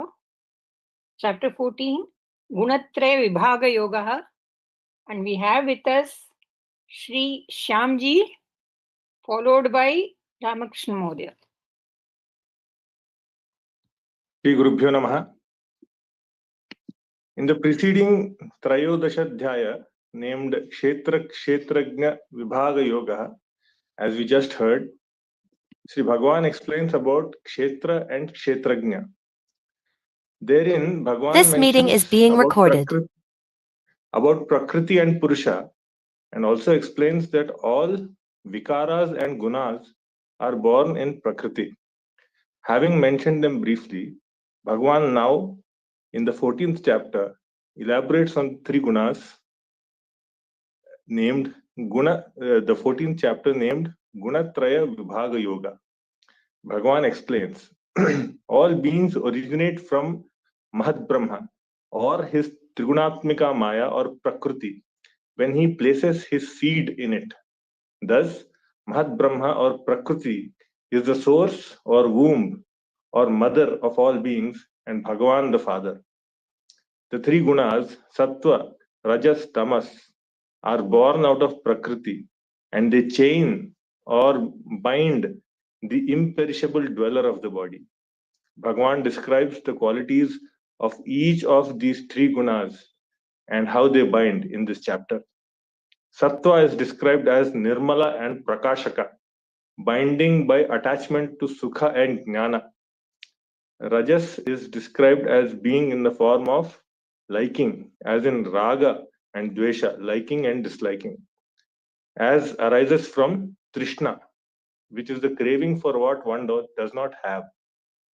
It thus drives one into karma and binds through such karma and phala of such karma. Finally, tamas is described as arising out of ajnanam or ignorance and the cause of moham. Tamas binds through neglect, laziness, and sleep. Thereafter, Bhagavan proceeds to explain the lakshanas of each of the three gunas when they predominate, and that those who are established in sattva go to higher worlds, those established in rajas remain in the middle worlds, and those established in tamas go to lower worlds when they leave this body. However, the knowledgeable person who perceives beyond the three gunas finally attains Bhagavan himself. Then, curious to know about such knowledgeable persons, Arjuna asks Bhagavan what the signs or indications of such a person are. What is such a person's conduct, achara, like, and how such a person is able to perceive or go beyond the three gunas. Answering this question, Bhagavan describes such a knowledgeable person as being unattached and equanimous. Such a person, seeing everything as the play of the three gunas and firmly fixed in devotion to Bhagavan, is able to cross the three gunas. This description is very similar to the detailed description of a dhiraha, munihi, the one who sees, etc., in chapter 2. Finally, Bhagavan declares his true nature at the end of this chapter, that he is that in which Brahman is situated, the immortal, imperishable, eternal, and blissful one. Hari Om. You can continue with the chanting, Shyamji. Shyamji, you can continue. Yeah.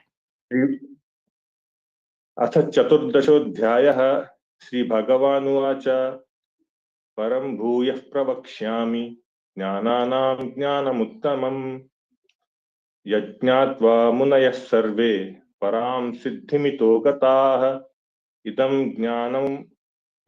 ज्ञानमुपाश्रित्य मम साधर्म्यमागताः सर्गेऽपि नोपजायन्ते प्रलये न व्यथन्ति च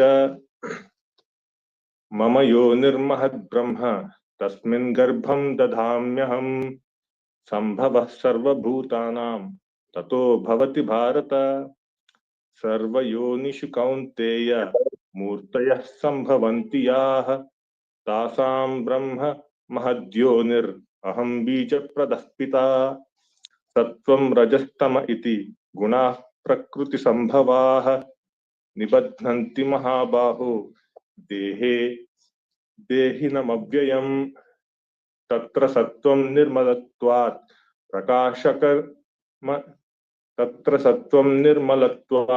प्रकाशकम् अनामयम् सुखसंगेन बध्नाति ज्ञानसंगेन चानघ रजो रागात्मकं विद्धि तृष्णासंगसमुद्भवम् तन्निबध्नाति कौन्तेय कर्मसंगेन देहिनम् तमसत्त्वज्ञानजं विद्धि मोहनं सर्वदेहिनां प्रमादालस्य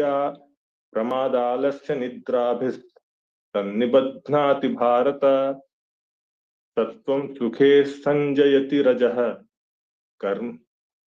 सत्त्वं सुखे संजयति रजः कर्मणि भारत ज्ञानमावृत्य तु तमः प्रमादे संजयत्युत रजस्तमश्चाभिभूय सत्त्वं भवति भारत रजः सत्त्वं तमश्चैव तमः सत्त्वं रजस्तथा सर्वद्वारेषु देहेऽस्मिन् प्रकाश उपजायते ज्ञानं यदा तदा विद्यात् विवृद्धं सत्त्वमित्युत लोभः प्रवृत्तिरारम्भः कर्मणामशमः स्पृहा रजः तमस्येतानि जायन्ते विवृधे भरतर्षभ अप्रकाशो प्रवृत्तिश्च प्रमादो मोह एव च तमस्येतानि जायन्ते विवृद्धे कुरु नन्दन यदा सत्त्वे प्रवृद्धे तु प्रलयं याति देहभृत् तदोत्तमविदां लोकान् अमलान् प्रतिपद्यते रजसि प्रलयं गत्वा कर्मसङ्गिषु जायते तथा प्रलीनस्तमसि मूढयोनिषु जायते कर्मणः सुकृतस्याहुः सात्विकं निर्मलं फलं रजसस्तु फलं दुःखम् अज्ञानं तमसः फलम्. Thank you, Shamji. सत्त्वात् Thank you. Shri गुरुभ्यो नमः.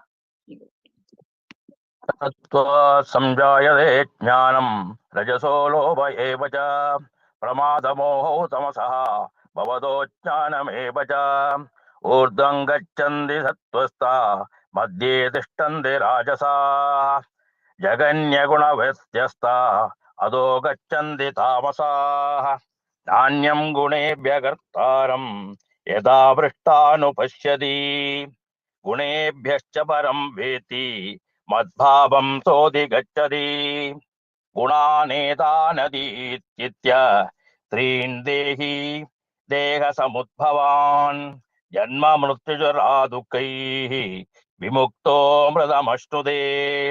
अर्जुनोवाच कैर्लिङ्गैस्त्रीन् गुणानेतान् अतीतो भवति प्रभो किमाचारः कथं चैतान् त्रीन् गुणान् अतिवर्तते.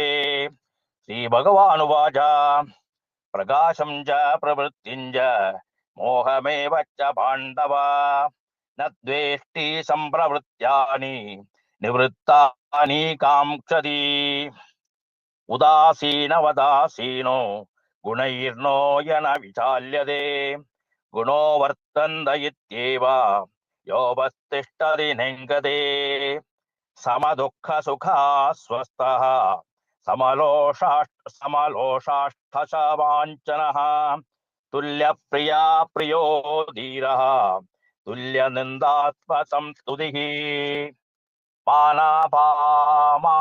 मानापमानयोस्तुल्य तुल्यो मित्रारिपक्षयोः सर्वारम्भपरित्यागी गुणातीतः स उच्यते मां च यो व्यभिचारेण भक्तियोगेन सेवते सगुणान् समुदीत्यैतान् ब्रह्मभूयाय कल्पते ब्रह्मणो हि प्रतिष्ठाहम् अमृतस्याव्ययस्य च शाश्वतस्य च धर्मस्य सुखस्यैकान्तिकस्य च.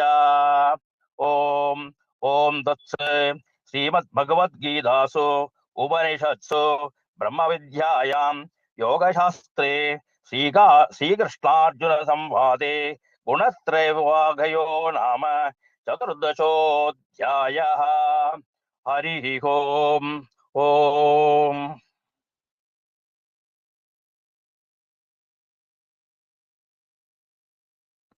The recording has stopped. We now move to the next shloka. That is, This meeting is being recorded.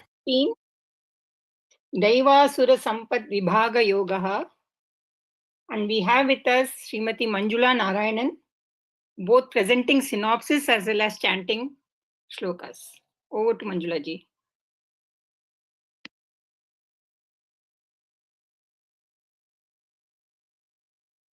Namaskaram to all. To Sadvidya, Priyaji, my mentor, Srimati ji, and my guru, Revati Rajaram. In chapter Purushottama Yoga, chapter 15, Purushottama Yoga, the yoga of the Supreme Person, Sri Krishna presents a complete, clear picture of the material, the soul, material world, the soul, and the supreme reality. Krishna begins with a striking metaphor that captures the nature of our existence, the upside-down Ashwatha tree. Krishna describes the entire material world as an inverted banyan tree whose roots are above and in the divine, and whose branches spread downward, representing the changing forms of the universe. The leaves of this tree are the Vedic teachings, while its secondary roots are desires, attachments, and karmic impulses, which bind us tightly to the cycle of birth and death. This tree is endless and ever-growing, symbolizing how material life entangles us in illusion. Krishna tells us that we cannot find the beginning or end of this tree through ordinary means. Instead, he urges to cut it down with a mighty weapon of detachment, asanga shastrena, not detachment from action, but from the desire for its fruits. Only by freeing ourselves from these deep-rooted attachments can one begin the journey towards the supreme abode, a realm beyond the reach of the sun, moon, and fire, a divine place from which once reached, no one ever returns to earthly suffering. Krishna then explains the true nature of the individual soul, the jiva. Mamai vamsho jiva loke. He says that each soul is an eternal fragment of himself, yet becomes bound when it associates with the mind and senses. Just as the wind carries the fragrance of flowers, the soul carries impressions and desires from one body to another. Only those with purified understanding can perceive how the soul enters the body, lives within it, and departs at death. The chapter culminates in a profound revelation of the three Purushas, the three levels of divine reality. The Kshara Purusha represents all perishable beings in the material world. The Akshara Purusha represents the imperishable, unchanging spiritual essence. But beyond both, Krishna declares that is the Purushottama, the supreme person. He alone sustains the three worlds, shines as the light of the sun, the moon, digests our food as the fire within, and resides in every heart as the source of memory, knowledge, and wisdom. Krishna concludes by saying that one who understands him as the Purushottama becomes truly wise and naturally offers devotion to him with a steady heart. This, he says, is the highest, is the most secret knowledge that frees us from confusion and leads to ultimate liberation. In chapter 15 teaches us that the world is ever-changing, the soul is eternal, and Krishna is the supreme reality. Sarvam Sri Krishna Arpanastu. Hari Om.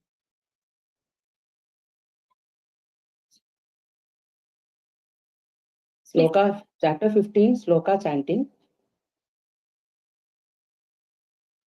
Atha Panchadashodhyayah Purushottamayogaha Sri Bhagavanuvacha Urdhamulamadashakam Ashvattam Prahuravyayam Chandamsi yasya parnani yastam veta saveta vita Adashchordham prasridadasya shakha Guna pravriddha vishaya pravalaha Adascha mulana nisantatani karmanubandhini Manushaloke Narupamasyeha tato balapyate Nando na chadinna cha sampratishta Ashvatthamenam suviruda moolam Asanga shastrena dridhena chitva Tadapadam tat parimargitavyam Yasmin gathana nivartandi bhuyah Tameva chadyam purusham prabatye Yata pravritti prasrida purani Dharmana moha jida sanga dosha Adhyatma nitya vinivritta kamaha Dandvar vimukta sukha dukkha sanjnehi Gachandya moda padam avyayam tat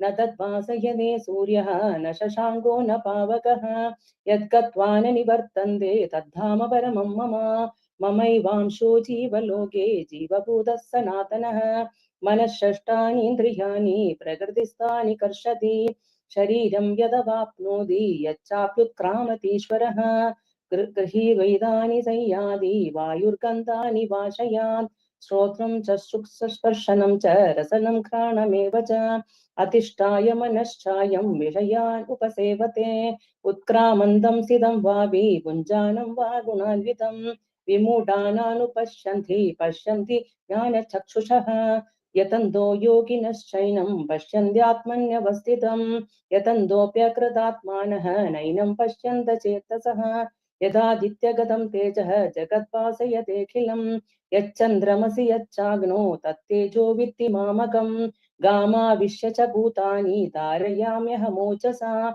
Pushnami Chaushati Sarva Somo Bhutva Rasatmagaha अहं वैश्वानरो भूत्वा प्राणिनां देहमाश्रितः प्राणापानसमायुक्तः पचाम्यन्नं चतुर्विधं सर्वस्य चाहं हृदि सन्निविष्टः मत्तस्मृतिज्ञानपमोहनं च वेदैश्च सर्वैरहमेव वेद्यः वेदान्तकृद्वेदविदेव चाहं द्वामिमौ पुरुषौ लोके क्षरश्चाक्षर एव च क्षरः सर्वाणि भूतानि कूटस्थोऽक्षर उच्यते उत्तमपुरुषस्त्वन्यः परमात्मेत्युदाहृतः यो लोकत्रयमाविश्य बिभर्ति अव्यय ईश्वरः यस्मात् क्षरमतीतोऽहं यक्षरादपि चोत्तमः अतोऽस्मि लोके वेदे च प्रतितः पुरुषोत्तमः यो माम् एवम् असम्मूढः जानाति पुरुषोत्तमं स सर्वविद् भजति मां सर्वभावेन भारत इति गुह्यतमं शास्त्रम् इदमुक्तं मया नघ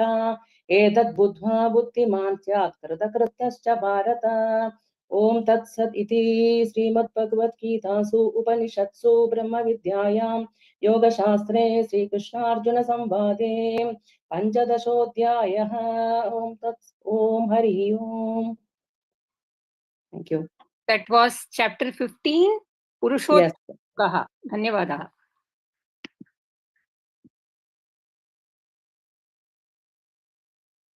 The recording has stopped. We now move to the next chapter.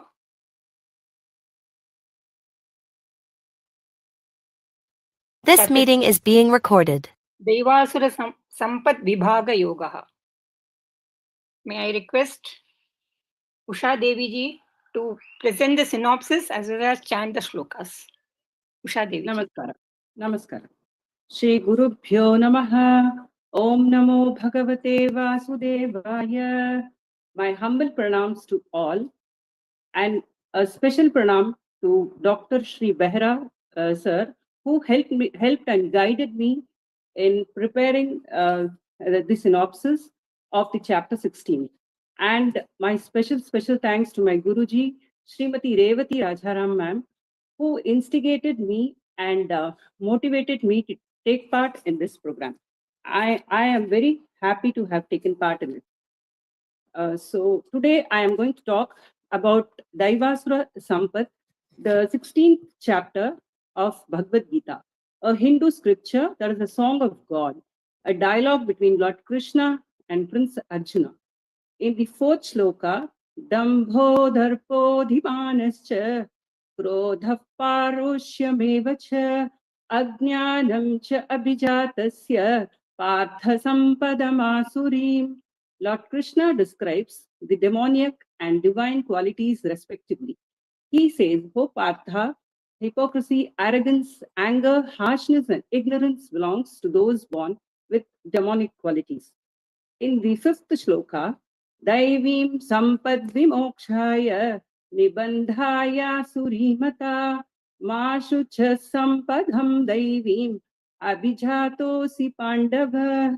Here Lord Krishna says, divine qualities leads to liberation from the materialistic world, and demonic leads to the entanglement of bondages in the samsara sagara, cycle of birth and death and rebirths. But hey Pandava, you do not worry, as you are born with divine qualities.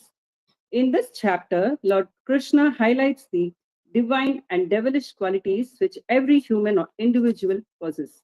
The Lord says to Arjuna about the contrast of the two qualities, like a person with Daiva Guna, divine nature, is fearless, modest, simple, truthful, gentle, and pure at heart. Whereas a person who has Asura Guna, a demonic nature, is arrogant, angry, always finding faults, ignorant, unhappy with himself and others. The purpose why Sri Krishna distinguishes between the two characters is not to label the individuals, but to encourage self-improvement by cultivating divine virtues and avoid demonic ones. For example, when Lord Rama was asked to go to the forest for 14 years by Mata Kaikeyi, because of his Daiva Guna, he did not get angry or disappointed and followed it with a calm mind. Whereas Ravana, though learned and equally powerful, because of his Asura Guna, lust and anger, was defeated by Rama and killed in the battlefield. Likewise, Prahlada, though born to an Asura Kula, was a strong devotee of Lord Vishnu, having absorbed the teachings about God while in his mother's womb. He is a symbol of how devotion to God can overcome evil. I end my speech here with the last shloka. Tasmat shastram pramanam te karya karya vyavastithau jnatva shastra vidhanoktam dharma kartum iharhasi. Here Lord Krishna concludes that let the scriptures be our authority in determining what to do and what not to do. So understand and follow the rules and teachings in sacred texts that guides religions and moral behavior.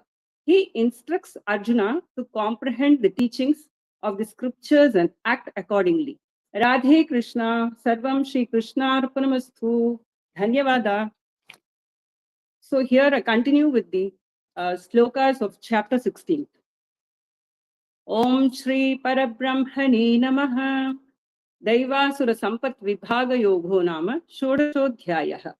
Shri Bhagavanuvacha Abhayam Sattva Samshuddhihi Jnana Yoga Vyavastitihi Dhanam Dhamascha Yajñascha Swadhyayasthapa Archavam Ahimsa Satyam Akrodaha Tyagha Shantirapaishunam Daya Bhuteshvalo Luptvam Madhavam Krira Chapalam Tejaha Kshamadrita Shaucham Adroho Natimanita Bhavanti Sampadham Daivim Abhijatasya Bharata Dambho Darpo Bhimanascha Krodaf Parushya Mevacha Ajnanam Cha Abhijatasya Partha Sampadamasurim Daivi Sampad Vimokshaya Nibandhaya Surimata Mashu Cha Sampadham Daivim Abhijatosi Pandava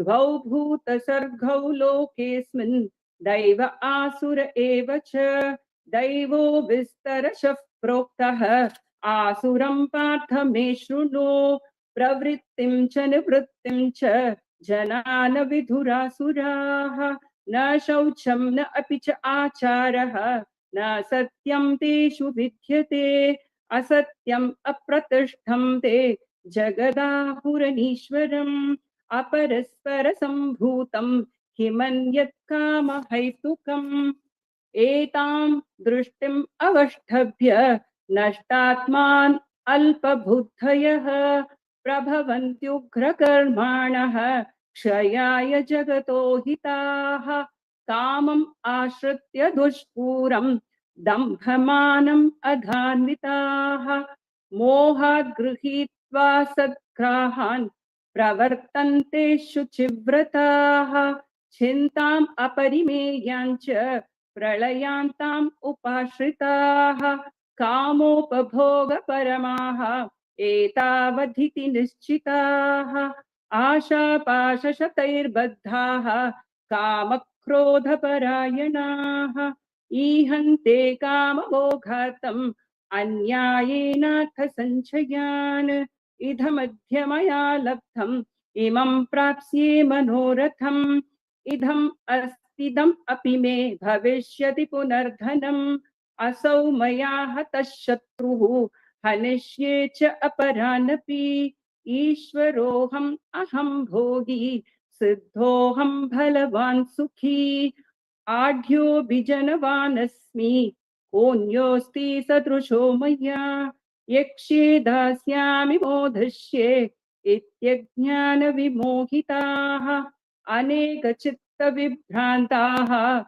Mohajala Samavrataha Prasaktaha Kama Bhogeshu Patanti Narakeshu Chau Atma Sambhavita Sthabdaha Dhanamanam Adhanvitaha Yajante Nama Yajnaiste Dambho Na Vidhi Purvakam Ahankaram Bhalam Darpam Kamam Krodhan Cha Samshritaha Mam Atma Paradeheshu Pradvishantobhyasuyakaha Tanaham Vishatah Kruran संसारेषु नराधमान् क्षिपां यजस्त्रम् अशुभान् आसुरेष्वेव योनिषु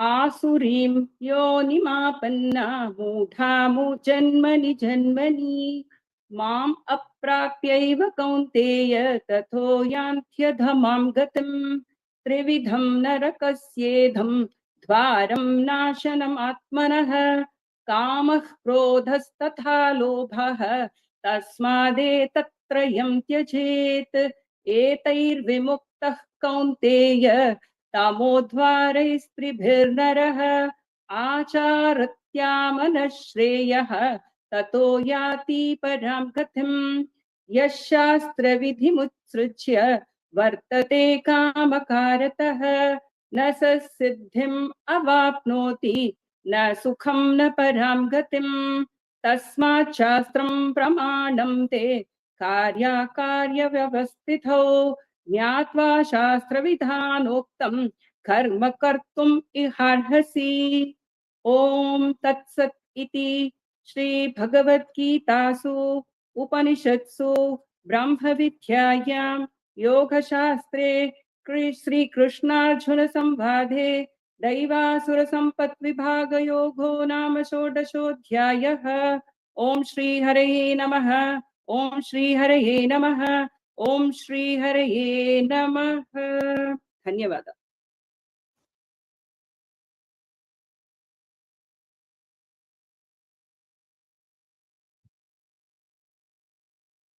The recording has stopped. May we move to the next chapter, chapter 17. This meeting is being recorded. Shraddhatraya Vibhaga Yogaha, and we have with us Srimati Rama Suresh, Shrikar Karthik, Rishi and Saket, and Ramaji to continue with shlokas. To begin with, Ramaji and Shrikar Karthik will present the synopsis. Over to you, Ramaji.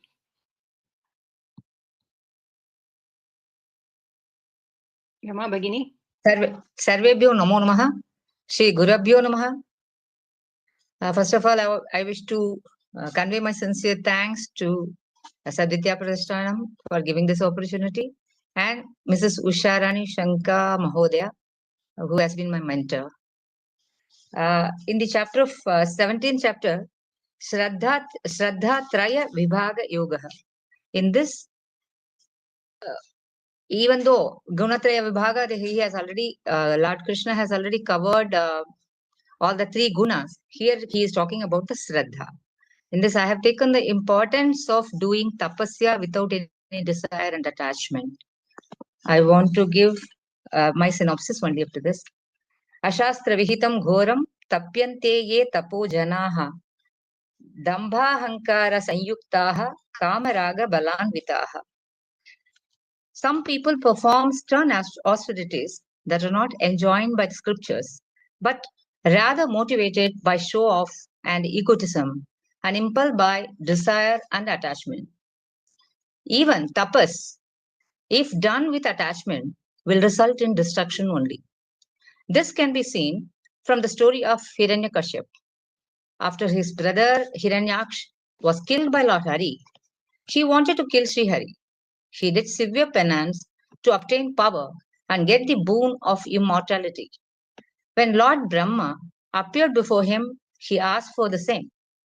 Since immortality could not be granted, he asked for the boon that he could not be killed by human, nor animal, nor any creation of Lord Brahma. So, no weapon could kill him, and he should not die in the night or in the daytime. After getting this boon, he became arrogant and started insisting that he should be worshipped as God. But in spite of all these conditions in the boon, Lord took the form of human and lion as Lord Narsimha, and using his nails only as a weapon, tore Hiranyakashyap apart. Thus, his boon became null and useless. This story gives us light that even though doing tapasya is considered to be good, doing it with a desire and attachment will bring destruction only. All our deeds should be in accordance to Vedic scripture and without any fruit in return or any attachment. The deeds done as well as the fruits should be surrendered to God. Such an act will be Sat and will bring liberation to the soul. Thank you.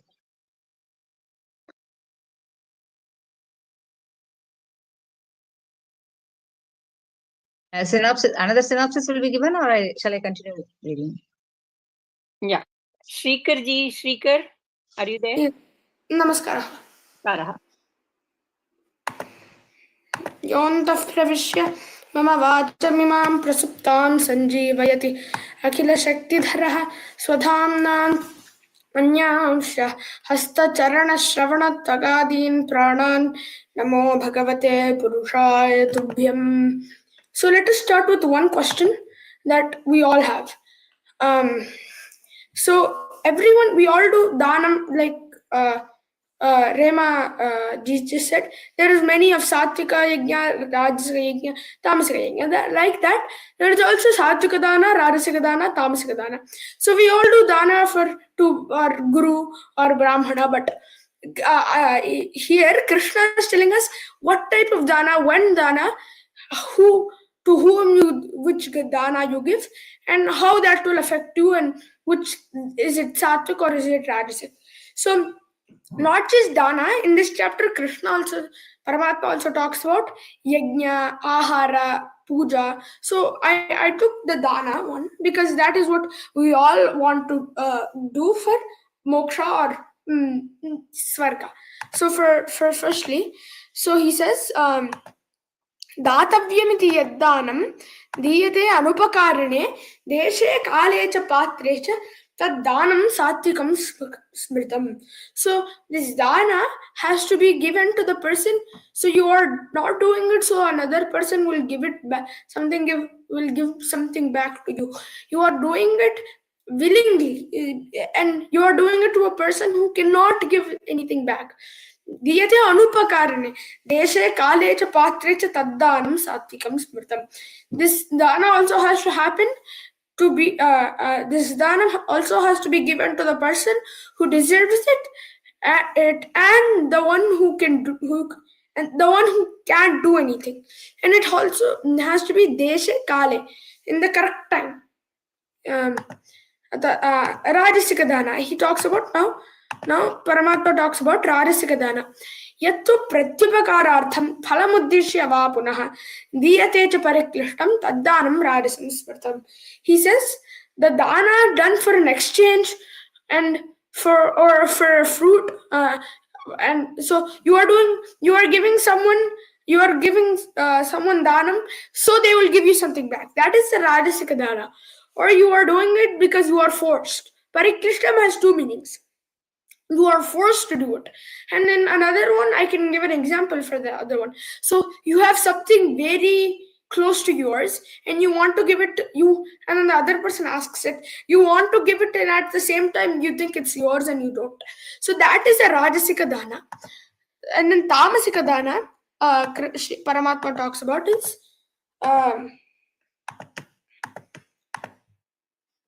so 1 minute. Adesha Kale, 1 minute, something has happened. Pardon me. Oh, it started glitching. Okay. Adesha Kale yaddanam apatrebhyascha diyate asatkritam avajnatam tat tamasam udahritam. So the dana that has been given with at the wrong time. So for example, it's very cold outside. Someone is going home, and then you come and tell them to take cold water, and so that's Adesha Kale yaddanam apatrebhyaha, and you are giving it to the person who does not deserve it. So someone is very thirsty and you give them gold, it will not be useful for them. You would give them something like water. And then asatkritam avajnatam. So this dhanam, you're not doing it with respect, you are just doing it because it is dhanam and it will give you punyam. So that dhanam is tamasic. So after finding out the three danas, that the Sattvika, Rajasa, Tamasika dana that Paramatma told about.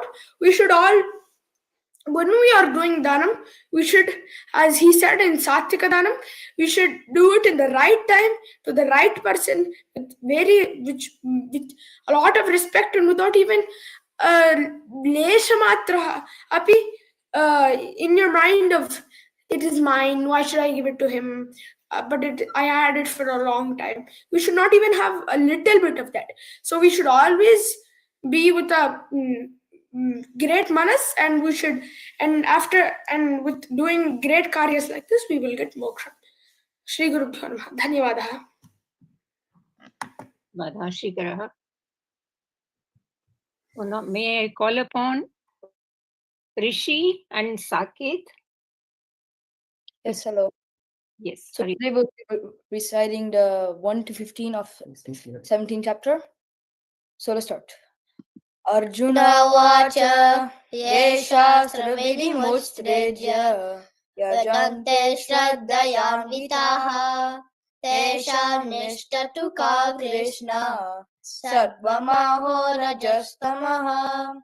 Shri Bhagavanu vacha Trivida bhavati shraddha dehinam sasvabhavaja satviki rajasi chaiva tamasi cheti tamsinu sadvana rupa sarvasya shraddha bhavati bharata shraddha mayoyam purusho yo yachadrasa evasa yajante sadvika devan yaksha rakshani radasa pretan bhuta ganeshanye yajante tamasa jana ahasra viridam goram tapyante ye tapojanaha dambhankara sanyuktaha karmaraga balanditaha karshayanta sharirastam bhutagramamachestasaha mam chaivanta sharirastam tam vidyasura nishchayan aharastvapi sarvasya trivido bhavati priyaha yajnastapastadadanam tesham vedamimam shrinu ayu sadvabalarogya sukhapriti vivardanaha rasya snigdastirahredya ahara sadvikapriyaha katva malalam dushna tikshna ruksha virandanaha ahara dajasayasya dukkha shokha maya pradaha yata yatayamam gatarasam puti paryushitam jayate uchchistamapi chamedyam bhojanam tamasapriyam apalankanshi beryagno vidishtoya egyate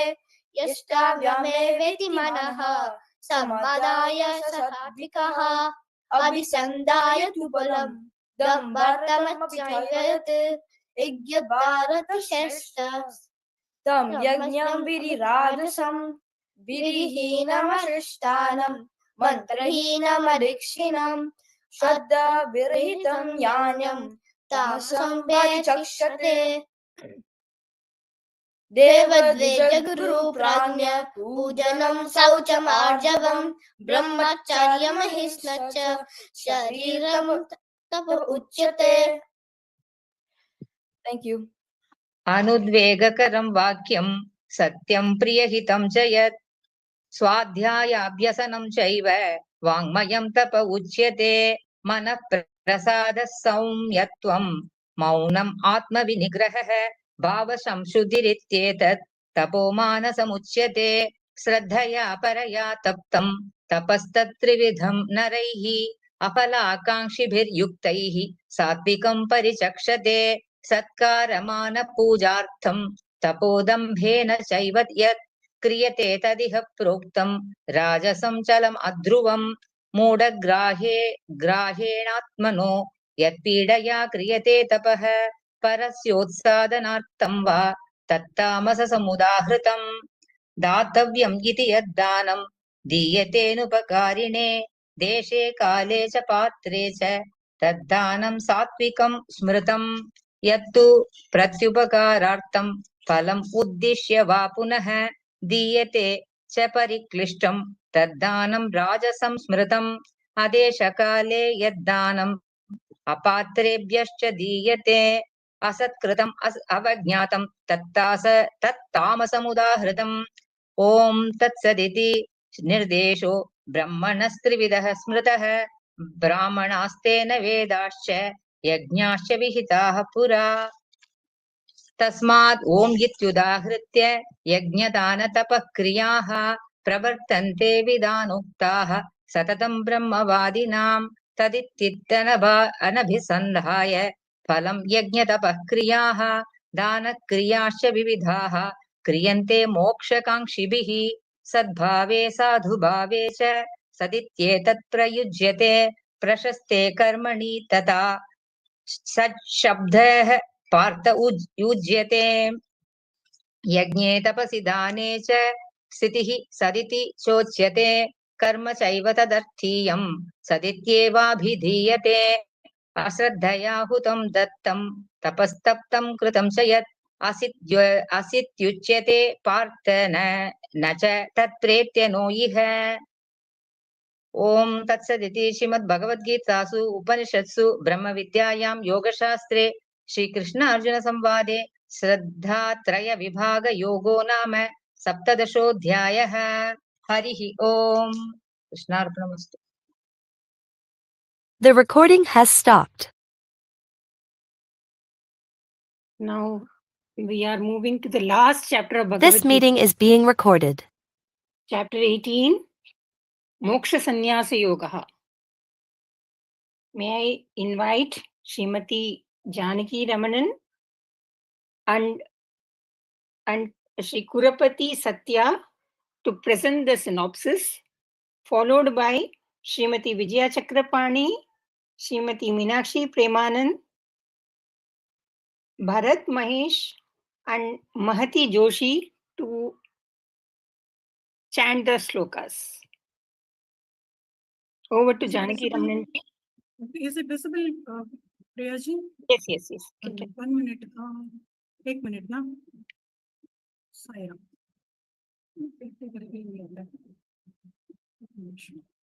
Fine. Krishnam Vande Jagadgurum. Sivebhyaha Namo Namaha. நம்ம கடைசி அத்தியாயத்துக்கு வந்துட்டோம். ரொம்ப விரிவான அத்தியாயம் கூட இந்த அத்தியாயம். இந்த அத்தியாயத்துல கிருஷ்ணர் முதல்ல என்னெல்லாம் சொன்னாரோ முதல் சாப்டர்ஸ்ல அதுல he summarizes that again பண்ணிட்டு சொல்றார் சாங்கிய யோகத்துக்கு காரணமான அத சந்நியாசம்னும் கர்ம யோகத்தை தியாகம்னு சொல்லி ரொம்ப டீடைல்ட் எக்ஸ்பிளனேஷன் கொடுக்குறார். கொடுத்துட்டு கடைசியில சொல்ற நீ என்ன சரணடை நான் உன்னை பார்த்துப்பேன்னு. அதனாலதான் இந்த அத்தியாயத்துக்கு மோட்ச சந்நியாச யோகம் அப்படின்னு பேரு. இந்த அத்தியாயத்தை டீடைல்டா 5 டாபிக்ல நம்ம பார்க்கலாம். முதல்ல அர்ஜுனன் கேக்குறான், கிருஷ்ணர் கிட்ட கேக்குறார், கிருஷ்ணா எனக்கு தியாகம்னா என்ன, சந்நியாசம் என்ன டீடைல்டா சொல்லு கிருஷ்ணா அப்படின்னு. கிருஷ்ணர் சொல்றான், முதலே அவரோட கருத்தை சொல்லல. அறிஞர்கள்லாம் என்ன சொல்றான், மேதாவிகள்லாம் என்ன சொல்றான்னு அவளோட கருத்தை போயிட்டு then he strongly emphasizes its view. He affirmatively says, சாஸ்திரங்களை விதிக்கப்பட்ட கர்மங்களை விடக்கூடாது, அது கண்டிப்பா செய்யணும், ஆனா அதனுடைய பலனையும் பற்றி நீ விட்டுடும் அப்படின்னு சொல்லி இதுதான் என்னுடைய கருத்துன்னு சொல்றார். அதோட சொல்லாம சொல்ற இதுதான் உத்தமமான கருத்து அப்படின்னு சொல்ல, நிச்சிதம் அந்த உத்தமம், இது என்னோட தீர்மான கருத்து மட்டும் கிடையாது உத்தமமான கருத்து அப்படின்னு சொல்லி சொல்றார். அதுக்கப்புறம் தியாகம்னா என்ன, தியாகத்தோட இலக்கணம், தியாகிகளோட இலக்கணம், தியாகத்தோட பெருமை அப்படிலாம் டீடைலா சொல்லி இந்த டாபிக்க கம்ப்ளீட் பண்றார். அப்போ இந்த செயல்கள் செய்யறதுக்கு என்ன காரணம் அப்படின்னா அதிஷ்டானம் கரணம் அப்படின்னு 5 காரணங்கள் இருக்கு அப்படின்னு சொல்றார். அப்ப சரி இந்த காரணங்கள்லாம் இருக்கப்ப ஒரு காரியம் ஆகணும்னா ஏதாவது ஒரு தூண்டுதல் இருக்கணும் இல்லையா? அப்ப அந்த கர்மத்தை தூண்டுறது எது, அப்ப அதெல்லாம் எதுன்னு சொல்றார். கர்மத்தை தூண்டுறது எது, கர்மங்களோட தொகுப்பு என்னன்னு சொல்லிட்டு சொல்றார். ஞானம், புத்தி, கர்மம், அப்புறம் உறுதி எல்லாமே இந்த சத்வம் ரஜஸ் தமஸ் அப்படிங்கிற முக்குணங்களாக்கு கட்டுப்பட்டதுதான். இந்த முக்குணங்களாலதான் இதெல்லாம் செயல்படுறது அப்படின்னு சொல்லி சொல்ற. இந்த முக்குணங்களுக்கு தப்பினவா இந்த லோகத்துல மாத்திரம் இல்ல, எந்த லோகத்திலுமே எந்த உயிரினமும் கிடையாது. எல்லாமே முக்குணங்களுக்கு ஆட்பட்டுதான் இருக்கு அப்படின்னு சொல்றாரு. அப்ப சொல்ற இந்த குணங்களோட அடிப்படையில தான், இந்த இயல்போட அடிப்படையில தான் நான் மனுஷால 4 வகையா பிராமணன், சத்திரியன், வைஷ்யன், சூத்ரன் 4 வகையா நான் பிரிச்சிருக்கேன் அப்படின்னு சொல்லிட்டு அவளோட தர்மங்கள் என்ன, இந்த 4 வர்ணத்தாருடைய தர்மங்கள் என்ன அப்படின்னு சொல்ற டீடைல்டா சொல்லும் பொழுது சொல்ற ஒவ்வொருத்தரும் அவளுடைய தர்மத்தை கண்டிப்பா கடைபிடிக்கணும் அப்படிங்கிற.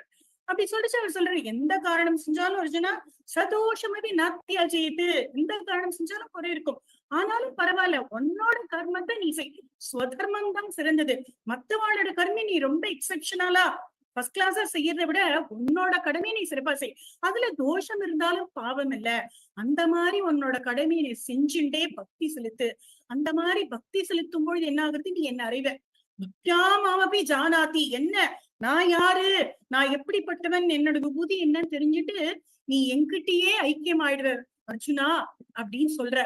அப்ப சொல்லிட்டு சொல்ற திருப்பியும் அந்த கர்மயோகத்தை பக்தியோட வரணும் கொண்டு வர. இந்த பிரகிருதியோட இயல்பு என்ன அப்படின்னாக்கா, யாராலுமே கர்மம் செய்யாம இருக்க முடியாது, சும்மாவே இருக்க முடியாது.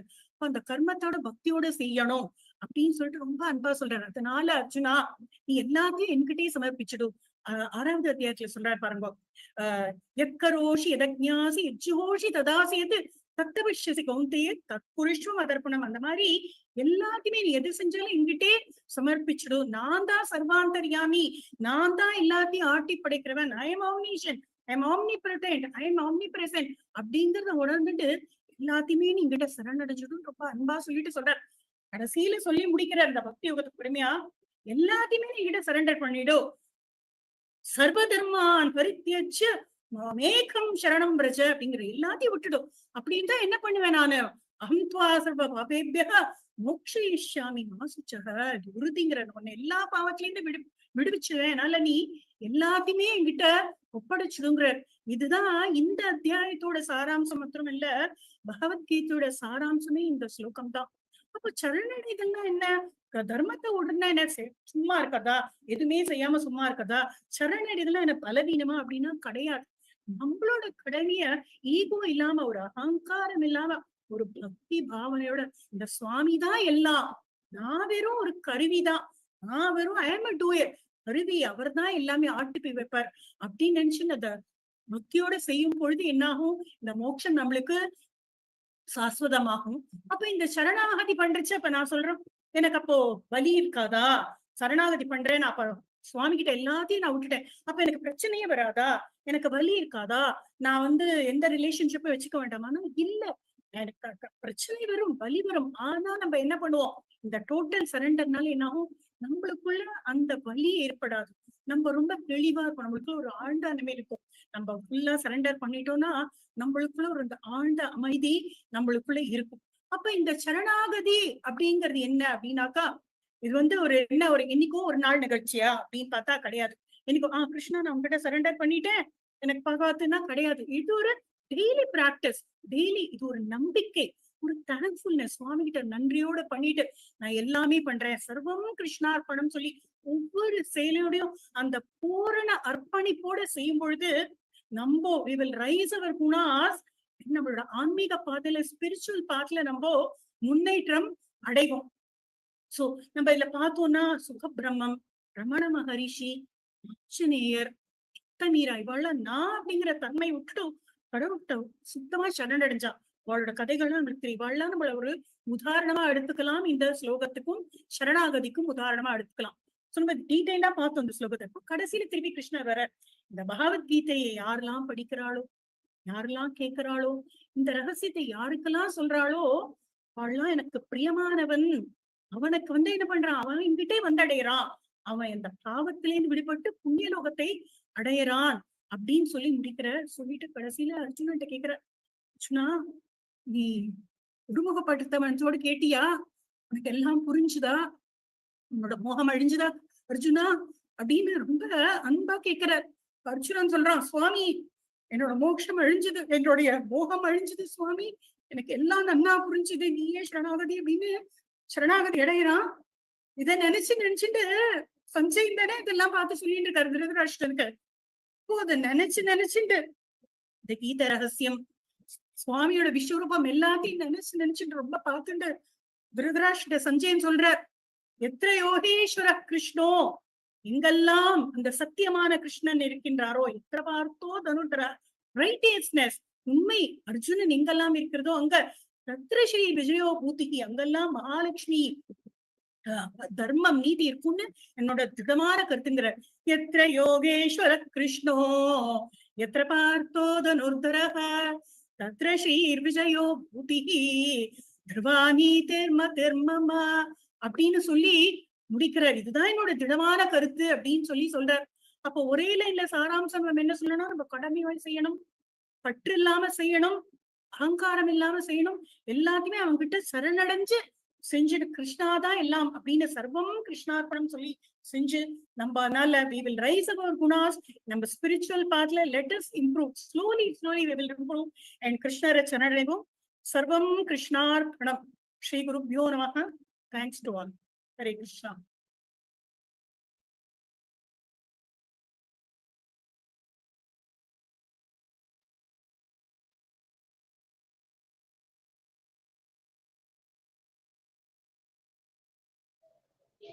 Hari Om. Am I audible, ma'am?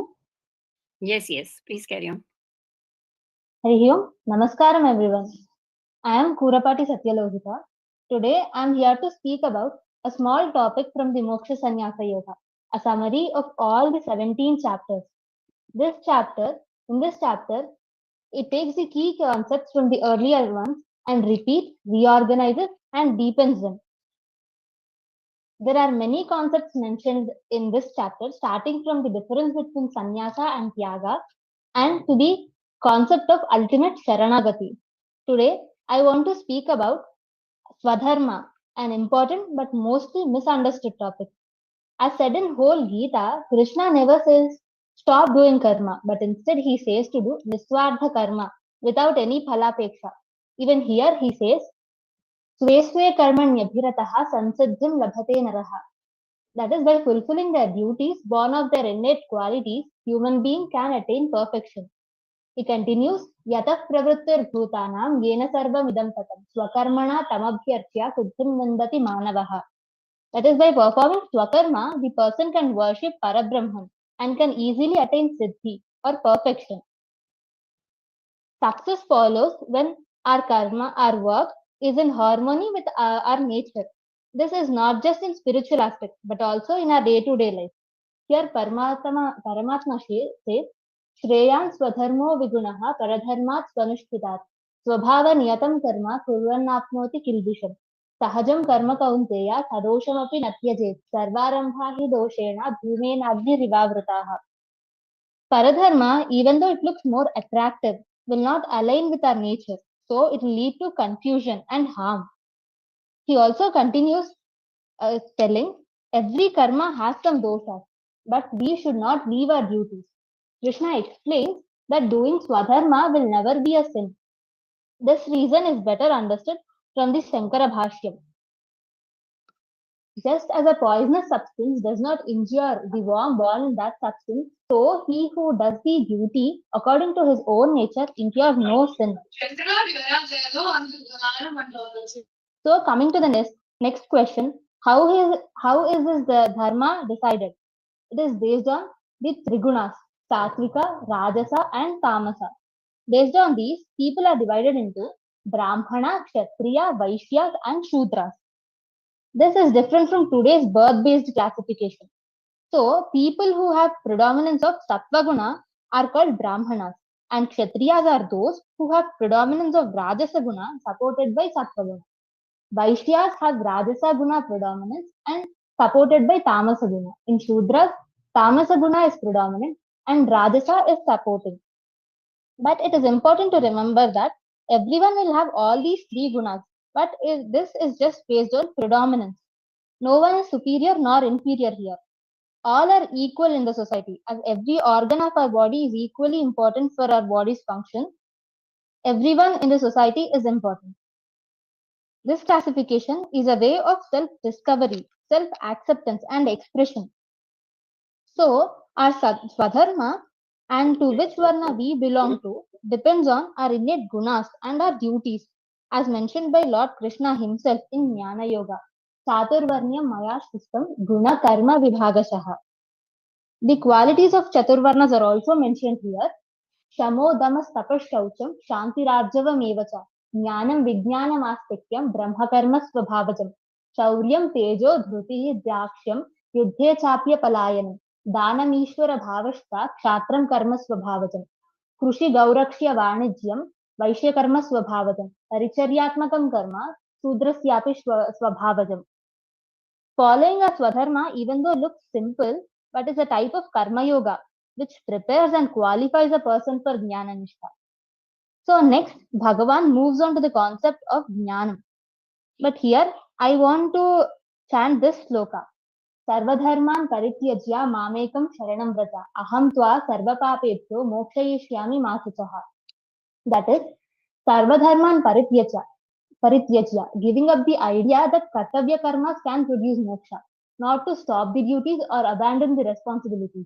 Mamekam charanam vraja, surrender to the ultimate Brahman through knowledge. Aham tva sarvapapebhyo mokshayishyami. I'll free you from all the papas. That means the karma bandhanas, not merely the papas. Ma shucha. Just as a mother tells her child, leave all your confusions, just come to me, I'll take care of you. I feel Krishna is saying exactly the same here. With this assurance from Krishna's words, I would like to conclude my presentation. Thank you for giving me this opportunity.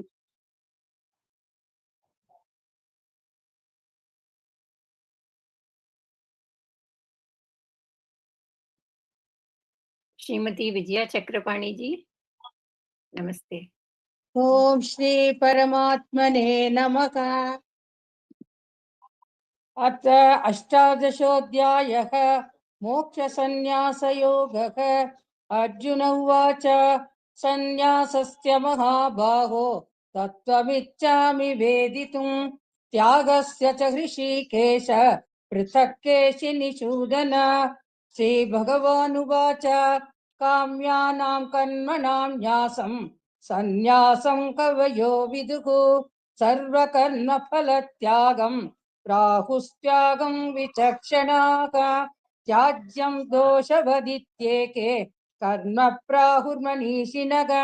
यज्ञदानतपः कर्म न त्याज्यमिति चापरे निश्चयं शृणु मे तत्र त्यागे भरतसत्तम. त्यागो हि पुरुषव्याघ्र विविधः सम्प्रकीर्तितः. यज्ञदानतपः कर्म न त्याज्यं कार्यमेव तत्. यज्ञोदानं तपश्चैव पावनानि मनीषिणाम्. एतान्यपि तु कर्माणि सङ्गं त्यक्त्वा फलानि च कर्तव्यानीति मे पार्थ निश्चितं मतमुत्तमम्. नियतस्य तु सन्न्यासः कर्मणो नोपपद्यते मोहात् तस्य परित्यागः तामसः परिकीर्तितः. दुःखमित्येव यत्कर्म कायक्लेशभयात् त्यजेत् स कृत्वा राजसं त्यागं नैव त्यागफलं लभेत्. कार्यमित्येव यत्कर्म नियतं क्रियतेऽर्जुन सङ्गं त्यक्त्वा फलं चैव न सत्यागः सात्विको मतः. न द्वेष्ट्य कुशलं कर्म कुशलेनानुसज्जते त्यागी सत्त्वसमाविष्टो मेधावी चिन्न संशयः. न हि देहभृता शक्यं त्यक्तुं कर्माण्यशेषतः. यस्तु कर्मफलत्यागी सत्यागीत्यभिधीयते. अनिष्टमिष्टमिश्रं च त्रिविधं कर्मणः फलं भवत्यत्यागिनां प्रेत्य न तु सन्न्यासिनां क्वचित्. पञ्चैतानि महाबाहो कारणानि निबोध मे सांख्ये कृतान्ते प्रोक्तानि सिद्धये सर्वकर्मणाम्. अधिष्ठानं तथा कर्ता करणं च पृथग्विधं विविधाश्च पृथक् चेष्टा दैवं चैवात्र पञ्चमं. शरीरवाङ्मनोभिर्यत् कर्म प्रारभते नरः न्यायं वा विपरीतं वा पञ्चैते तस्य हेतवः. तत्रैवं सति कर्तारम् आत्मानं केवलं तु यः पश्यत्यकृतबुद्धित्वान् न स पश्यति दुर्मतिः. श्रीहरये नमः। यस्य न अहङ्कृतो भावः बुद्धिर्यस्य न लिप्यते हत्वापि स इमान् लोकान् न हन्ति न निबध्यते ज्ञानं ज्ञेयं परिज्ञाता त्रिविधा कर्म चोदना करणं कर्म कर्तेति त्रिविधः कर्म संग्रहः ज्ञानं कर्म च कर्ता च त्रिधैव गुणभेदतः प्रोच्यते गुणसङ्ख्याने यथावत् शृणुतान्यपि सर्वभूतेषु येनैकं भावम् अव्ययमीशत् ईक्षते अविभक्तं विभक्तेषु तज्ज्ञानं विद्धि सात्विकम् पृथक्त्वेन तु यज्ञानं नानाभावान् पृथक्विधान् वेति सर्वेषु भूतेषु तज्ज्ञानं विद्धि राजसम् यत्तु कृत्स्नैव देकस्मिन् कार्ये सक्तम् अहैतुकम् अतत्त्वार्थवथ अल्पञ्च तत्तामसमुदाहृतं नियतं संग्रहितम् अरागत्वेषतः कृतम् अपलप्रेप्सुना कर्म यत्तत् सात्विकम् उच्यते यत्तु कामेप्सुना कर्म साहङ्कारेण वा पुनः क्रियते बहुलायासं तत्राजसम् उदाहृतम् अनुबन्धं क्षयं हिंसाम् अनपेक्ष्य च पौरुषम् मोहादारभ्यते कर्म यत्तत्तामसम् उच्यते मुक्तसङ्गो नहं वादी धृति उत्साह समन्वितः सिद्ध्योर्निर्विकारः कर्ता सात्विक उच्यते रागी कर्म फलप्रेप्सुः लुब्धो हिंसात्मको शुचिः हर्षशोकान्वितः कर्ता राजसः परिकीर्तितः अयुक्तः प्राकृतस्तब्धः शठो नैष्कृतिको लसः विषादी दीर्घसूत्री च कर्ता तामस उच्यते बुद्धेर्भेदं त्रिदेश्चैव गुणतस्त्रिविधं शृणु प्रोच्यमानम् अशेषेण पृथक्त्वेन धनञ्जय प्रवृत्तिं च निवृत्तिं च कार्याकार्ये भयाभये बन्धं मोक्षं च या वेत्ति बुद्धिः सा पार्थ सात्विकी यया धर्मम् अधर्मं च कार्यं च अकार्यं एव च अयतावत् प्रजानाति बुद्धिः सा पार्थ राजसी अधर्मं धर्मम् इति या मन्यते तमसा वृता सर्वार्थान् विपरीतांश्च बुद्धिः सा पार्थ तामसी। श्री हरये नमः। धृत्या यया धारयते मनः प्राणेन्द्रियक्रिया योगेनाव्यभिचारिण्या धृतिः सा पार्थ सात्विकी यया तु धर्मकामार्थान् धृत्या धारयतेऽर्जुन प्रसंगेन फलाकांक्षी धृतिः सा पार्थ राजसी यया स्वप्नं भयं शोकं विषादं मदमेव च न विमुञ्चति सुदुर्मेधा धृतिः सा पार्थ तामसी सुखं त्विदानीं त्रिविधं शृणु मे भरतर्षभ अभ्यासाद्रमते यत्र दुःखान्तं च निगच्छति यत्तदग्रे विषमिव परिणामे मृतोपमं तत्सुखं सात्विकं प्रोक्तम् आत्मबुद्धिप्रसादजम् विषयेन्द्रियसंयोगाद् यत्तदग्रे मृतोपमं परिणामे विषमिव तत्सुखं राजसं स्मृतं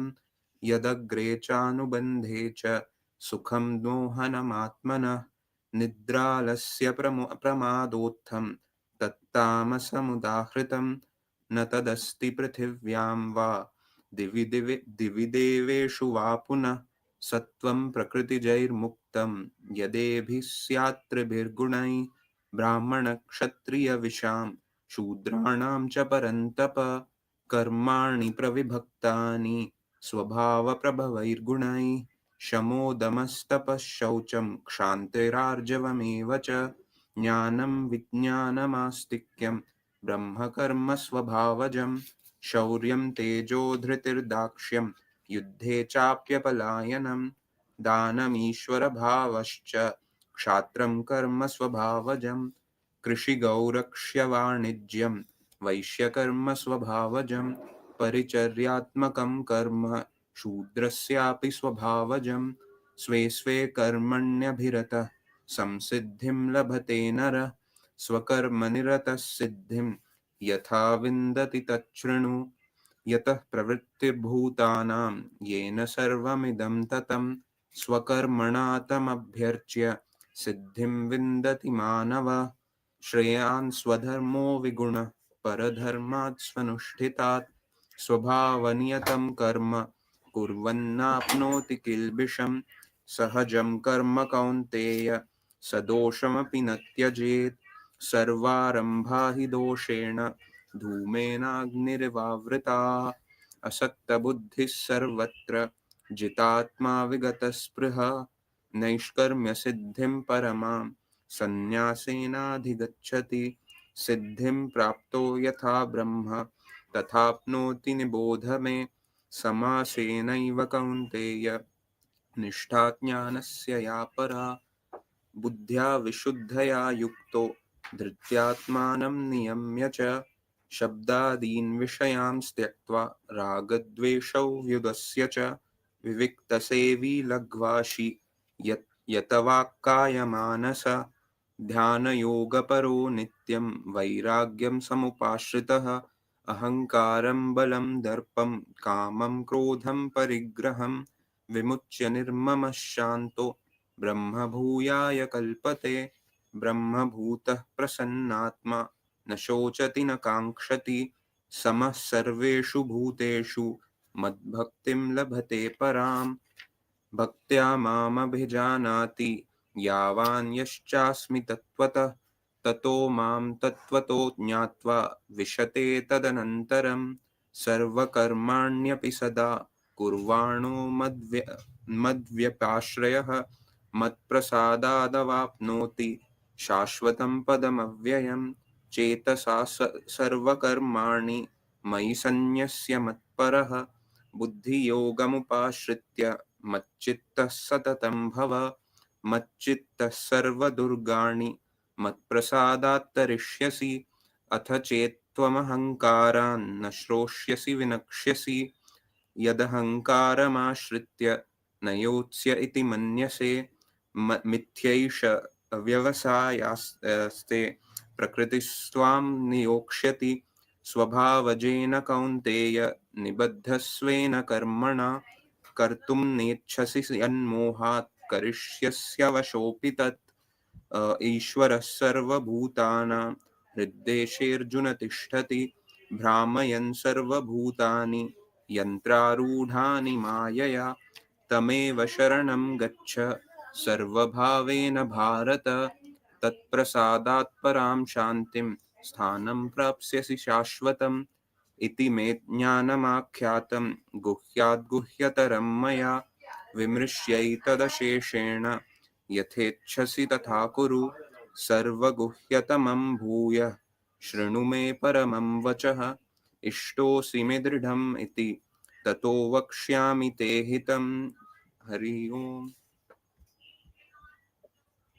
मन्मना भव मद्भक्तः मद्याजी मां नमस्कुरु मामे वैष्यसि सत्यं ते प्रतिजाने प्रियोऽसि मे सर्वधर्मान् परित्यज्य मामेकं शरणं व्रज अहं त्वा सर्वपापेभ्यः मोक्षयिष्यामि मा शुचः इदं ते न तपस्काय न भक्ताय कदाचन न चाशुश्रूषवे वाच्यं न च मां योऽभ्यसूयति य इमं परमं गुह्यं मद्भक्तेष्वभिधास्यति भक्तिं मयि परां कृत्वा मामे वैष्यत्य संशयः न च तस्मान्मनुष्येषु कश्चिन्मे प्रियकृत्तमः भविता न च मे तस्मात् अन्यः प्रियतरो भुवि अध्येष्यते च य इमं धर्मं संवादमावयोः ज्ञानयज्ञेन तेनाहम् इष्टस्यामिति मे मतिः श्रद्धावाननसूयश्च शृणुयादपि यो नरः सोऽपि मुक्तः शुभाल्लोकान् प्राप्नुयात् पुण्यकर्मणां कच्चिदेतच्छ्रुतं पार्थ त्वयैकाग्रेण चेतसा कच्चिदज्ञानसम्मोहः प्रनष्टस्ते धनञ्जय अर्जुन उवाच नष्टो मोहस्मृतिर्लब्धा त्वत्प्रसादान्मयाच्युत स्थितोऽस्मि गतसन्देहः करिष्ये वचनं तव सञ्जय उवाच इत्यहं वासुदेवस्य पार्थस्य च महात्मनः संवादमिममश्रौषम् अद्भुतं रोमहर्षणं व्यासप्रसादात् श्रुतवान् इमं गुह्यतमं परं योगं योगेश्वरात् कृष्णात् साक्षात् कथयत स्वयं राजन् संस्मृत्य संवादमिममद्भुतं केशवार्जुनयोः पुण्यं हृष्यामि च मुहुर्मुहुः तच्च संस्मृत्य रूपमत्यद्भुतं हरेः विस्मयो मे महान् राजन् हृष्यामि च पुनः पुनः यत्र योगेश्वरः कृष्णः यत्र पार्थो धनुर्धरः तत्र श्रीर्विजयो भूतिः ध्रुवा नीतिर्मतिर्मम।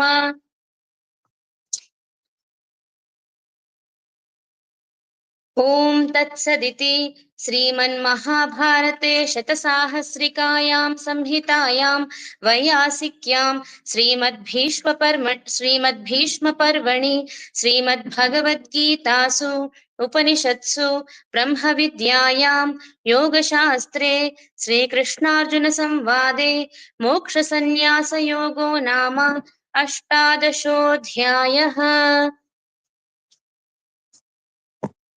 धन्यवादः भगिनी।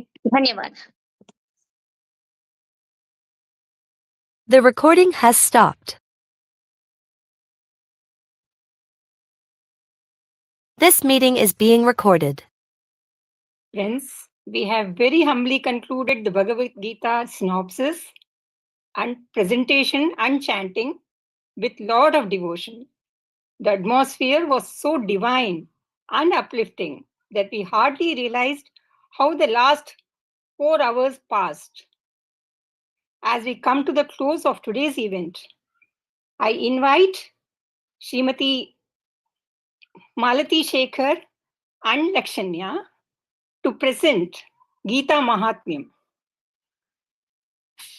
Over to Malati ji.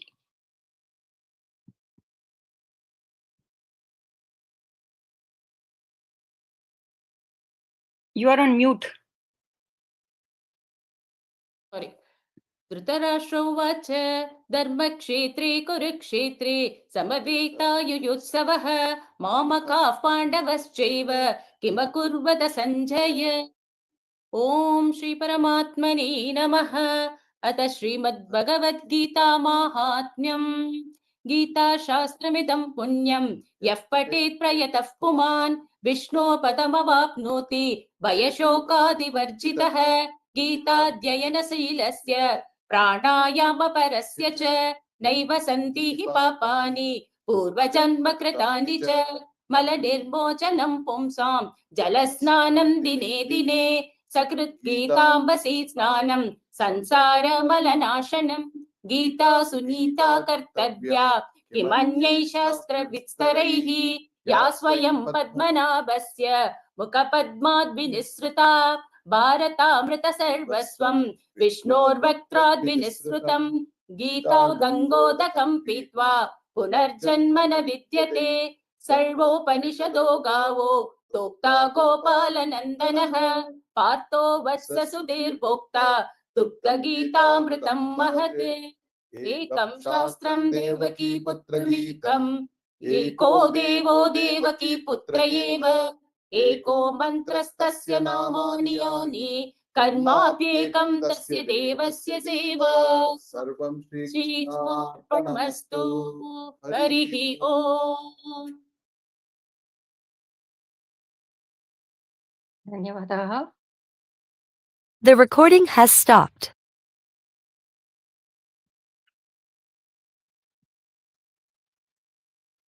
This meeting is being recorded. Before offering the Arati to Bhagavan Shri Krishna, we will also present a small bhajan by the children of the Shri Kaushik family. May I have their names, please? Namaste. मेरा नाम प्रियंवदा कौशिक है और मैं नंदिनी कौशिक। आज गीता जयंती के अवसर पर हम आपके समक्ष राग यमन में कृष्ण भजन प्रस्तुत करने जा रहे हैं। सा नी रे गा मा पा मा धा नी सा सा नी धा पा मा गा रे नी रे धा सा नी रे नी गा नी मा गा रे नी रे धा सा तोरी रे बांसुरिया जादू भरी तोरी रे बांसुरिया जादू भरी मोहलियो मन प्रेम भरी मोहलियो मन प्रेम भरी तोरी रे बांसुरिया जादू भरी विसरा गई सुधा सुना मुरली को विसरा गई सुधा सुना मुरली को नाही पढ़े में का चैन एक घड़ी नाही पढ़े में का चैन एक घड़ी तोरी रे बांसुरिया जादू भरी तोरी रे बांसुरिया रे ग म ध प म ग रे सा नि सा तोरी रे बांसुरिया नि रे ग म ध नि ध प म ग रे सा तोरी रे बांसुरिया जादू भरी तोरी रे बांसुरी तोरी रे बांसुरी तोरी रे बांसुरिया जादू भरी। धन्यवाद। अति उत्तमं, धन्यवादः।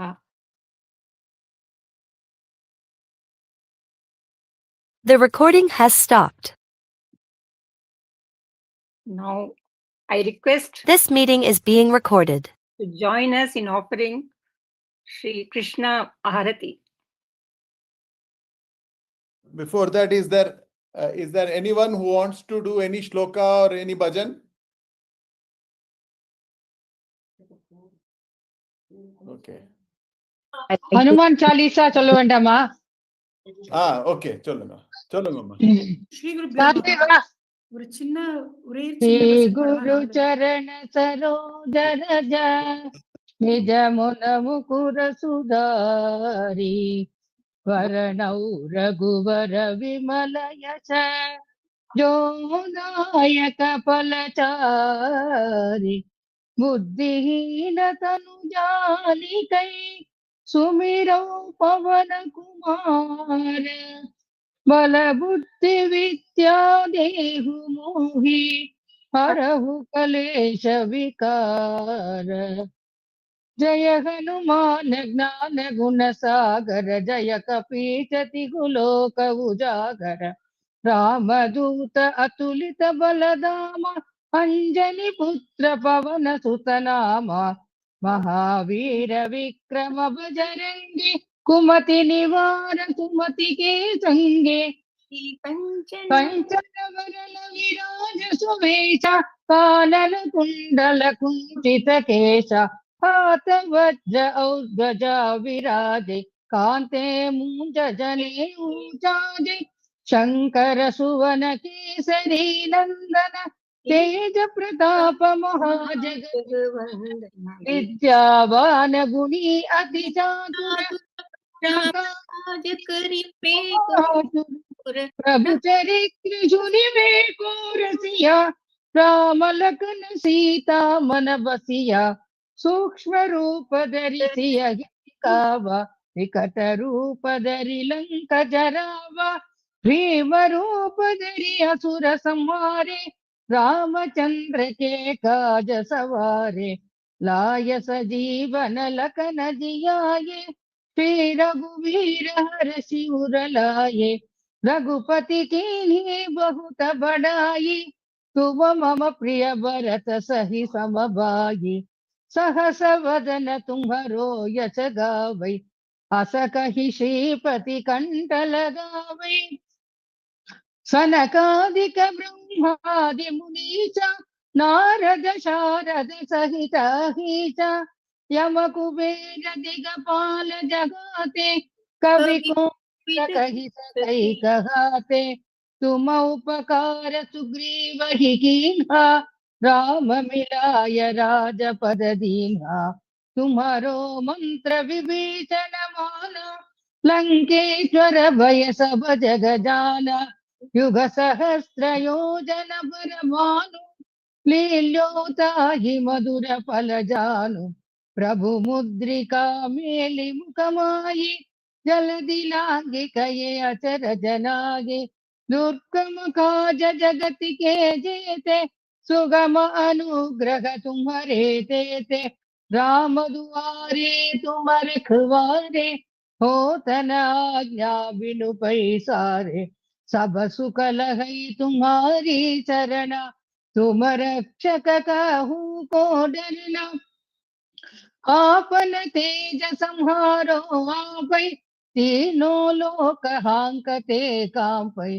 भूत पिशाच निकट नहीं आवै, महावीर जब नाम सुनावै, नासै रोग हरि सब पीरा, जपत निरंतर हनुमंत वीरा, संकट से हनुमान छुड़ावै, मन क्रम वचन ध्यान जो लावै, सब पर राम तपस्वी राजा, तिनके काज सकल तुम साजा, और मनोरथ जो कोई लावै, सोई अमित जीवन फल पावै, चारों युग परताप तुम्हारा, है प्रसिद्ध जगत उजियारा, साधु संत के तुम रखवारे, असुर निकंदन राम दुलारे, अष्ट सिद्धि नवनिधि के दाता, असवर दीन्हा जानकी माता, राम रसायन तुम्हारे पासा, सदा रहो रघुपति के दासा, तुम्हारे भजन राम को पावै, जन्म जन्म के दुख बिसरावै, अंत काल रघुपति पुर जाई, जहाँ जन्म हरि भक्त कहाई, और देवता चित्तन धरई, हनुमंत से ही सर्व सुख करई, संकट हटई मिटई सब पीरा, जो सुमिरै हनुमंत बलवीरा, जय जय जय हनुमान गोसाई, कृपा करो गुरुदेव की नाई, जय जय जय हनुमान गोसाई, कृपा करो गुरुदेव की नाई, जो सत बार पाठ कर कोई, छूट की बंदी महा सुख होई, जो यह पढ़े हनुमान चालीसा, होय सिद्धि साखी गौरीसा, तुलसीदास सदा हरिचेरा, की जयनाथ हृदय मगडेरा, की जयनाथ हृदय मगडेरा, पवन तनय संकट हरणा, मंगल मूर्ति रूप, राम लखन सीता सहित, हृदय बसहु सुर भूप, जय बोलो आंजनेय स्वामी की जय, सीताराम आंजनेय स्वामी की जय. நான் ஒரு சின்னதா ஒரு பாட்டு பாடுவா கிருஷ்ணர்.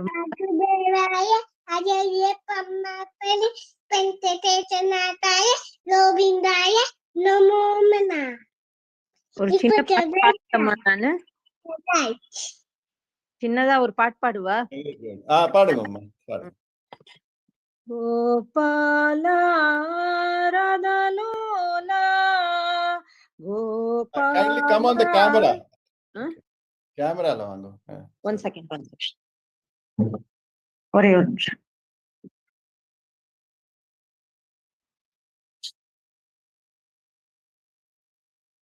The recording has stopped. Gopala Radalola Gopala This meeting is being recorded.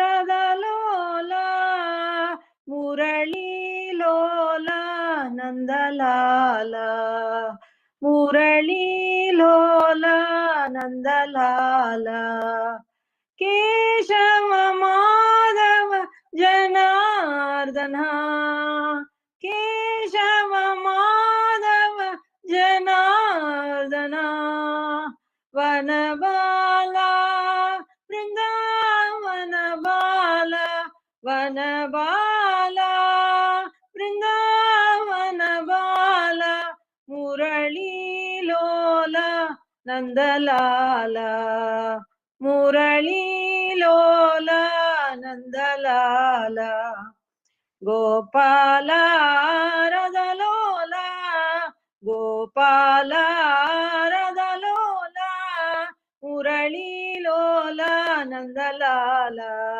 Murali Lola Nandalala Keshava Madhava Janardana Keshava Madhava Janardana Vanabala Vrindavana Bala Vanabala Vrindavana Bala Murali Lola Nandalala Murali Lola Nandalala Murali Lola Nandalala Harinandalala Harinandalala Harinandalala. குழந்தை ஒரு சின்ன ஸ்லோகம் சொல்றான், சத்தமா சொல்லு. கிருஷ்ணாய கிட்டாய வாசுதேவாய ஹரயே பரமாத்மனே கந்தசேஷராட்டாய கோவிந்தாய நமோ நமः. Thank you.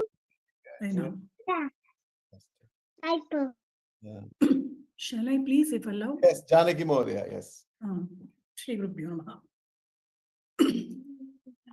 Govinda Gopala He Nandalala Govinda Gopala He Nandalala Radhe Gopala Gopi Gopala Radhe Gopala Gopi Gopala Govinda Gopala He Nandalala Meera के नाथ प्रभु मुरली गोपाला मीरा के नाथ प्रभु मुरली गोपाला गोवर्धनोदार गोपाल बाला गोवर्धनोदार गोपाल बाला राधे गोपाला गोपी गोपाला राधे गोपाला गोपी गोपाला गोविंद गोपाल हे नंदलाला राधे गोपाला गोपी गोपाला मीरा के नाथ प्रभु मुरली गोपाला मीरा के नाथ प्रभु साई गोपाला गोवर्धनोदार गोपाल बाला राधे गोपाला गोपी गोपाला राधे गोपाला गोपी गोपाला गोविंद गोपाल हे Nandlala. Hare Krishna. Hare Krishna, Hare Krishna. Guruji, Shri Namaskaram. Gurubhyo, permitted one stanza from Govindashtakam if time permits. Yes, yes, please, yes. After that, I'd like to share my experience in the event. We will After Mahodaya's experience. We will keep it for tomorrow. Today okay. For bhajans now, or shlokas, bhajans. I see. Sure. Thank you. Satyam Jnanamanantam Nityamanakasham Paramakasham Goshtha Pranganarinkhanalola Paramayasam माया कल्पित नानाकारमनाकारं भुवनाकारं क्ष्मामानाथमनाथं प्रणमत गोविंदं परमानंदम। श्री गुरुभ्यो नमः। श्री गुरुभ्यो नमः। अस्तु। Shri, can I sing the Ganapati Talam? No, we will keep it for tomorrow in the beginning. Okay. Astu. Okay. Astu. May we have Priyaji to Now we will offer Arati to Sri Krishna. Everyone can join. Being in I would request all of you, we have all through the year, we are indebted so much to that Paramatman, and we have our books. So may I, even if you are not offering any Arati, just keep the book in a pedestal. The recording has stopped. So that we can offer our humble prayers to the divine book of Bhagavad Gita. This meeting is being recorded.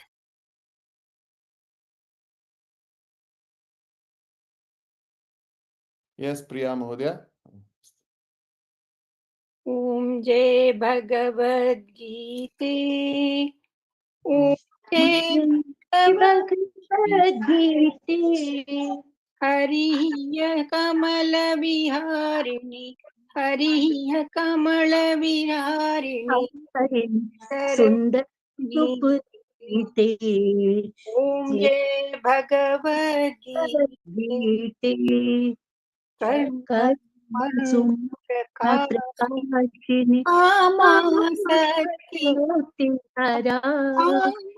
Sakti Hara Tattvajnana Vikashini Tattvajnana Vikashini Vidya Brahma Para.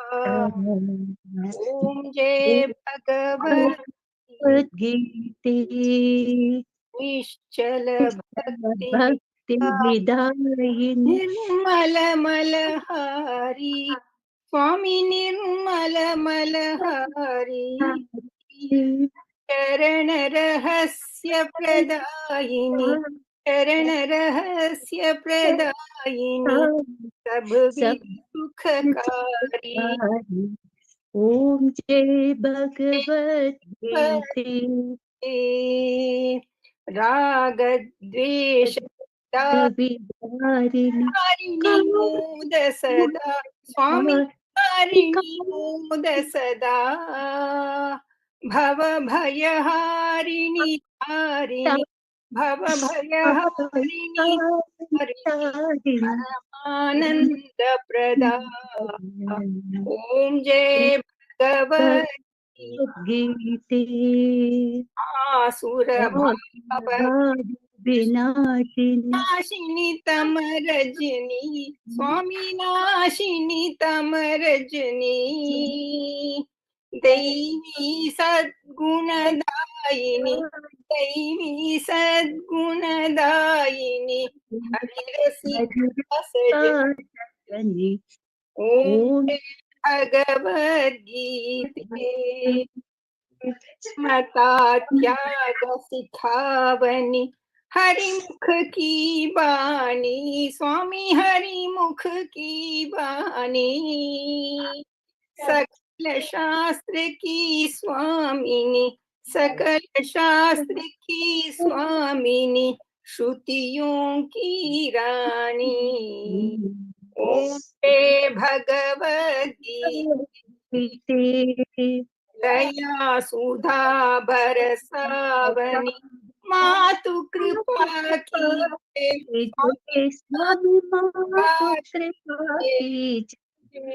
हरिपद दान कर हरिपद दान कर अपनों कर लीजिए। ओम जय भगवद गीता। ओम जय भगवद गीता। जय भगवद गीता। हरिः कमल बिहारी हरिः कमल बिहारी सरसुनीते ओम श्री भगवद गीते ओम श्री भगवद गीते। धर्म की जय हो, धर्म की जय हो, अधर्म का नाश हो, नाश हो, नाश हो, नाश हो, सद्भावना हो, प्राणियों में सद्भावना हो, सद्भावना हो, विश्व का कल्याण हो, विश्व का कल्याण हो। गौ माता की जय, जय माता पिता की जय, गुरुजनों की जय, जनों की जय। हरे कृष्णा। हर हर राधे कृष्ण। हर हर पार्वती पतये, हर हर हर हर महादेव। महादेव। सद्गुरु स्वामिनः जय।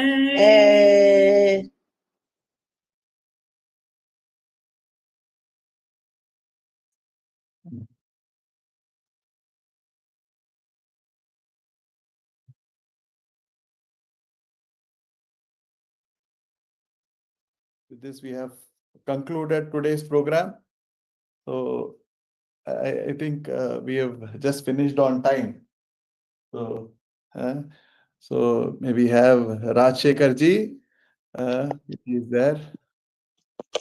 Yes, yes.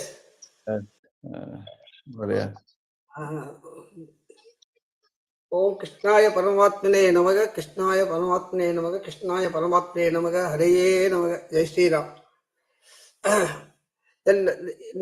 நாட் ஒன்லி நேற்றுக்கு இன்னைக்கு நாளைக்கு இல்லாம லாஸ்ட் 15 நாளா வந்து இந்த பகவத்கீதை ஸ்மரணையே இருந்திருக்கு. யாருக்கு பர்டிகுலர்னாக்கா நம்ம இத கோஆர்டினேட்டரா இருக்கா இல்லையா பிரியாக்கு, she is always on this. நீங்க வந்து இந்த வாட்ஸ்அப் பார்த்தீங்கன்னாக்கா ஒரு புக்கே எழுதலாம். அந்த பிரியா போட்ட நோட்ஸுக்கு வந்து ஒரு புக்கே எழுதலாம்.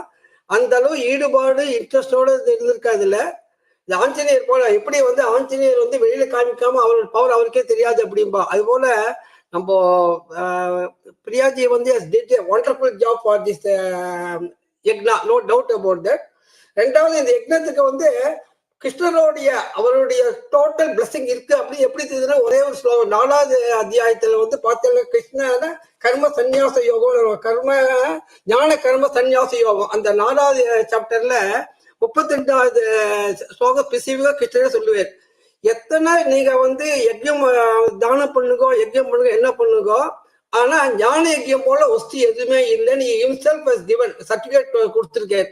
எது ஞான யஜ்யம்னாக்கா one who is studying the various granthams, ராமாயணமா இருக்கட்டும், இல்ல மகாபாரதமா இருக்கட்டும், இல்ல நாராயணியமா இருக்கட்டும், இல்ல பகவத்கீதா இருக்கட்டும், அந்த அண்டர்ஸ்டாண்ட் பண்ணி படிச்சு study and understanding is more important. அது இருந்ததுனாக்க nothing will exceed on that அப்படின்னு கிருஷ்ணரோட வந்து பிளஸ்ஸிங்கோட ஆரம்பிச்சிருக்கோம். சாதாரண படிச்சுட்டு இருப்போம். இதை வந்து அண்டர்ஸ்டாண்டிங்கோட படிக்கிறதுனால இட்ஸ் மச் மோர் பவர்ஃபுல். அதனால உங்களுக்கு அத்தனை பேருக்கும் வந்து ஆண்டவருடைய பிளஸ்ஸிங் நிச்சயமா உண்டு. ரெண்டாவது வந்து இந்த ஒவ்வொன்றும் நோட் பண்ணி வச்சிருக்கேன். ஒவ்வொரு சாப்டர் சொல்லணும்னா time I don't want to take that and I will write it இந்த குரூப். ஒவ்வொருத்தரும் என்னென்ன சொன்னா என்ன எப்படி பண்ணணும் அப்படின்னு பர்டிகுலரா வந்து 2வது சாப்டர்ல இருந்து முதல்ல எடுத்த உடனே இந்த கணபதி தியானம், குரு தியானம், சின்ன குழந்தை எடுத்த உடனே தியானம் வந்து கணபதி அண்ட் குரு வந்து சின்ன குழந்தை மூலமாவே ஒதுத்தவங்களுக்கு கிடைச்சிருத்து நமக்கு. அது போல வரிசையா போட்டாக்க 2வது சாப்டர் கப்பான் கப்பாமன் பார்த்தீங்கன்னாக்கா இருக்கிறதுலயே வந்து 2 chapter is very big chapter, number 2 and 18. அது நோட் போத் கோஆபரேட் பண்ணிருக்காரு எனக்கு தெரியல.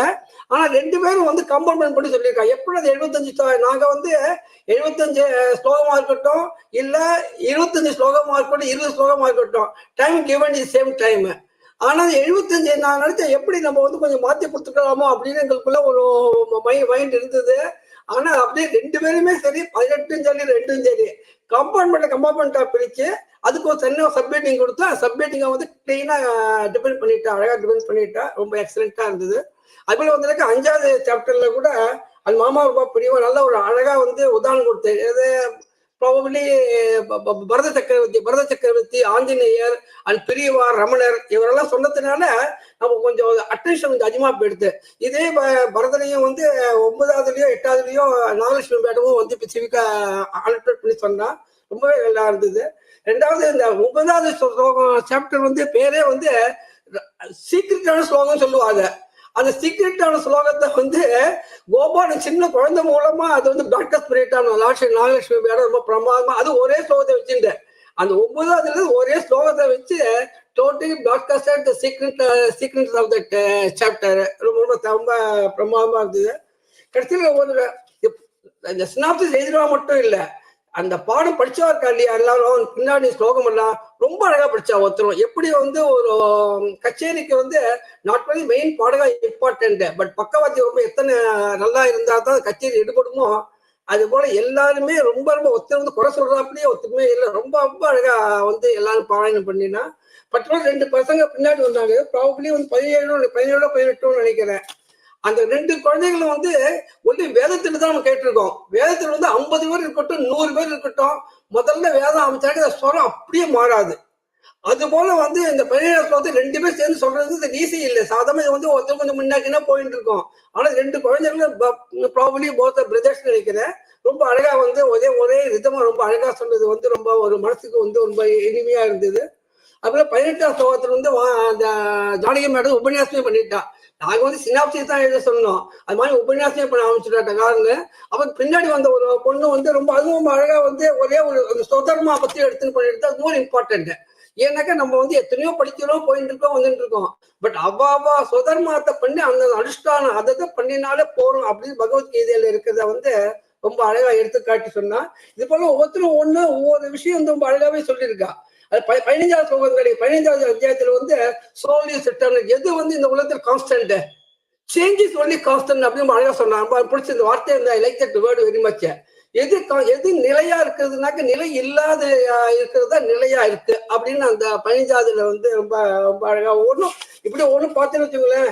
Everything is spotlight, we cannot able to bring anything specifically இதான் அதுவும் சொல்ல முடியாது. அதனால எல்லாருக்கும் வந்து ரொம்ப ரொம்ப தேங்க்ஸ். ஆண்டவருடைய கிருபை எல்லாருக்கும் உண்டு. ஃபைனலா ஒன்னான்னு சொல்றேன், இது we have not designed, but because of time is available, probably சேகரித்து இமிடியேட்டா வந்து பஜனை பண்ணு அப்படின்ட்டு. அது என்ன இம்பார்ட்டன்ட் தெரியுமா? இதுல 18ஆவது ஸ்லோகம் உள்ள வந்து பாகவதத்துல கடைசி ஸ்லோக ஸ்பாட்லைட் எடுத்து வரும். நாம சங்கீர்த்தனம் சர்வ பாப பிரணாசனம் பிரணாமோ துக்க சமணக தம் நமாமி அரிம் பரம் அப்படின்னு என்ன அர்த்தம்? நாம சங்கீர்த்தனம் பண்ணினாலே இந்த உலகத்தில் உள்ள எல்லா துக்கங்கள் கஷ்டங்கள் எல்லாம் போயிடும்னா அது போல வந்து கடைசியில் பச்சாந்து அது வந்து அமைஞ்சது. இதெல்லாம் நாட் வித் அவர் வந்து ஒரு ப்ரோக்ராம் போட்டு விட்டு பண்ணல. பச்சாந்த பார்த்துட்டு சேகர் பார்த்து ஜெனரலா 7:15 7:30 முடிய வேண்டியது ப்ரோக்ராம் இன்னைக்கு ரொம்ப பச்சாந்த 7 o'clock முடிஞ்சிருத்தோம். So we can also take some nama sankirtanam அப்படின்னு ரொம்ப அழகா ஆரம்பிச்சு ஒரு 5-6 பேர் வந்து immediately you participated. Very nice of you for that also. ஏன்னாக்கா நாம சங்கீர்த்தனம் தான் இந்த கலியுகத்துல இருந்து ஒஸ்தி அப்படின்னு நிறைய பேர் சொல்லியிருக்கோம். உங்களுக்கு எல்லாருக்குமே அதுவும் தெரியும். அதுவும் சேர்ந்து இது நம்ம பகவத்கீதா 2 ப்ரோக்ராம் ரொம்ப நல்லபடி இருந்தது. But question and answer section yesterday வந்து it was fabulous, it was thrilling rather. எல்லாத்துக்கும் வந்து அடிப்படை காரணம் வந்து பிரியாஜி தான், no doubt about that. Total question set by நேத்தின கொஸ்டின் சொல்லல, அதுக்கு முன்னாடி வந்து 30 நாள she has put the fundamental எல்லாருக்கும் வந்து அந்த கொஸ்டினுக்கு இன்வால்வ்மெண்ட் கொண்டு வரதுக்கு வந்து 15 நாள் இருந்ததுனால டெய்லி கொஸ்டின் போட்டு ஆன்சர் போட்டு ஆன்சர் போட்டு she did a wonderful job on that. The results yesterday வந்து நான் பார்த்தோம். யார் 35 பேர் இருந்தாங்க. yesterday it was about 30-35 people.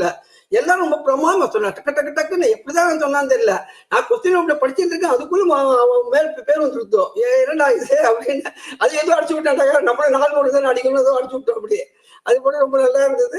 In fact we have now decided by God's grace every Ekadashi அன்னைக்கு இப்போ 30-35 people should join together. At least minimum வந்து 25 people வந்து ரெடியா வந்து இருந்தா அப்படின்னாக்க every Ekadashi time fixed, day fixed.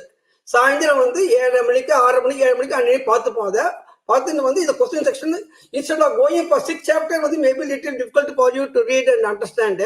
அதனால ஒரு சாப்டர் அதிகபட்சம் 2 chapter வச்சு ஒரு 30-35 கொஸ்டின் போட்டோம் வச்சுக்கலாம். we can still deep dive பண்ணலாம். அதை மேம்போக்கா இல்லாம கொஞ்சம் வந்து உற்சாகம் பண்ணி டைம் வந்து 20 செகண்ட்லேருந்து 25-30 செகண்ட் வைக்கலாம். That point of we can decide.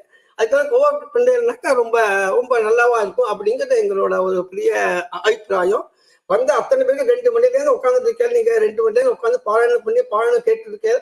ரொம்ப ரொம்ப உங்களுக்கு அத்தனை பேருக்கு திருப்தி, ஆண்டவருடைய பரிபூர்ண கடாட்சம் எல்லாருக்கும் கிடைக்கட்டும் அப்படின்னு வேண்டிப்போம். நாளைக்கு ஆஸ் யூஷுவலா ப்ரோக்ராம் வந்து ஆரம்பம், எல்லாரும் வந்து கலந்துனாக்க ரொம்ப திருப்தியா இருக்கும். நாளைக்கு இன்ஃபேக்ட் நாளைக்கு இந்த special days only tomorrow. Tomorrow அது வந்து எப்படி வந்து இந்த பாகவத்தில் again I am taking the example. 18,000 இருக்கிற ஸ்லோகத்துல 12,000 ஸ்லோகம் வந்து கிருஷ்ணரை பத்தி ஃபண்டமெண்டல். முதல்ல வந்து 9 ஸ்கந்தம். பாகவதங்கிறது வந்து கிருஷ்ணரை பத்தி சொல்லக்கூடிய ஒரு கிரந்தம். ஆனா பார்த்தீங்கன்னாக்க முதல் 9 ஸ்கந்தம் கிட்டத்தட்ட about 12,000 slokas is only telling அதுதான் டு மேக் யூ டு அந்த பாகவத கிருஷ்ணரை பத்தி புரிஞ்சுக்கிறதுக்காக, to make you understand about the Bhagavatam. அந்த கிருஷ்ணரை பத்தி அவன் 10 சொல்லுவா. அது போல நாளைக்கு தான் இந்த மெயின் ஈவெண்ட். நாளைக்கு அதை புரிஞ்சுக்கிறதுக்கு இது வரைக்கும் பண்ணிட்டு இருக்கோம். உங்க அத்தனை பேருக்கு ரொம்ப ரொம்ப தேங்க்ஸ். இது பெட்டர் எல்லாம் வேற வந்து அவர் ரொம்ப நல்லா பண்ணிருந்தது. சினாப்சிஸ் வந்து ஒருத்தரும் யார் வஸ்தி யார் மட்டும் அப்படின்னு தெரியாம everybody did their best because you were taken time, you were given the time for the purpose. It shows வேற என்ன அது தவிர ஒன்றும் சொல்ல முடியாது. அந்த அளவு நல்லா இருந்தது, கேட்கறதுக்கு பார்க்கறதுக்கு நல்லா இருந்தது. ரொம்ப எல்லாருக்கும் ரொம்ப தேங்க்ஸ் அம்மா. Again we will see tomorrow. Jai Shri Ram, Jai Shri Ram, Jai Shri Ram. Jai Shri Ram. We are very fortunate to be associated with Sadvidya. Thanks for the opportunity. No words to express our gratitude. We're very, very fortunate. That's all I can say. அது என்னன்னா அந்த ராஜசேகர்ஜி சொன்ன மாதிரி எல்லாருமே ரொம்ப நன்னா சொன்னா. அதுல ஒரு சின்ன விளக்கணம் என்னதுன்னா, அதுல ஜகத்குருன்னு இருக்கிற சப்தம் வந்து நானா விதார்த்தகம். அதுக்கு எல்லாம் நிறைய அர்த்தம் இருக்கு. நம்மளுக்கு வந்து குருன்னு இருக்கிற சப்தம் வந்து யாரு கிட்டக்க இருந்து நம்மளுக்கு சொல்லி கொடுக்கறாளோ அவதான் குரு. அதனால நம்ம இந்த ஃபார்மேட்ல நம்ம ஒரு 7 மென்டார்ஸ் வந்து நம்மளுக்கு சாக்ஷாத் அவளே நம்மளுக்கு வந்து ஹெல்ப் பண்ணி எல்லாரும். அதனால இங்க we have the fortune of having Revati Rajaramanji. Yesterday we had all the mentors, Dr. Sri Ramachandranji, Dr. Usha Shanka. I acknowledge Srimati Chandrasekharan Mahodaya. We had with Venkat Indrakanti ji, who had, in spite of his time zones, he had helped quite a lot of students. And also, if I have missed Dr. Shankar Dutt also. And I would also specifically like to acknowledge Professor Pankaja Kaushik ji.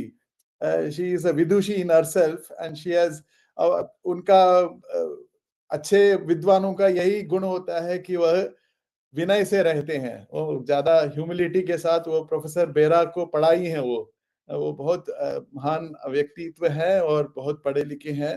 तो उनका भी मैं आभार व्यक्त करता हूँ, और समस्त विद्वान मंडलियों को भी, और समस्त छात्रों को, और विशेषकर बच्चे जिन्होंने वो 6 से 16 के जो बच्चे हैं वो सबसे हमारे आधार हैं, आधार स्तंभ है हमारे समाज के लिए. तो उनको भी मैं आभार व्यक्त करता हूँ. शुरू में सबसे छोटी बच्ची जानवी से शुरू कर हमने अंत में वो बच्चा जो है बहुत प्यार से उसने एक छोटा सा श्लोक ही बताया. तो ऐसे संस्कार ऐसे बढ़ते रहे. So everybody has the right impressions which connects to your soul. Whatever you do, rest of it is all only to your body. But that is the Vijnana, Vishishta Jnanam. With that, I will, as Rajshekhar ji has said, tomorrow we will start at 5 o'clock. There is a bit of fine tuning on the roster. So all of you who have accepted to offer any chapters or few chapters or couple of assigned chapters, we have allocated. There is little bit of fine tuning which has to happen. That will be put up in the group either today or tomorrow morning. அதை வந்து அந்த லிஸ்ட்டை வந்து specific சாப்டரோட assign பண்ணி இன்னைக்கு எப்படி சொல்றோமோ அப்படியே. ஆனா நாளைக்கு சினாப்சிஸ் இருக்காது. நாளைக்கு மோக்ஷதா ஏகாதசினால அகண்ட பாராயணம் with no break. We start with the dhyana shloka till end. There is no break, continuously one after the other. The rosters has to be clearly followed. Yaro turn eppadi varudho adu mari without any prompting katnu solli ada Bhagavad Sri Krishnaroda anugraham ellarkum agatum solli vendi kollikiren. Hariyo. With that, Yaraksharapada Bhrashtam Matra Heenam Tat Sarvam Kshamyatam Deva Narayana Namostute. बिंदु मात्राणि पदपादाक्षराणि च न्यूनानि च निरिक्तानि समक्ष पुरुषोत्तम न्यायेन मार्गेण महिषः गोब्राह्मणे नित्यं लोकाः समस्ताः सुखिनो भवन्तु। सर्वे भवन्तु सुखिनः सर्वे सन्तु निरामयाः सर्वे भद्राणि पश्यन्तु मा कश्चित् दुःखभाग्। ओम शांति शांति शांतिः। धन्यवादः। शेखर जी नमस्कार। नमस्कार जी। धन्यवाद अनिल जी नमस्ते। मेरी तरफ से आपको, आपकी पूरी टीम को प्रणाम और हार्दिक बधाई। इंटरनेशनल ब्राह्मण महासंघ की आपको बधाई हो और सबका आशीर्वाद मिले। बहुत अच्छा कार्यक्रम है। Thank you so much. जरूर, आपको भी अभिनंदन महोदय। नमस्ते। नमो नमः। नमस्ते, धन्यवाद। धन्यवाद धन्यवाद धन्यवाद धन्यवाद धन्यवाद धन्यवाद श्री गुरुभ्यो नमः। धन्यवाद धन्यवाद महोदय। I would also like to Rajagopal ji in specific, who has done the live streaming of today. So those who want to actually see it, you have all had the opportunity of coming on the video. So I think there is already Raja VDS there. So we give our heartfelt gratitude to him so that we had the opportunity to expand and serve through our knowledge, our understanding the rest of the world. Thank you very much.